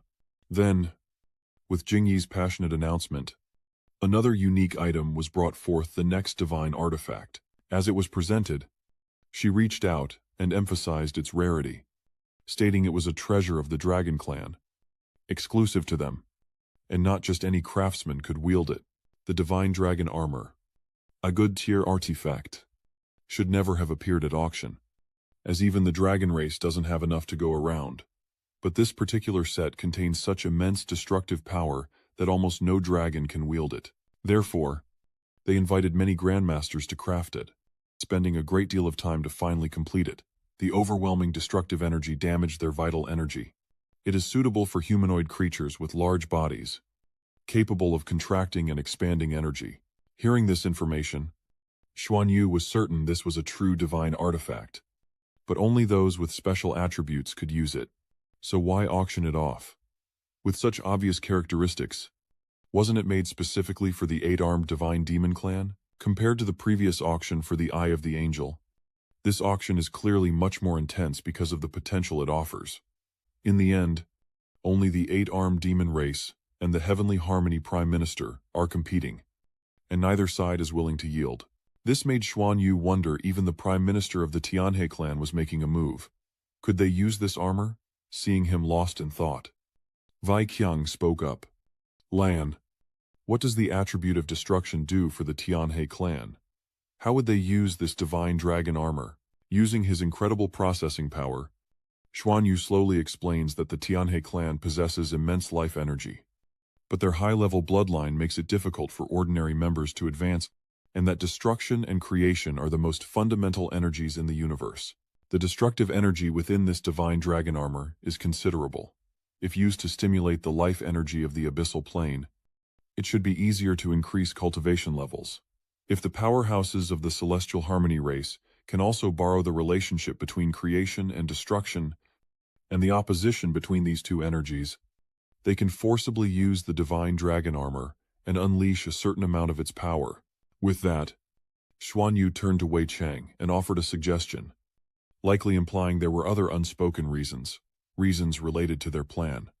Perhaps, but he didn't elaborate, simply reminding him to keep watching. However, he couldn't back down now if the godly dragon armor of annihilation was specifically made for the 8-armed divine demon clan. He couldn't let it fall into the hands of the Heavenly Harmony clan, as its effects on their cultivation would be too great. Humiliating the Heavenly Harmony clan today would benefit his future plans, especially while they were hot-headed and impulsive. If, in the vast Tianlong Square, the atmosphere remained tense as the bidding began to slow, Bat T exuded a surging aura, his power enveloping the space. Heavenly Hoa Brat, are you deliberately provoking us? Despite his unease, Hoa Fu maintained his composure, stating, "This is an auction. À faire compétition. What is your intention?" Bat T, the Demon King. The bidding war escalated, and they both emerged from their private rooms for a direct confrontation. Seeing the tense atmosphere, Wei Chang stepped in to mediate. "Calm down, Demon King. As the Tianhe leader said, this is a fair competition. Don't break the rules." Bati, not wanting to make things difficult for He Fu, offered a new price, 1 million. Try and match that if you can. At this point, he nodded in relief and gratitude, thanking the leader for presiding fairly, and announced, "Our Tianhe clan bids 1.05 million. Night Dong Xingyu. The bidding for this artifact has exceeded 1 million Tianlong star coins, and I feel that continuing the auction is no problem. If you bid without the ability to pay, blindly raising the price, it will be detrimental to the auction and affect the credibility of the Federation. Therefore, to verify the bidder's true strength, I bid 3 million Heavenly Dragon Star coins. In cash. As he spoke, the Tianhe leader unhesitatingly activated his spatial storage, and in an instant, countless riches appeared and piled up behind him like a mountain. Seeing this, Xuanyu finally understood that it wasn't that the Tianhe leader couldn't compete with him, but that he simply didn't think it was worth it. 3 million Tianlong star coins was just too much. The surrounding crowd was also taken aback. That's a lot of money. The Tianhe chief must really want this artifact. He glanced at Ba Qi, secretly marveling. All the previous resources needed by the Ba Qi demon clan were plundered. They don't produce, let alone do business. Frankly, they're really poor. But Bati's next move sent shockwaves as he pulled out a card and sneered. How laughable. Did you really think I had nothing? As soon as he spoke, a mountain of star coins appeared. Too numerous to count. The scene sent shockwaves through the entire hall, leaving everyone gaping in astonishment. While Huafu's eyes darted around in disbelief. There's no way the Batian demon clan could have so much cash. But the Pegasus and Dragon clans certainly could. It wouldn't be difficult for superpowered experts who grasped the subtle meaning of space to transfer some money to him. This item was deliberately brought out to drive up the price. There's no way it's worth that much. This is cheating. There's definitely cheating going on. But with no proof, and unable to speak out, he was left with a bitter pill to swallow. Overspent and defeated, Huafu had no choice but to concede. You win. It's yours. Seeing one of the investors withdraw, Jingyi immediately stepped onto the stage to conclude. With no further competition, this Annihilation Dragon God armor belongs to the God Devil King. She raised her hand towards the Yin-Yang Divine Tablet. This is a very special divine artifact from many years ago. One of our clan's powerhouses accidentally found it on a planet outside the star system. Its attributes are extremely special, and so far, no one has been able to truly unleash its power. Don't underestimate it. We'll do an experiment next so everyone can see that this card is a divine artifact. Now, we ask 15 of you, those who previously had a divine artifact, to assist us. Stepping onto the platform, Xuanyu wondered, what do I need to do next? Before starting, she announced, we have experimented with this card before. Jingyi then picked up the Yin-Yang Divine card and suggested, I know you're skilled in many attributes. Try injecting fire, attribute dragon power into it. Without hesitation, he agreed. Okay. And Xuanyu began to focus on channeling his spiritual power into it. But only for a moment before he sensed the mystery within. Without needing to explore further, Hianvu discovers a difference: elemental compression. As he channels his spirit power into the Yin-Yang Divine card, a surge of intense heat erupts, unleashing a powerful, suffocating pressure. From the palm of his hand, ancient characters emerged, coalescing into a shimmering disk that enveloped it. In that instant, a terrifying aura erupted, soaring into the heavens, leaving all who witnessed it in stunned disbelief. Even he is surprised by the Yin-Yang Divine card's display. It's more powerful than he imagined, cool to the touch, with no hint of the immense energy it holds. Not wanting to interrupt the demonstration, Jingyi speaks up, try the water element. He nods in agreement. Okay. He closed his eyes, focusing as the water-based spirit energy flowed from his body into the divine artifact. And in an instant, the entire area trembled as water droplets gathered and turned into a downpour that swept across the auditorium. Once again, the audience is stunned by this, and what Ting Di says, this is a low-grade divine artifact, since its full potential is yet to be unlocked. Our starting price is relatively low, 100,000 Sky Dragon Star Coins. The weapon's hardness is such that even a super god-level expert would struggle to damage it. We've tried channeling both water and fire into it simultaneously. The power it generates is immense, but incontrôlable. So we had to abandon it. As of now, no one has mastered its abilities.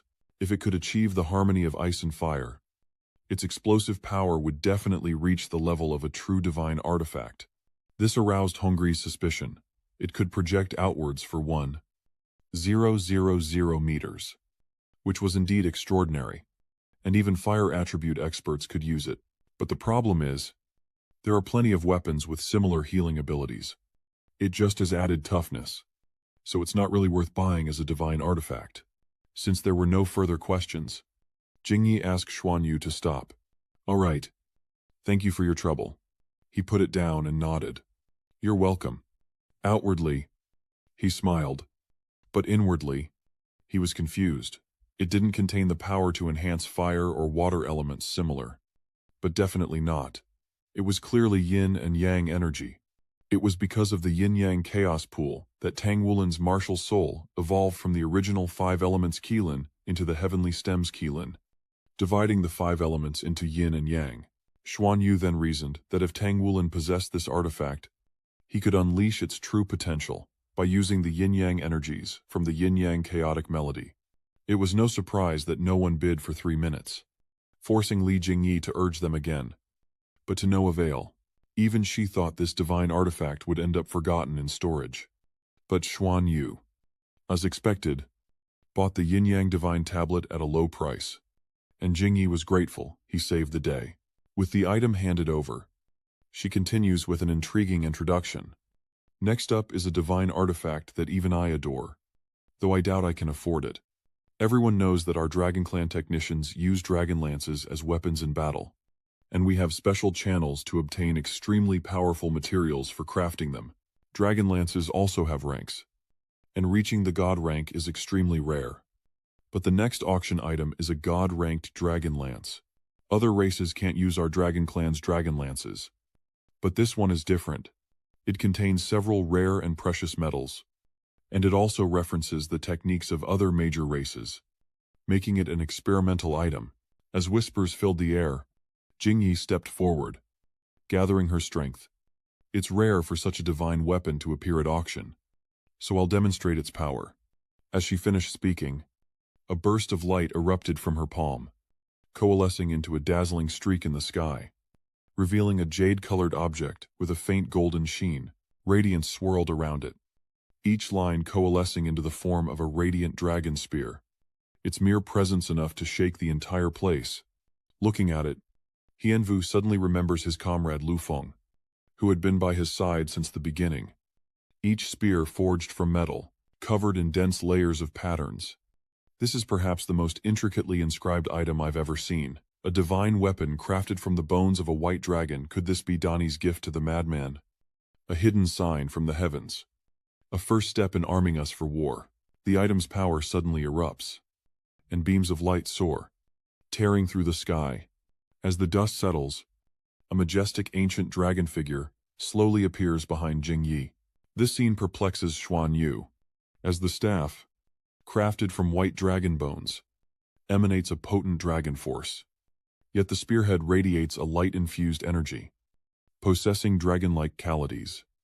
But with a distinct difference, as the presentation ends, she loudly announces the starting price: 300 Nula Sky Dragon coins, with a minimum increase of 10,000. Bidding starts now.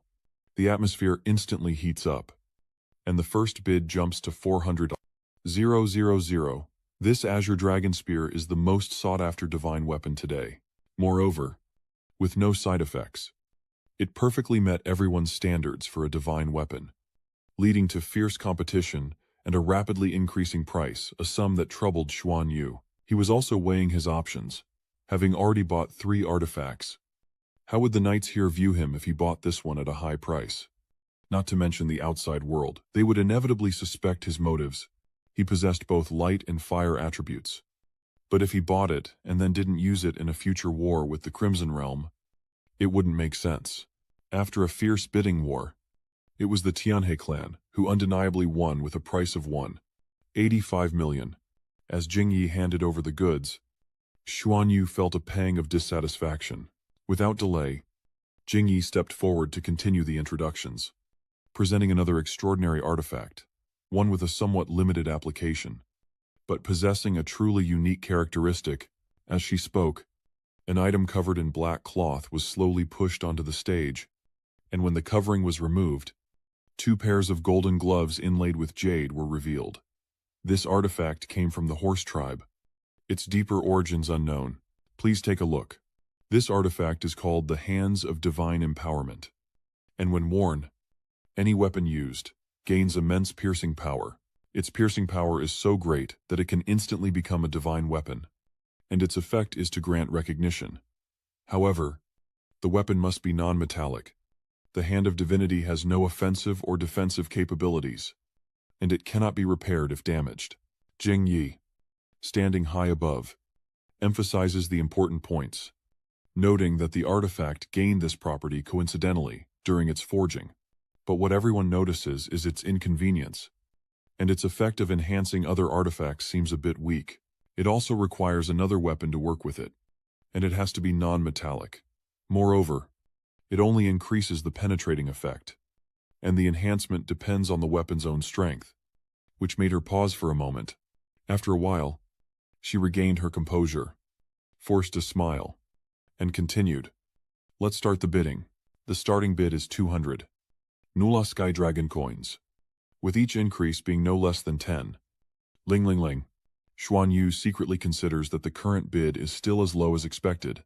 In fact, the effect of the Hand of Conferred God is extremely good, and it has an effect on any god-level powerhouse. However, dragons don't usually need close combat, and their weapons are mostly for energy enhancement, so he didn't expect their enthusiasm to be so low. At this price, he could make a move. Thinking this, he raised his paddle and bid 380. Ling Ling Ling. Looking at the person who shouted the bid, Jing Yi was slightly surprised it was her again. With no further bids, she finalized the deal at 380. Ling Ling Ling. Wondering if this girl was a collector of divine artifacts. 6 divine artifacts were auctioned today, and she managed to get more than 4. Even though it's related to the limited nature of the artifacts, Lan's been bidding a lot. Although many people know Lan and Shushu are sisters, having someone else collect them makes a difference. Moreover, it would lead the knights to believe this artifact was bought for Bai Xiu to enhance her combat power, until she takes to the stage to claim those dark golden gloves. Gloves that are soft, emit no special aura, and only give off a faint sense of weight and strange energy fluctuations. After everything was done, Xuanyu was even more certain. As expected, the knights didn't pay much attention to the Hand of the Wind God, mainly because the Dragon God armor also included gauntlets. The Hand of the Wind God isn't for Shushu. She has the Devouring Dragon armor and doesn't need it. It can enhance the sharpness and penetration of any weapon, including bows. If the Hand of Sharpness can enhance a weapon's edge, it can definitely enhance the Elven King bow, giving Yuan and Huihui's arrows incredible piercing power. This maximizes its benefit, as his Elven King bow is a divine artifact that can generate arrows with different attributes, providing a massive boost. Thinking of the treasures he's acquired, Shi Lianwu can't help but feel pleased. He's already bid on 4 divine artifacts, but they're not even worth the price of a single light flame dragon spear. Meanwhile, Jing Yi continues her work, introducing the next to last item of the auction, along with the next key item. These are the 2 most valuable divine artifacts up for auction today, and we debated their inclusion at length. In the end, to celebrate the founding of the Federation, we decided to auction off these 2 precious artifacts. So, those with the means, prepare yourselves. Xuanyu secretly resolved not to bid. No matter how effective it was, buying 4 artifacts had already raised suspicion. This was, after all, the Longma Federation's auction, and even though the transaction numbers were high, the other races still showed respect when the dragon race participated, so bidding again would be inappropriate, and the E-level knights would soon have something to say. At this moment, Tin Dai highlights its important uses, stating that this penultimate artifact has no side effects. It can absorb the power of heavenly lightning, transforming it into divine energy to be transferred into the body, assisting in tribulation, transcendence to godhood. Many have successfully transcended thanks to this artifact. Its value beyond measure. Its incredible abilities are enough to make Xuanyu sweat it can assist in becoming a god. With this artifact, you won't have to worry about failing your tribulation. Using it can help you reach godhood. If we could acquire this artifact, imagine how many more god-level powerhouses the Fighting Federation would have. Should we buy it? No matter the cost. As he pondered, Jingyi activated the cube beside him, which instantly transformed into a sphere, as described a treasure beyond imagination. Usable once every 3 years. It requires a massive amount of life energy to use. At least the peak of a 4-colored lightning tribulation. Because the materials to make it are too precious, so even we can't repair it. Be careful when using it. And try to withstand the 4-colored lightning tribulation. Hearing her emphasis, Xuanyu pondered that lower-ranking dragons who cultivate into gods often face 4-colored lightning tribulations, while mid-ranking dragons might face 2 7-colored lightning tribulations, and upper-ranking dragons face at least 1 7-colored heaven and earth tribulation.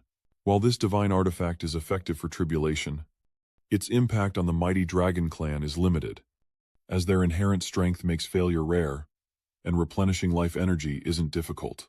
Even Tian Longjing's technicians emphasize the sheer volume of life energy required. How much life energy here would equal a fortune in the Federation? While the temple's effect on the dragon horse and even the god-devil races is minimal, true powerhouses wouldn't use it for tribulation for relatively weaker races. This artifact's allure far surpasses all previous ones. It must be said, the Dragon Clan put a lot of effort into this auction, mixing good and bad items. This artifact doesn't do much for lower or mid-level dragons. It seems its initial research was aimed at higher-level dragons. However, the resistance of this artifact isn't as strong as imagined, making it useless in the eyes of the Dragon Clan. On stage, Li Jingyi could clearly feel the boiling enthusiasm from the audience below. For ordinary races, this artifact that could help them become gods is truly a godsend. And sensing that interest, she seizes the opportunity to get straight to the point. Next, we'll start the auction for the Qiangkun Temple fragment. The starting price is. Then, with a wink and an alluring offer, she confidently stated, 2 million Sky Dragon coins, with minimum increments of 100. Ling ling ling. Pausing for dramatic effect, she declared, let the bidding begin. At that signal, everyone began raising their paddles and shouting out bids, in turn 3 million. Sen. 5 million. S. 5 million. But a breakthrough inevitably occurred, as Hoa Fu directly and shockingly raised the bid to 6 million. Before long, a voice boomed out. 7 million. It was the Void King, emerging from the gate, who smiled and reiterated. The Void Clan bids 7 million. His appearance sparked surprise and excitement. Wasn't this supposed to be an anonymous auction? This is going to be fun. The Tianhe clan has a powerful business alliance with commerce spanning the star system, making them incredibly wealthy. Even without the Void Worm and its source of void origin crystals, the Ungukong clan has existed for eons, evolving and accumulating vast wealth thanks to the crystal's power. Now, without the Void Worm, evolving into gods will be far more difficult, and the Upside Down is undoubtedly the shortcut to their tribulation into godhood. Forcing the Winged Clan to acquire it, the scene of the vast Thienlong Square appears before our eyes, with no higher bids. Yukong prompted the Dragon Artificer to continue, but suddenly, someone spoke up. 8 million.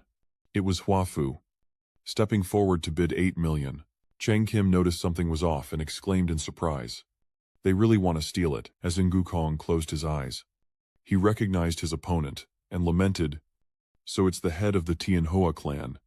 Huo Fu stared intently, then declared, Lord Yukong, isn't this a blatant attempt to steal under the guise of an auction to openly reveal your identity and seize it by force? It's hardly appropriate. Yukong scoffed. I thought you didn't know. Weren't you the one who already made a move? The two began to argue, Hoa Fu narrowing his eyes. Do you even have the money to bid? Provoking him like that. He bid 9 million. Match that. Let you waste all your money. Jingyi smiled wryly, thinking to herself, although I predicted the auction price of this artifact wouldn't be low, I didn't expect it to be this high. Forget it. They have the money. Let them. Hoa Fu shouts out 10 million, leaving everyone around him speechless. 400. 000 or 500. 000 could already buy a divine artifact. And 10 million is the price of 20 of them. Even for the wealthy dragon race. 10 million heavenly dragon star coins is equivalent to the annual income of a city. Yukong raised the price to 11 million. And he immediately matched it with 12 million. Knowing the other was deliberately vying for the artifact, Yukong was furious. Hua Fu taunts him, saying the Yukong clan is in decline, daring him to raise the price. If he has the money, spend it. If not, be quiet. He secretly calculates that this is already an astronomical figure, but he feels it's worth it, as it can help a strong person reach the god level. With the rise of the insect race and their rapid development in recent years, the Tianhe clan is confident they will become the true rulers of the Dragon Horse Galaxy. He still had capital to move, but there was also tomorrow's auction, if he spent it all now.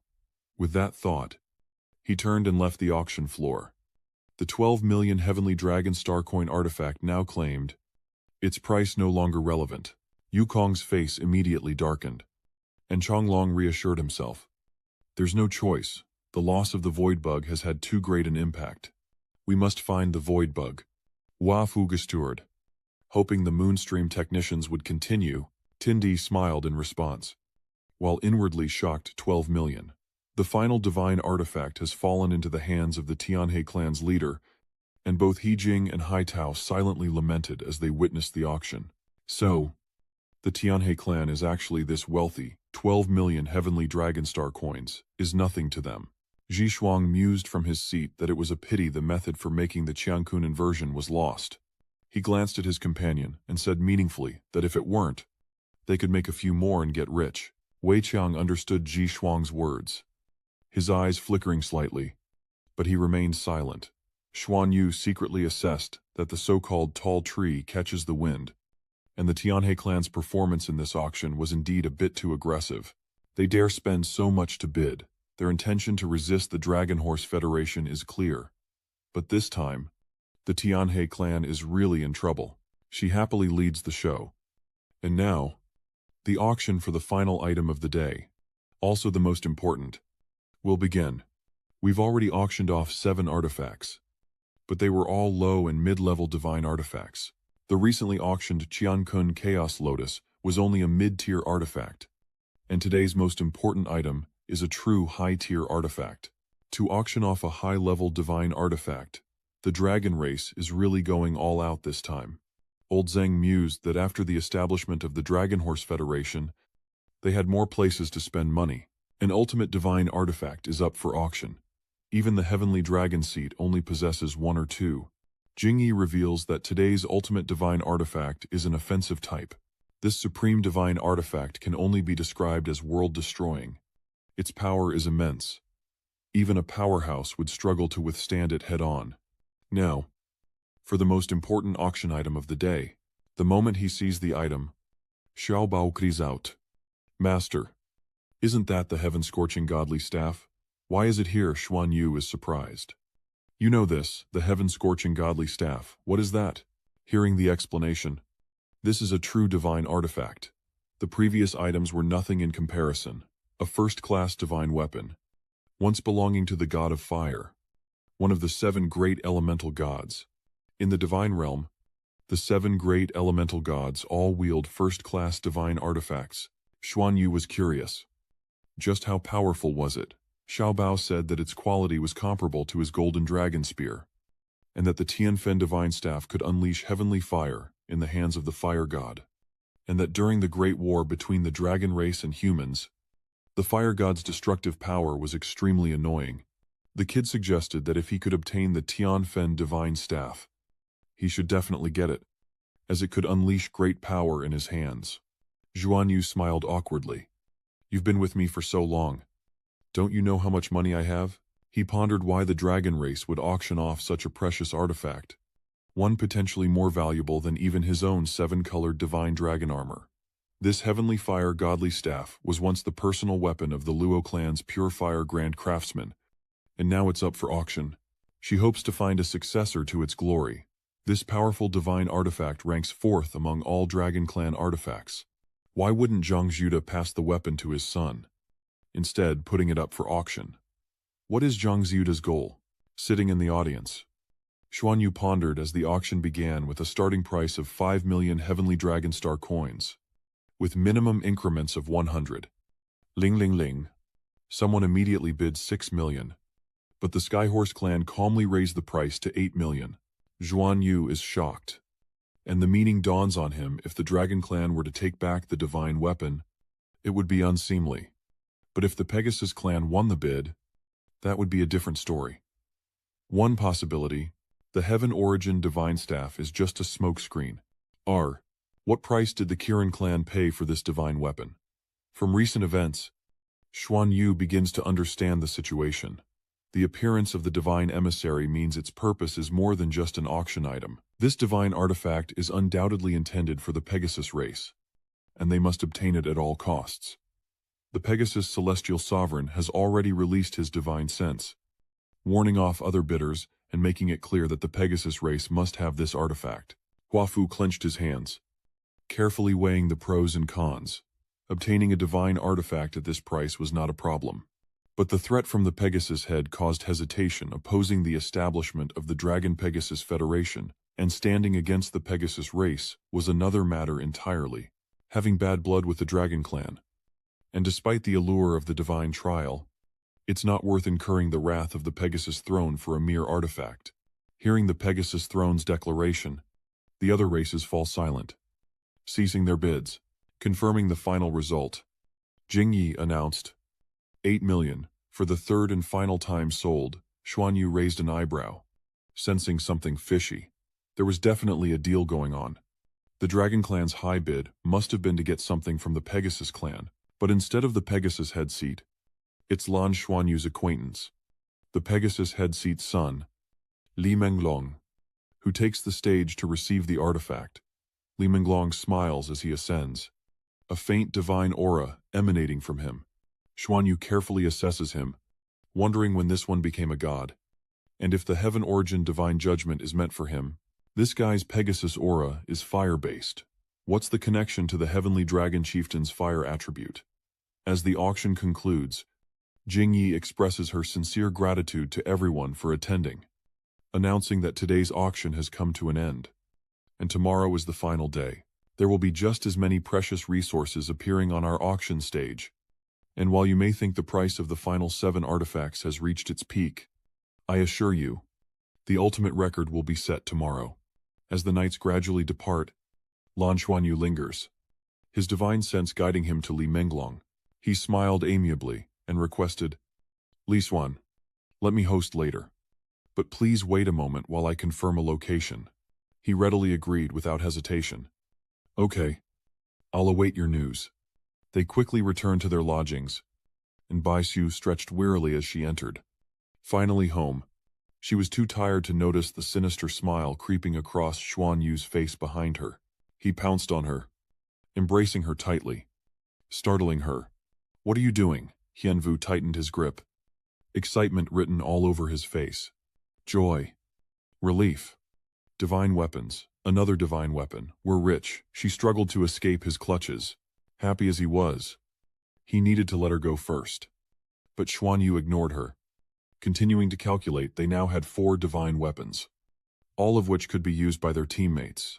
The Icefire Divine Tablet probably contained 2 yin and yang energies, perhaps activating Tongwu's yin-yang chaos carving, so they should keep it for her. The angelic eye goes to Qian Lei. He's thick-skinned enough to voice his true feelings. The deep blue Ice Phoenix Divine Sword goes to Meng Qin. And don't you think the Wind God's Hand is perfect for Hui Hui, the Spirit Connection Throne, and the Wind God's Hand a match made in heaven? Bai Yu sighed sadly. What a waste of that Quang Diem Dragon Spear. Feng Zi could give it a try. If he could get it, then each of us would have a divine weapon, which counts as having the ability to protect ourselves. Hearing this, Xuanyu broke out in a cold sweat. If the others at Shrek Academy heard you say that, they would definitely stare at us in disbelief. Never in the history of Shrek's 7 Devils has there been a team where every member is equipped with divine artifacts. She giggled playfully. That's true. Bai Shu then remembered another item that hadn't been mentioned. What about the Qiangkun Chaos Breaking Claw? Do you think it's effective? Xuanyu stroked his chin thoughtfully. As a one-time use item, it would be effective for any tribulation transcendence expert. At least enough to withstand a few lightning tribulations. But that would be too wasteful. It's more suitable for those with relatively low talent who rely on precious resources to barely transcend the tribulation in the Tianhe clan. There must be quite a few in that situation. That's why they're willing to pay any price to get it. In reality, the most terrifying is still the Heavenly Divine Envoy. A true supreme-grade divine weapon whose destructive power is definitely extraordinary. It's a pity that it fell into Li Menglong's hands. There must be some kind of deal between the Heavenly Harmony clan and the Dragon clan for the Dragon clan to bring out such a precious divine weapon.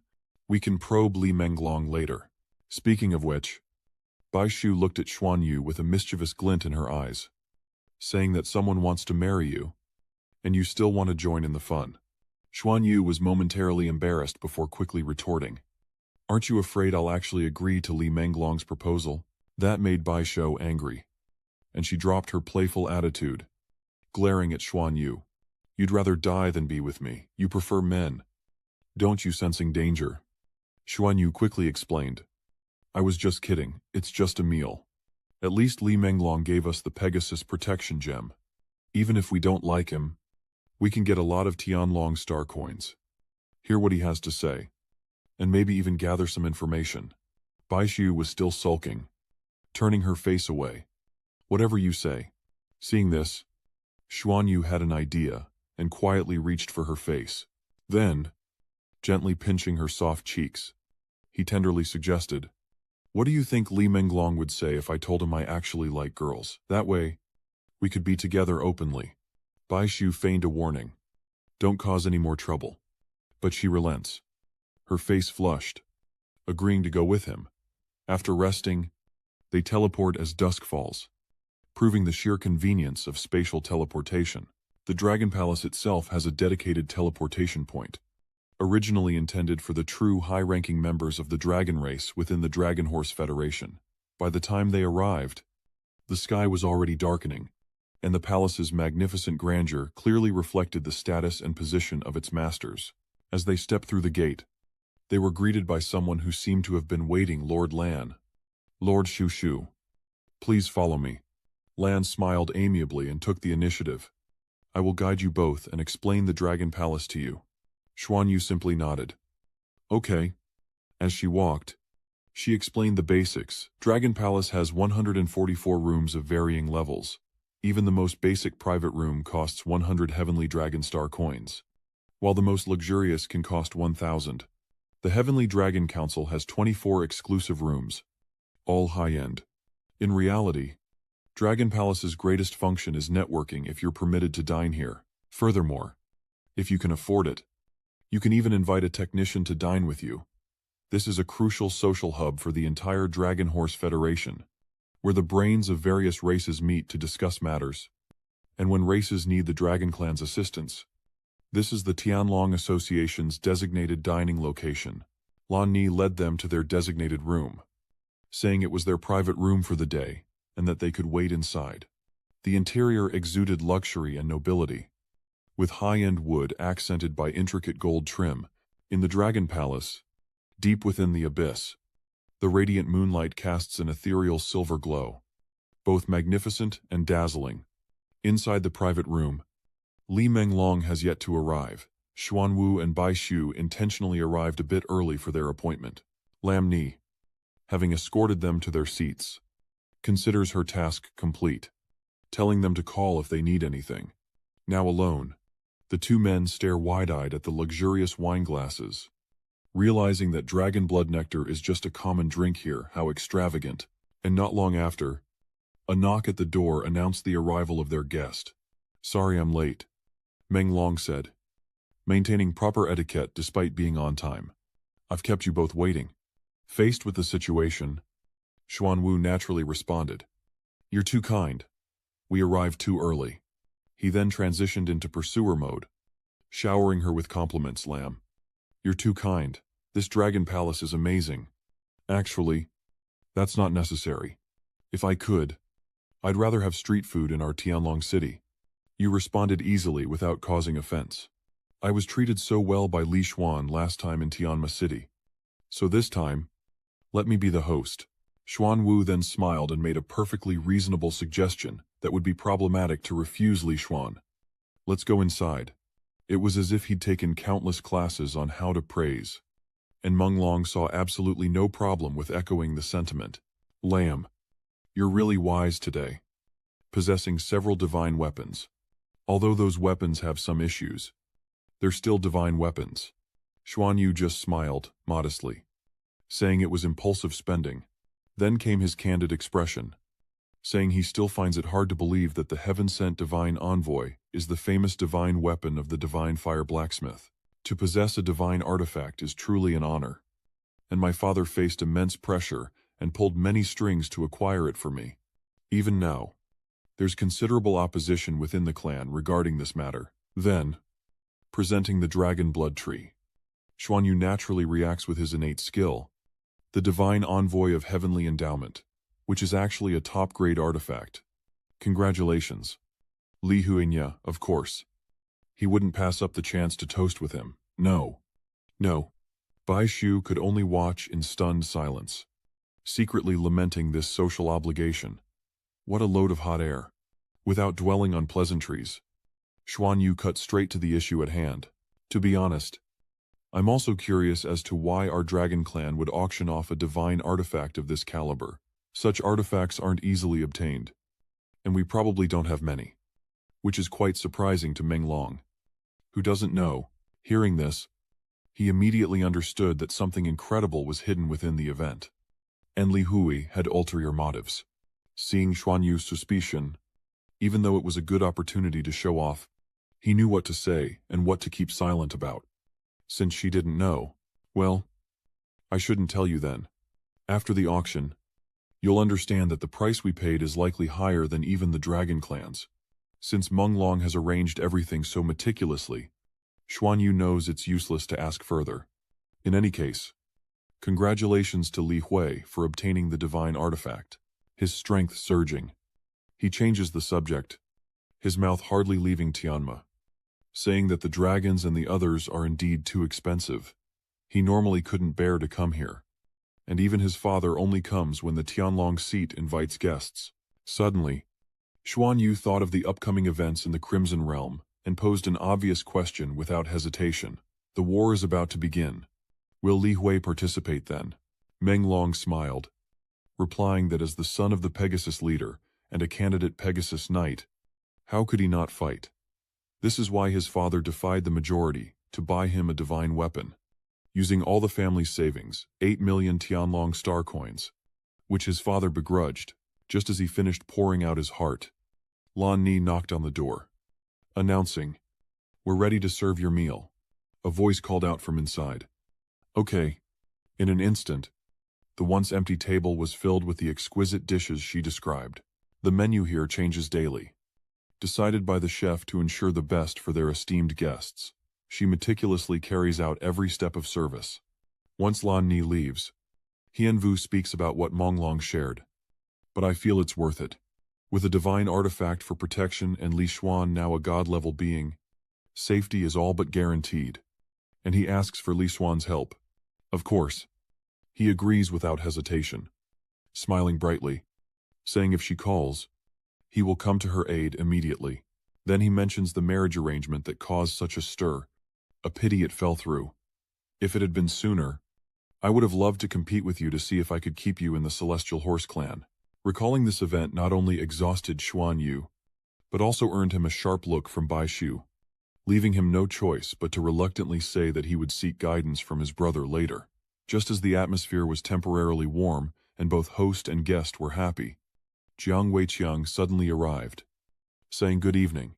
Of course, his uninvited appearance made both Bai Shu and Meng Long turn to Xuanyu, while he once again became a peacock spreading its tail, saying, I heard that Miss Meng Long is here, so I came to visit. I've already taken care of the expenses here for you. The three of them immediately stood up, with Xuanvu representing them in greeting. Lord Chief. But Wei Qiang just chuckled, correcting him and emphasizing the distance between him and Meng Long. Just call me older brother. As the elder and the host, you must take good care of our guest. Long was now filled with confusion, since when had he become so close to the heavenly dragon seat? Was it because the city lord had recognized him as his adopted daughter? He thought this in his heart, but lightly agreed on the surface. Yes. Thank you, brother. Feeling his presence was no longer needed, he took his leave. Well then, enjoy your meal. I won't disturb you any longer. I must go greet the clan leaders. As someone directly involved, Meng Long broke out in a cold sweat but maintained his composure. Thanking the chief. Once Wei Qiang was out of sight, he finally gave voice to his confusion. Why did the chief come to the private room in person? And even pay the bill? What did elder and brother mean? After seeing him off, Xuanyu returned.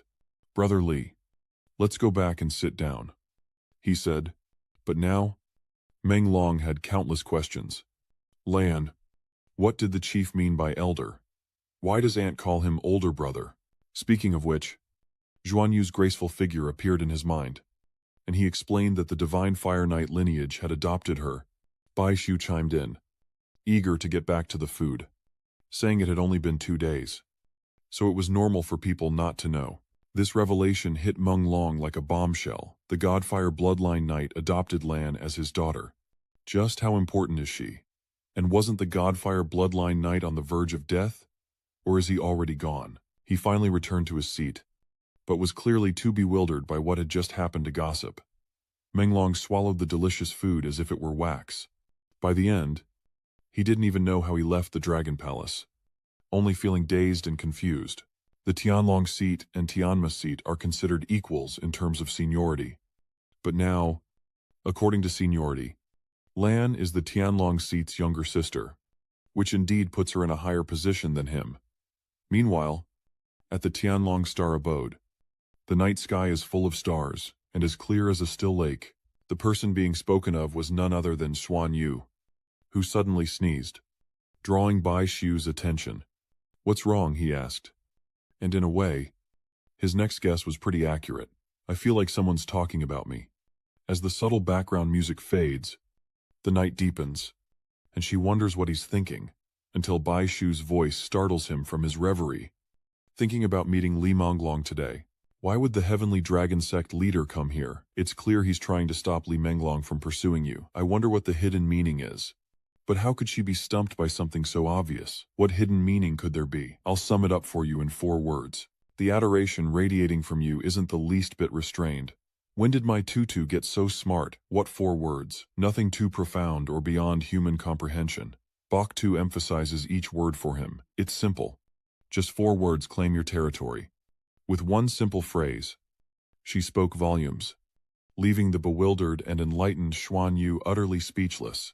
But she wasn't finished. Furrowing her brow, she continued. Why do guys always want to cross-dress? I think even the Dragonhead might be into you. The issue of Zhang Chu recognizing him as his adopted son was already resolved, and even Xuanvu didn't expect it to be part of the truth, no way.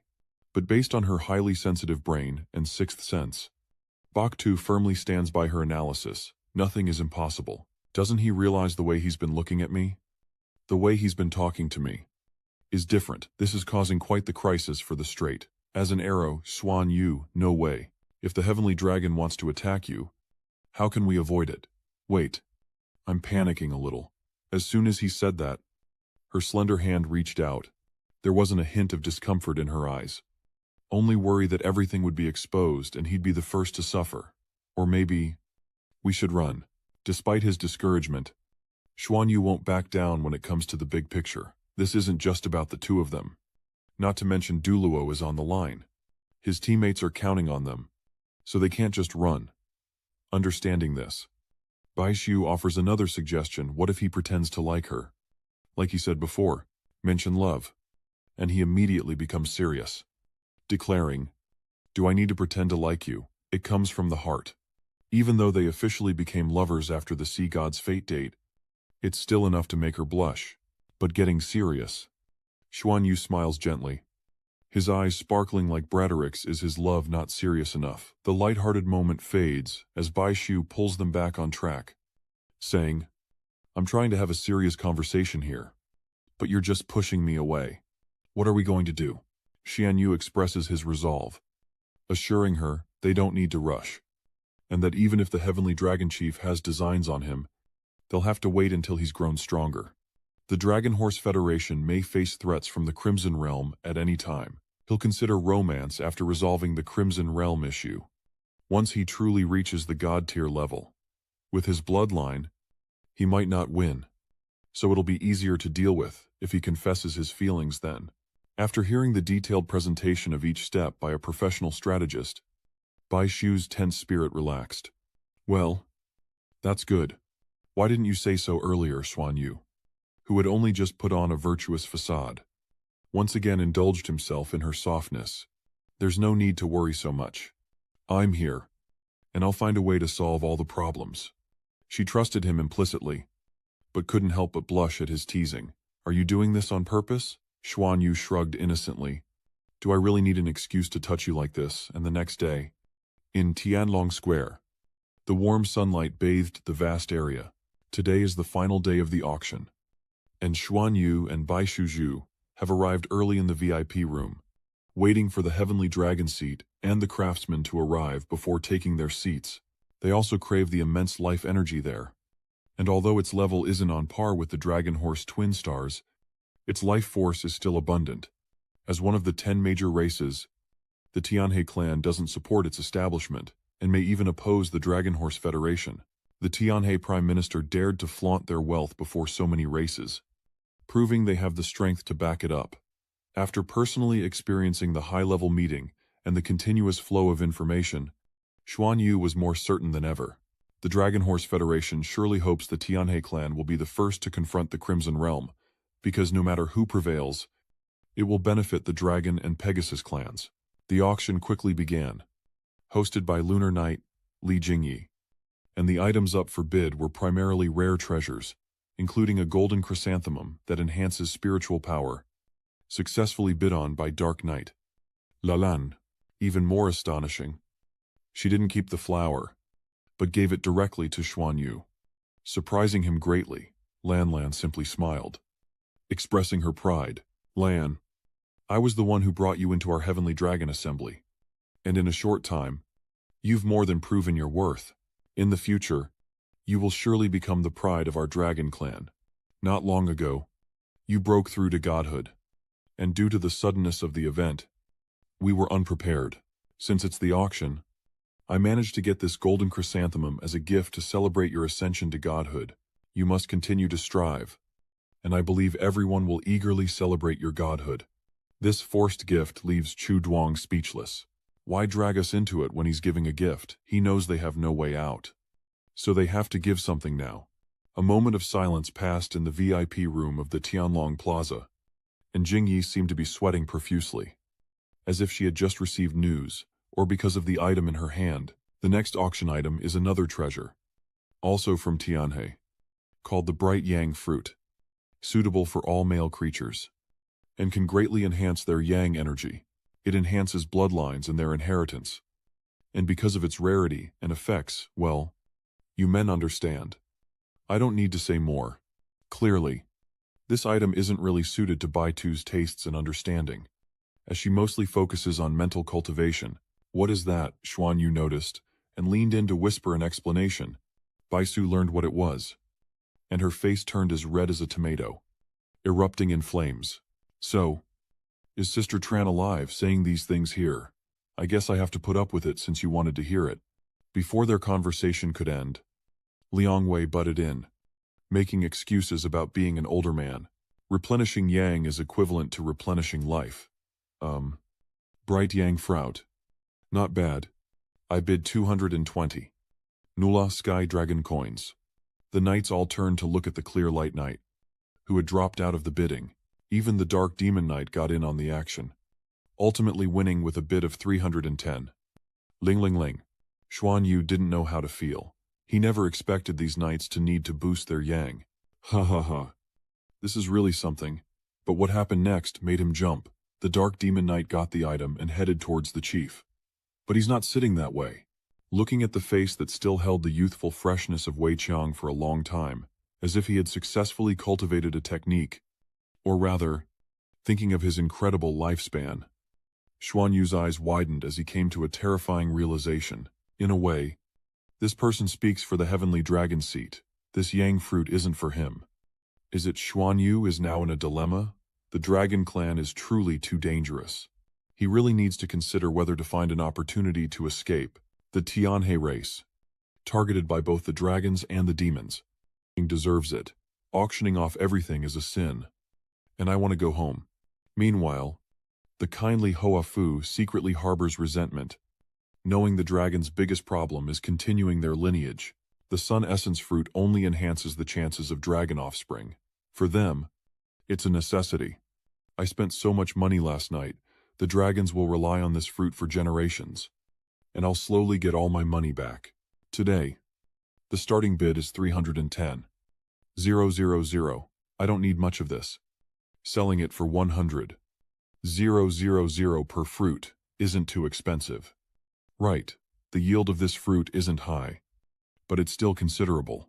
To outsiders, this only appears once every 100 years.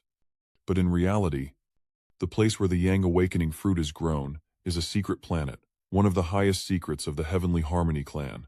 By auctioning off the dragon horse, this fruit has officially appeared. And in the future, I only need to sell a little at a time, even in small portions. No one wants others to know they're eating the Yang fruit. So who would know how much the Heavenly Harmony clan produces? But things quickly took a turn for the better for Xuanyu.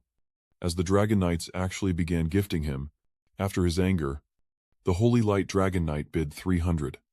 000 galaxy coins for a treasure that could enhance his bloodline, gifting it to Xuanyu as a congratulatory present. This forced the other Dragon Knights to show their support, and he thanked them repeatedly. Bai Xiuzhu, sitting next to him, was starting to feel jealous, ignored by the Dragon Knights, as Xuanyu's aura completely overshadowed her, lost in the joy of the gifts. Xuanyu failed to notice Bai Xiu's annoyance, secretly pleased that even the Bronze Knights were won over. At this point, only the Heavenly Dragon Seat and the Trial Light Subseat Knight had yet to give a gift, signifying the complete recognition of the Heavenly Dragon Society. Moreover, they see her as a future Dragon Knight.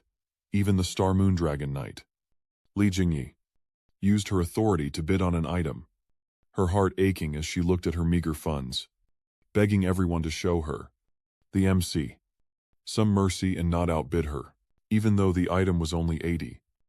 Ling ling ling. It was no less impressive than the other congratulatory gifts. The most important moment of the auction had finally arrived, and Jingyi opened her mouth to pique everyone's curiosity. It's getting late. Just like yesterday. Finally, we've prepared 7 items, 7 precious materials that are incredibly potent, even for god-level powerhouses. Especially the last item. Hearing this, Xuanyu was astonished. Even super god-level powerhouses could benefit. Seeing him suddenly recoil, Bai Xiu, sitting next to him, couldn't help but worry.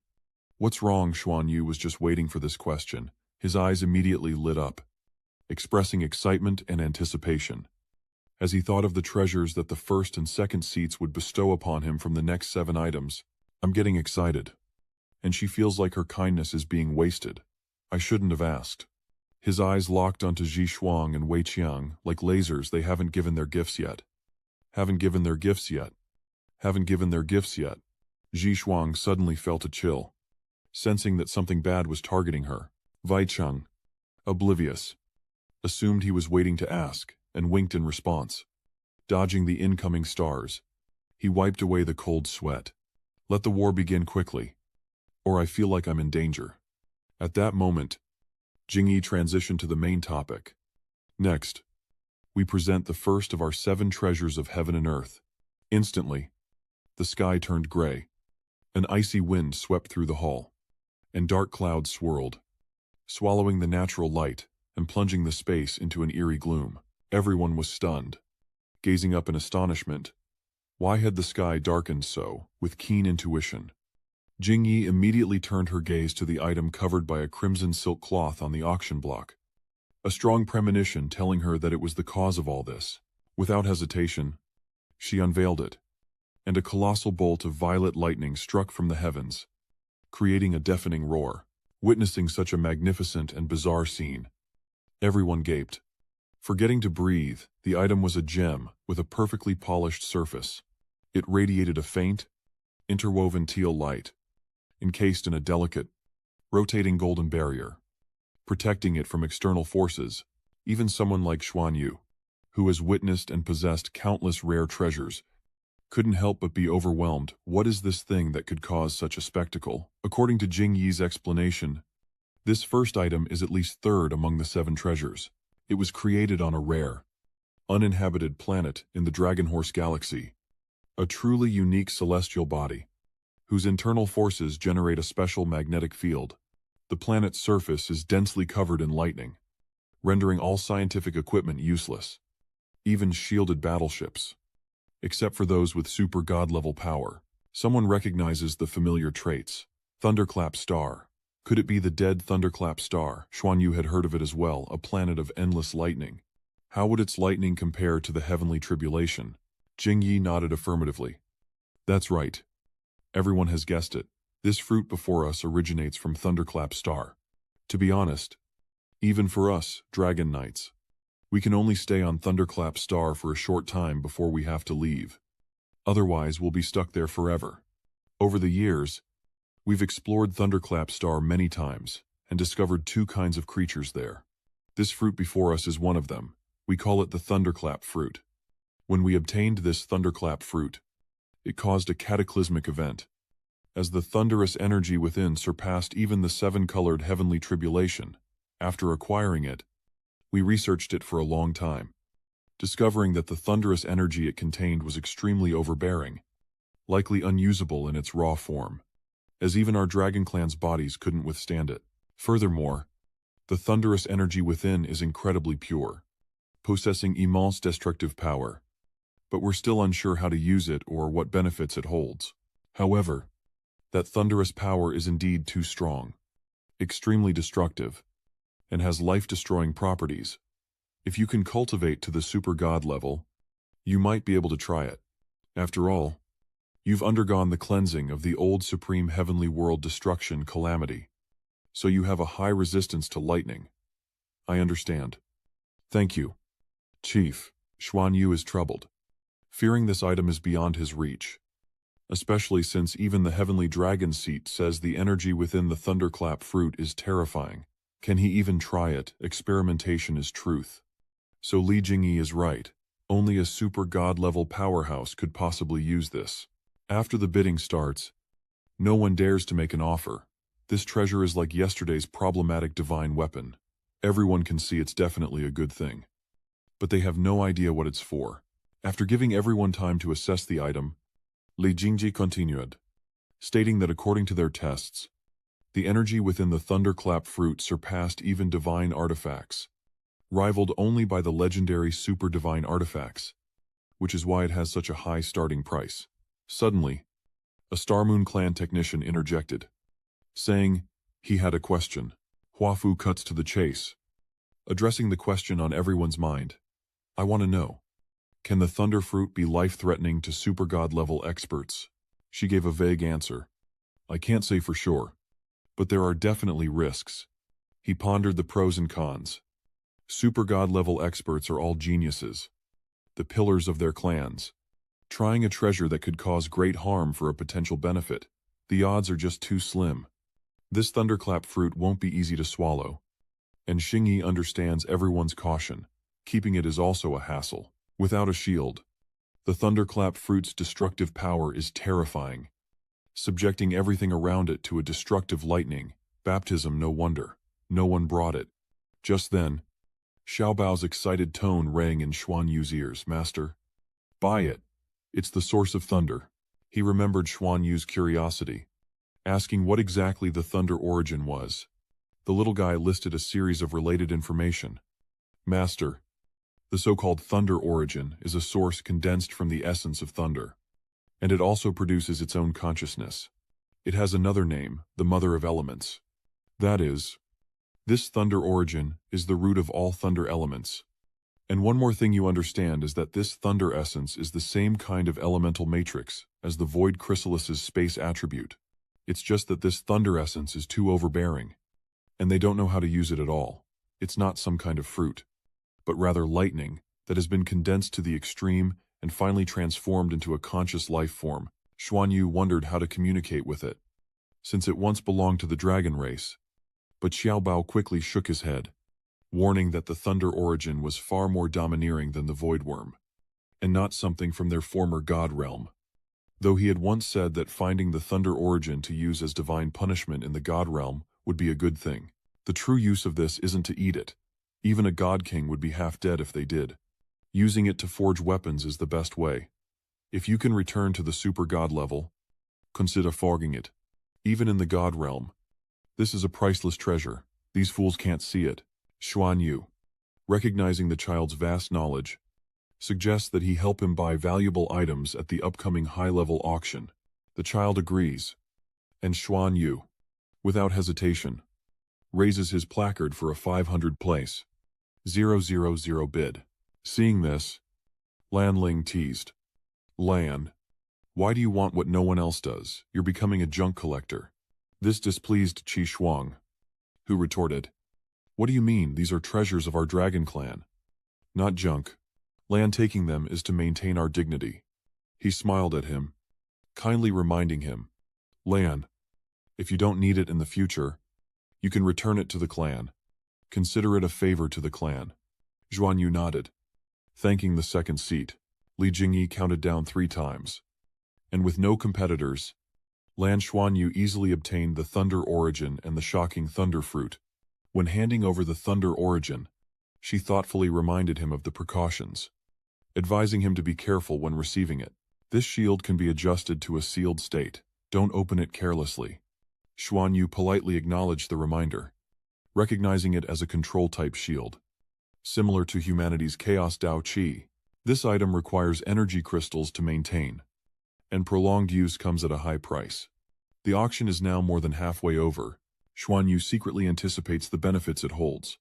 If a void bug could create a clan among the Dragon Horse Galaxy and accumulate immense wealth, what could a lightning source bring? If properly harnessed, could it potentially be crafted into a super divine weapon? Jingyi announces the auction continues, skillfully stirring the atmosphere, presenting the second item, also from Thunderclap Star, coexisting with the Thunderclap fruit. Please, take a look. The moment Li Jingyi lifted the shield, a blinding light, even more intense than before, flashed wildly, revealing a dazzling golden flame burning within. Glistening, silver lightning crackled around the flame, edged with pure, bright violet, brimming with a sense of destruction. She announced the price, explaining why it was so high. "We call this the purple lightning fruit, and it also has a starting price of 500. Ling ling ling, with each bid increasing by at least 10. Ling ling ling. This item appeared at the same time as the thunderclap fruit, and we encountered great danger while retrieving it. Its purple lightning even attacked us. It seemed to transform into a giant sword, erupting with madness and violence, causing terrible destruction to dark attributes, and the Dark Dragon Knight suffered for it." Wei Chang watched it intently, doubts rising in his heart. This was a super-grade treasure with destructive attributes. No, not quite. It only had a hint of destruction. Only Little Bao instantly recognizes it, the Electro Fruit, the Mother of Lightning, unexpectedly alongside the Thunder Origin. The Mother of Lightning and Thunder Origin are actually together. Our divine realm once speculated about this situation, but never expected it to be true. If these two are combined, they definitely have the potential to become a super artifact. Master, buy it. You absolutely must have it. If you establish a god realm in the future, this will be your divine object in the entire universe. This kind of elemental source is extremely rare. The divine realm spent ages finding only the void bug. Xuanyu, of course, trusts Xiao Bao and hopes to buy it at a low price. Today is truly a day of unexpected gains for him. Lightning, essence, the mother of electricity. These things transcend the concept of natural treasures. This is the very stuff that could help him create a god realm in the future. Who knew so many treasures would appear at this auction, and that he'd have the chance to snag such a bargain? This is a problem rarely heard of. Luckily, I have a treasure guardian. Otherwise, I wouldn't know anything. I wouldn't even know what this is. Can you personally check the aura of this item? His reaction worries Xuanyu. The Ziding fruit seems to have a hint of destructive aura. It's different from the previous Thunder fruit's explosive nature. Could it be the undying God Devil King if I compete with him? Obtaining the Ziding fruit won't be easy. It seems the little one can sense his mood, confidently reassuring him. Master, don't worry. This chaotic, destructive aura is enough to tempt the Earth origin. How else could they have followed us in the first place? Don't worry about the lightning origin or Earth origin either. These highly intelligent beings depend on the strong, and only you have the qualifications to create a god realm that brings them immense benefits. Xuanyu frowned, wondering what benefits he could offer them. As the little one eagerly explained that these elemental mothers needed to constantly maintain and evolve themselves. If they don't have enough energy to replenish themselves, they'll gradually weaken, and at a certain point, their consciousness will dissipate, causing the collapse of heaven and earth. The swords filling the sky are because they don't want to leave.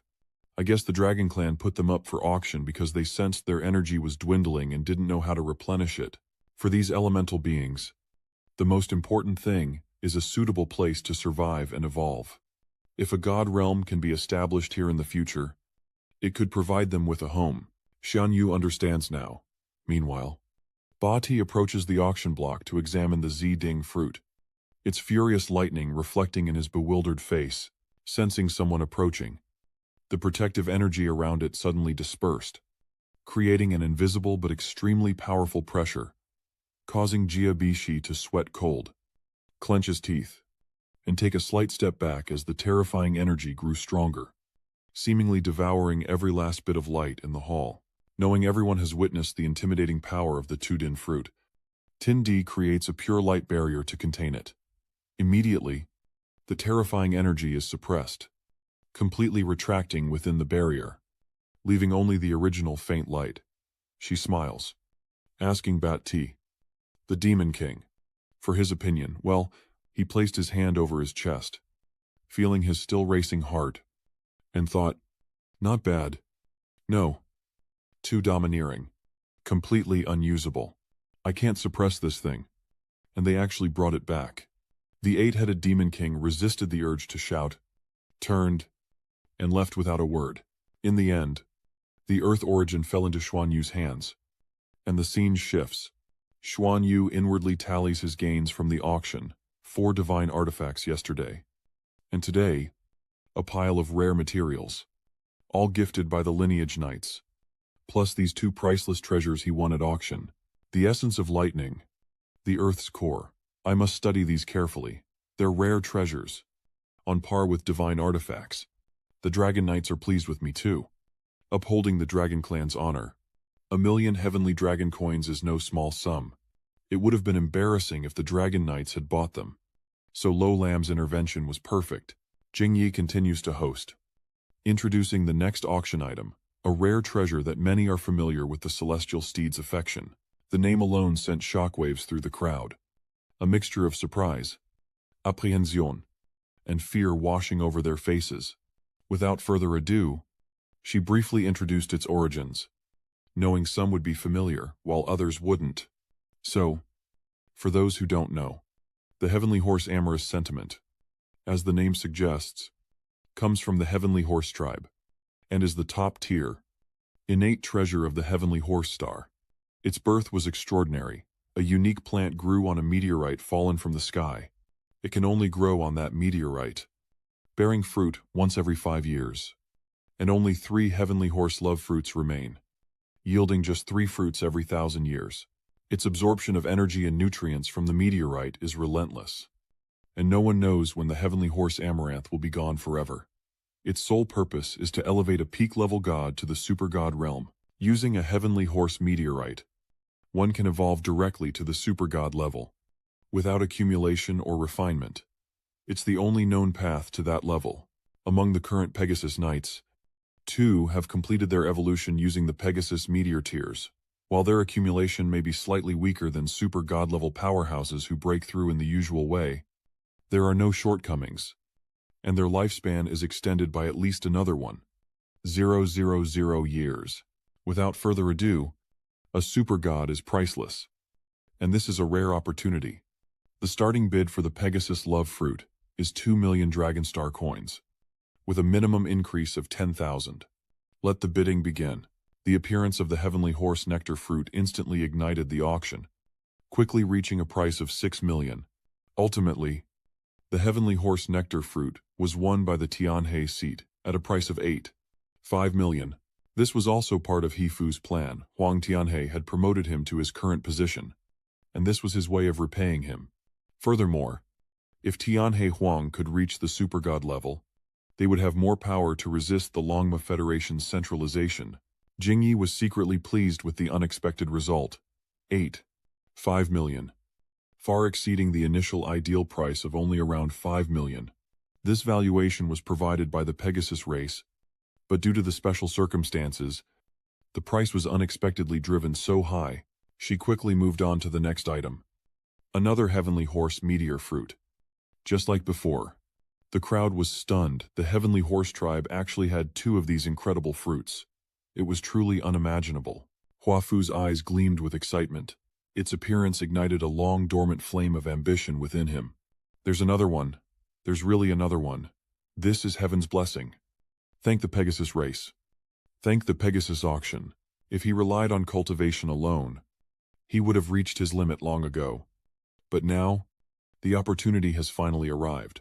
Even if it means going bankrupt, he must obtain this Heavenly Horse Nectar, a soul-devouring level treasure, adding 1,000 years to one's life. No need for further introduction. The bidding begins immediately, and this competition is even fiercer than before. Sensing the atmosphere, reaching a fever pitch of desire and tension, Jingyi knows the time is ripe. To avoid wasting anyone's time, the starting bid is 5 million. Almost as soon as she finished speaking, Hua Fu decisively raised the price to 5 million, astonishing everyone with his financial resources, even those who knew they couldn't compete. Just now it was 5 million, and now another 5 million. Is the Thean Hoa clan hiding something? Are they crazy? But it didn't stop there. Someone else bid a whopping 6 million. Hua Fu was shocked, breaking out in a cold sweat.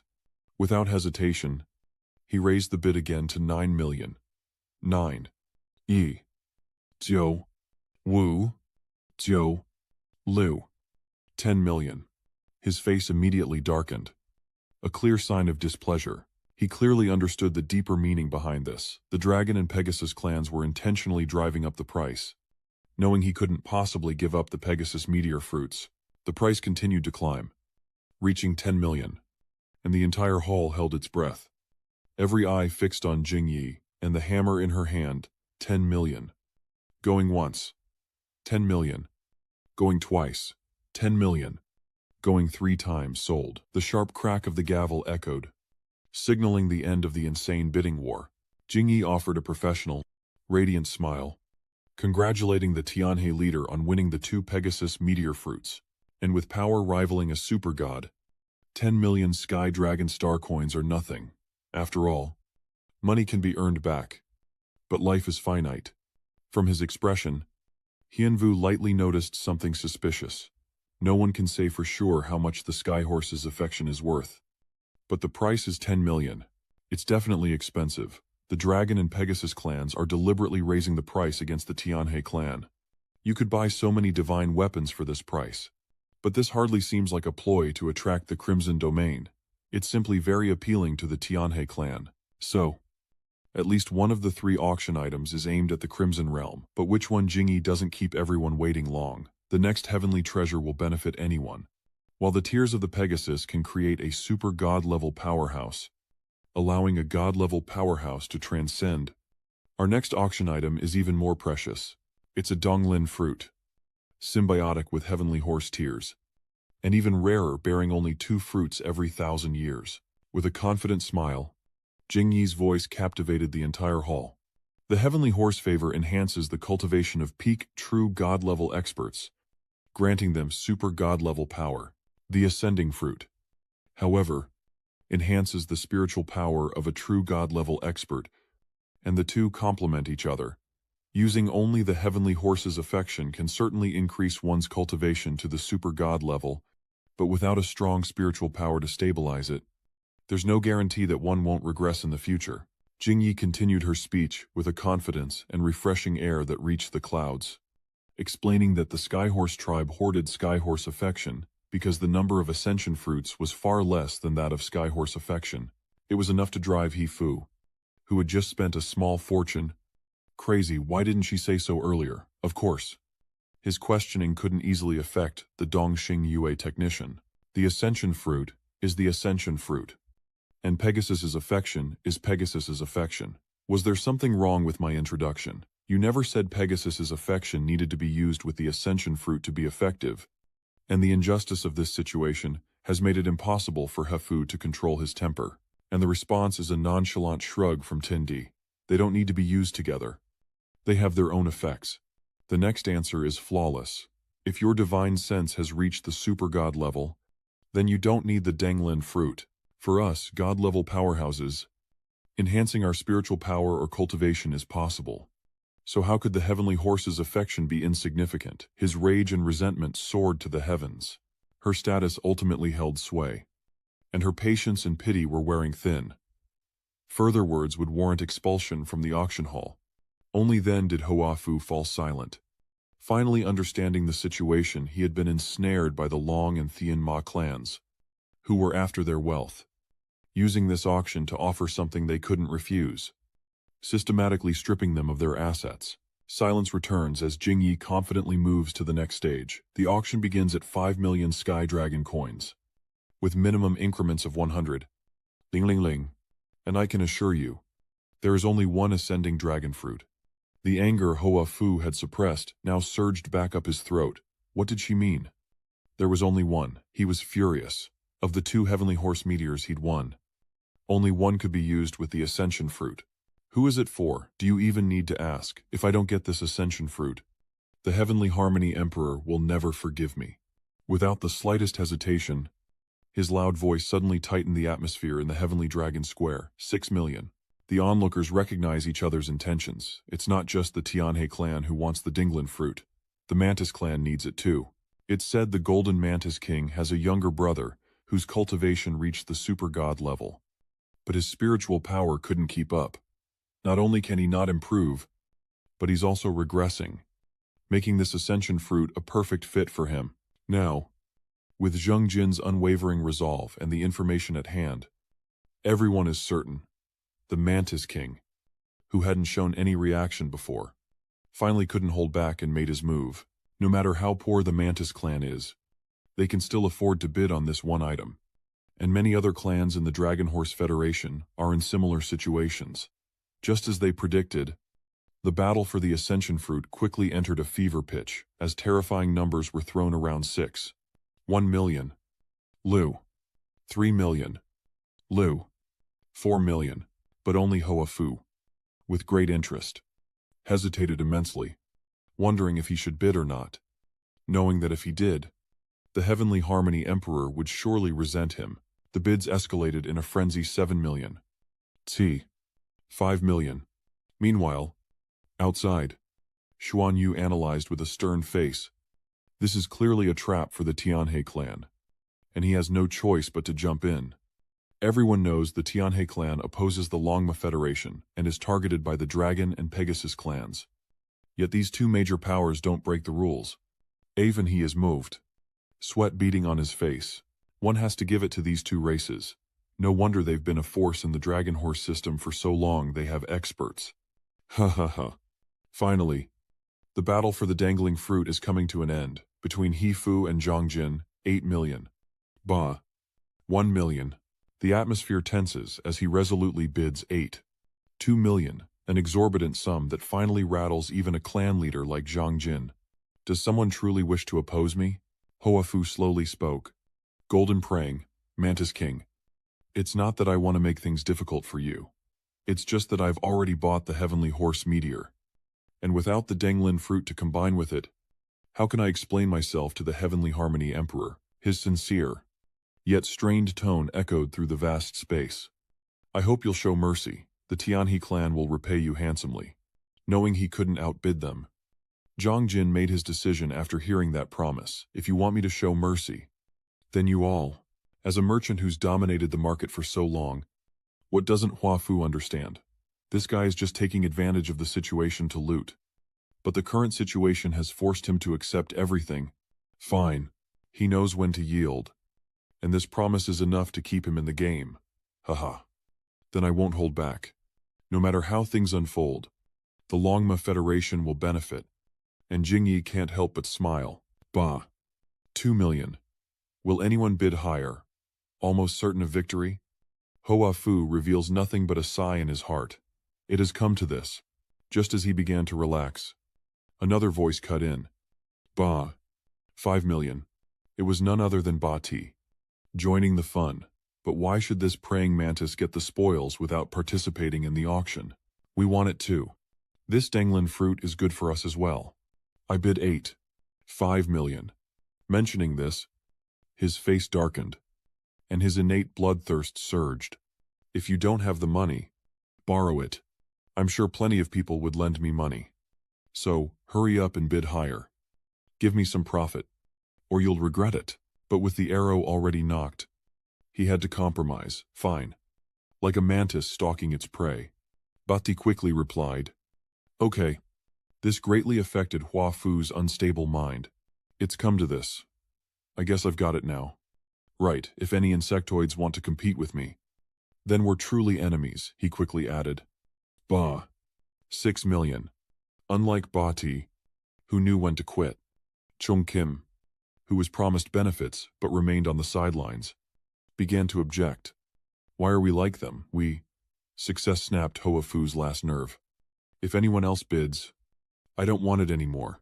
And so, he quickly backed down, saying, Forget it. Forget it. Let him have it. We really don't have that much money. And with no one else bidding, Jingyi moved the auction to its final stage 8. 6 million. Going once. Bah. 6 million. Going twice. The hammer officially fell as she spoke her final words. 8. 6 million. Going thrice. Sold. But of course, things didn't simply end there. Hoa Fu was completely spun around like a top in the next presentation by Tindi. Next up is our premium item. One that can protect the minds of experts of any level during breakthroughs, preventing them from going berserk and ensuring they complete their breakthrough in the best possible state. As Jingyi introduces it, the item is revealed the invaluable golden phoenix tree wood, effective for experts of any level. Even Hianvu and Tiabao were shocked by what was on the stage. This was it. He finally realized the truth behind the auction's fervor. The real trap for the Tian Hoa clan wasn't the dang lam fruit, but the final auction item, the Kim Hong No Dong wood. If the Kim Hong No Dong wood was this precious, what would the final, the most crucial item be? Its value even surpasses the Daoken Kon Shao from yesterday. Protecting the mind. While it doesn't offer direct physical protection, the precious thing about this golden phoenix tree wood is that it works on any cultivation level. That's what makes it rare. Seeing that Xuanyu was silent and everyone's eyes were glued to the treasure, Xiaobao quickly reminded him, Master, this isn't worth our effort. Hearing this, he was a little confused. Oh, is there something wrong with this golden phoenix tree? The little one affirmed decisively. Of course there's a problem. I'm very familiar with this golden phoenix tree. As it was originally a defective product, I grew back in the god realm, thinking he'd misunderstood. Hianvu double-checks if he grew it, and Tiabao excitedly recounts. Back in the god realm, I managed the dragon god's nursery and saw all sorts of natural treasures. I cultivated the golden parasol tree because the god realm needed to absorb energy from the universe caused by divine consciousness. That's the power of a main god. If the god's divine senses are too strong, interference signals will appear. The golden phoenix tree helps them restrain their divine senses, but the effect isn't as good as expected, only reaching about 20–30% of my original design. Looking at Jingyi, Xiaobao emphasizes an important detail, especially after so many years. Without the supplement of spirit energy, this golden phoenix parasol tree has been half broken for a long time and is no longer effective, at least not for you. When you break through in the future, your divine sense will be so powerful that this little thing won't be able to protect you. After hearing the kid's explanation, Xuanyu nodded in understanding. So that's how it is. Jing Yi, seeing everyone ready to bid, began to lay out the rules for the Golden Phoenix Tree auction. The starting bid is 5 million Heavenly Dragon Star coins, with minimum increments of 500 Bai. Ling ling ling. Let the bidding begin. She was excited, as the Golden Phoenix Tree wood could indeed protect one's mind during a breakthrough, but the higher the cultivation, the less effective it becomes. Hence the auction. The most important reason is that this item has extremely limited effects on knights. At this point, Hoafu fully realized the harsh truth. It was a trap. All of it was a trap. The Heavenly Demon Meteor and the Denglin fruit were both bait. What if this immortal spirit mushroom and the Golden Phoenix parasol tree before him were also part of the scheme? Still, it could aid in cultivation, especially since he possessed the Heavenly Demon Meteor and the Ascending Dragon fruit. With the Golden Paulownia tree protecting him while using those two fruits, he'd be even safer. While he pondered, the bidding war began below, reaching 6 million. Finally, Hoafu made his decision. He would buy it, no matter the price.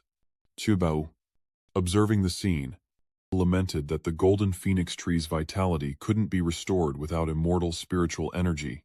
Its effect diminishes with each use until it's completely gone, a truly heavenly treasure.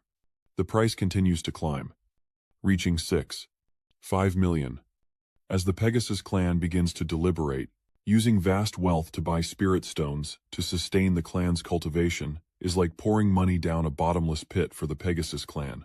Of course, it would be ideal, but it's simply impossible to find right now, though I suspect the disappearance of the Void Seeds is linked to the Dragon and Pegasus clans. I have no proof. This golden Wu Tong wood is a treasure, and might allow my people to develop spiritual attributes. From this new method of advancement, he must obtain the Golden Phoenix tree. With the current momentum, he bids an exorbitant price to ensure no one can outbid him, 90 million. But the Void Stallion King decided to snatch it away as I cut in. Laughing, I bid 10 million. And everyone got even more excited. 5 million. The price just kept rising, endlessly. 11 million. Shi, 5 million. 12 million. Han remained silent, waiting for the others to drop out so he could make his earth-shattering bid, no matter the cost. He had to obtain that Golden Phoenix tree. Even if it meant pouring all of the Void Horse clan's resources into it, he wouldn't hesitate. While everyone else was shouting bids, Xuanvu and Tu Bao watched the battle with serious expressions, as Ma Kong calmly considered that the space attribute transforming into a spiritual attribute was the only chance for the Ma Kong clan to rise to the level of a super god powerhouse. I can clearly sense the spiritual level of that Golden Phoenix tree. More importantly, it can release this divine sense. Its true effect lies in other creatures. Worried that the price would skyrocket, Tian Shu and Hifu shouted, 13 million. But once again, the Pegasus clan deliberately raised the price to 15 million. Seeing him go all in like that, he was momentarily flustered. He's crazy. This guy's gone mad. 15 million Heavenly Dragon Star coins is an astronomical figure, even for the Pegasus race. If he keeps raising the price, the Heavenly Harmony race's capital turnover will be in trouble. Hearing no other bids, she turned to Hoa Fu and probed, Prime Minister of Thien Hoa, do you wish to continue the auction? Hoa Fu, unwilling to push his luck, reluctantly withdrew, muttering, forget it, forget it. Seeing no one else challenge the bid, she moved to the final stage, 15 million. Going once, 15 million. Going twice. Her voice echoed. But no one bid higher. 15 million. Going 3 times. And with that, she closed the deal with the aerial magnet sold. Witnessing the battle of bids, Xuanyu thought to himself how truly wealthy these people were. 150 million Heavenly Dragon coins could arm a sizable squadron. After handing over the previous item, Jingyi scanned the room and spoke with a hint of mystery. The next item up for auction is the highlight of this event, and the final item of the Longma auction. It is the Mother of Life, the origin of all things, the harbinger of creation, and the bringer of blessings. Even those around them were stunned by Jingyi's words. Before we auction this item, I'll announce the starting price. She smiled, her excitement palpable as she emphasized, our final key item has a starting price of 100 million. Hearing the astronomical figure that dwarfed all previous items, Xiao Bao and Xuanyu were dumbfounded. 100 million.